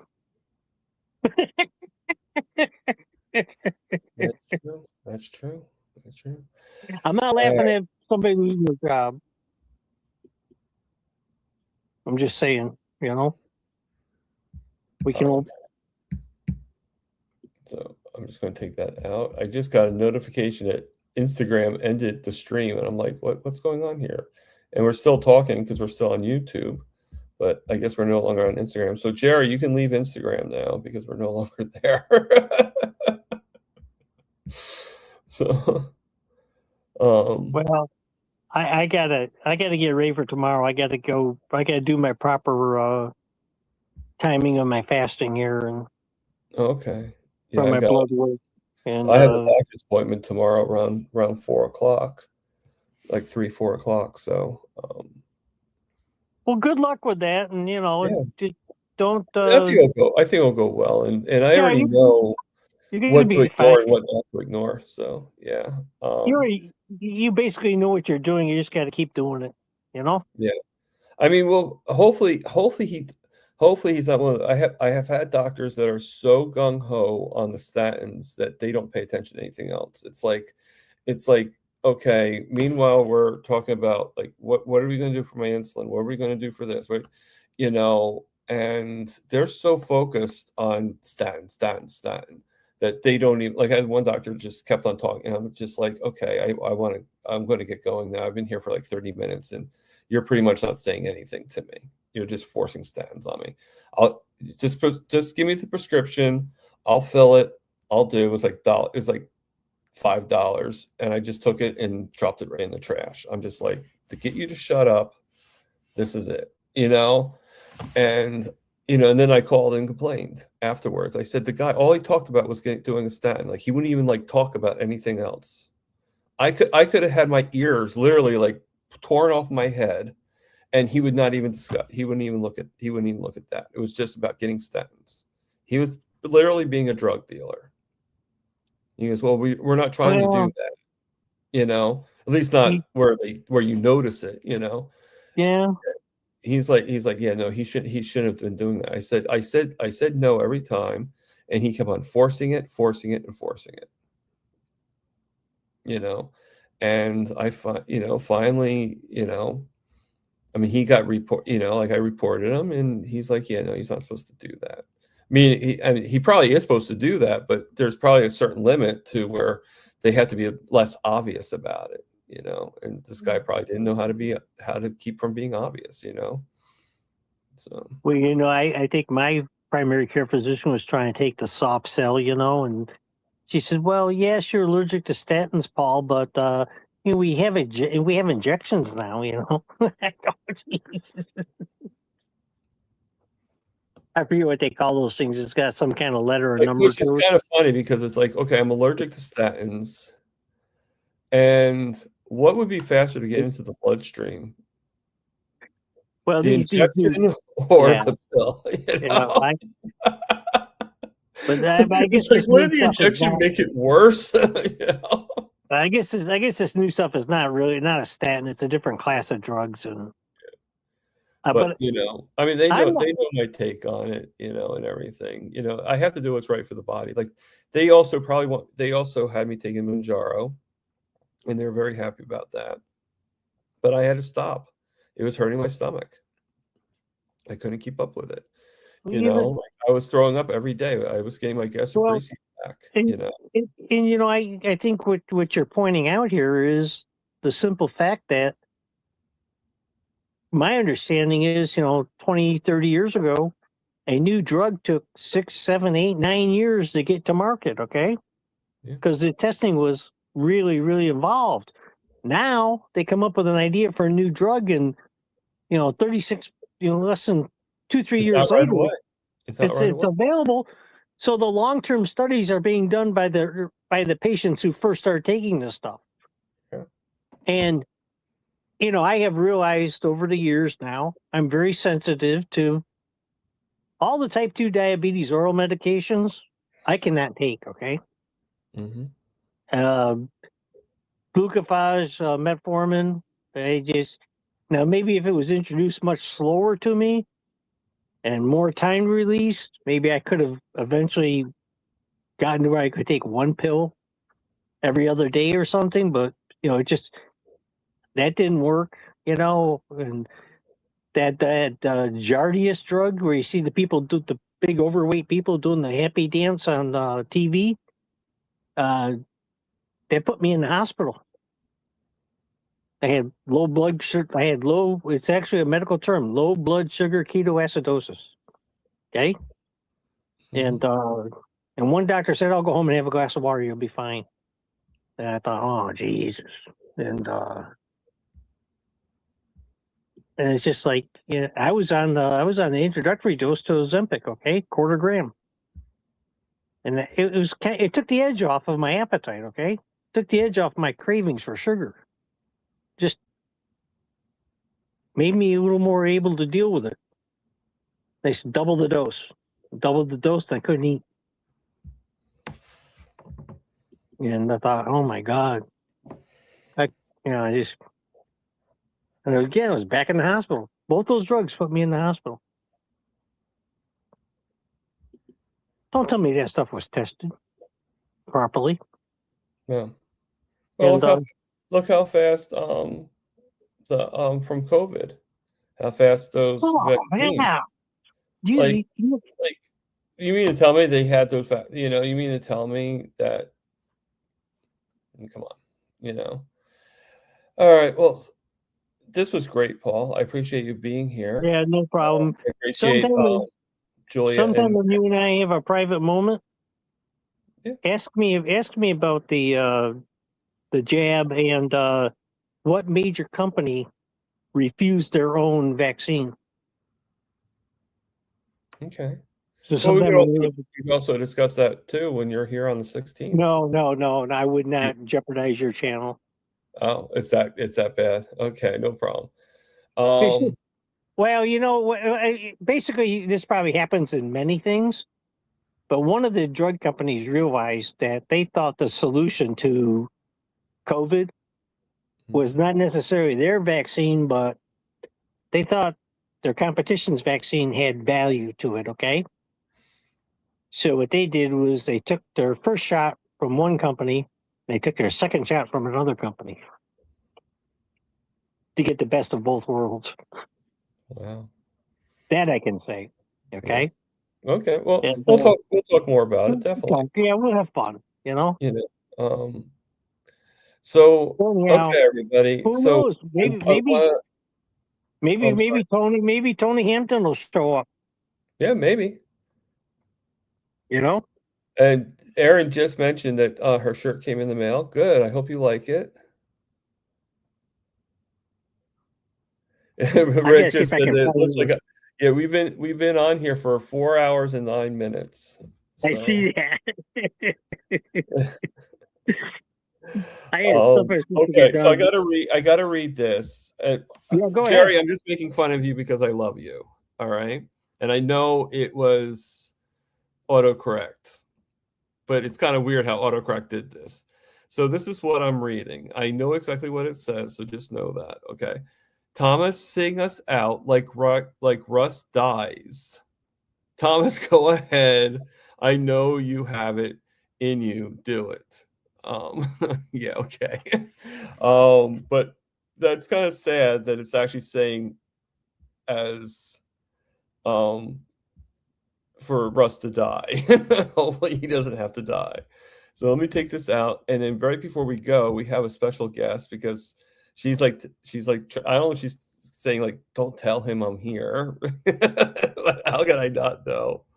And somebody else is with her. Are we ready for the special guest that's coming on? It's Erin. Hey, Oh, Hey. hey. jump on real quick. I'm chesting out my new t-shirt. Oh, Riblets.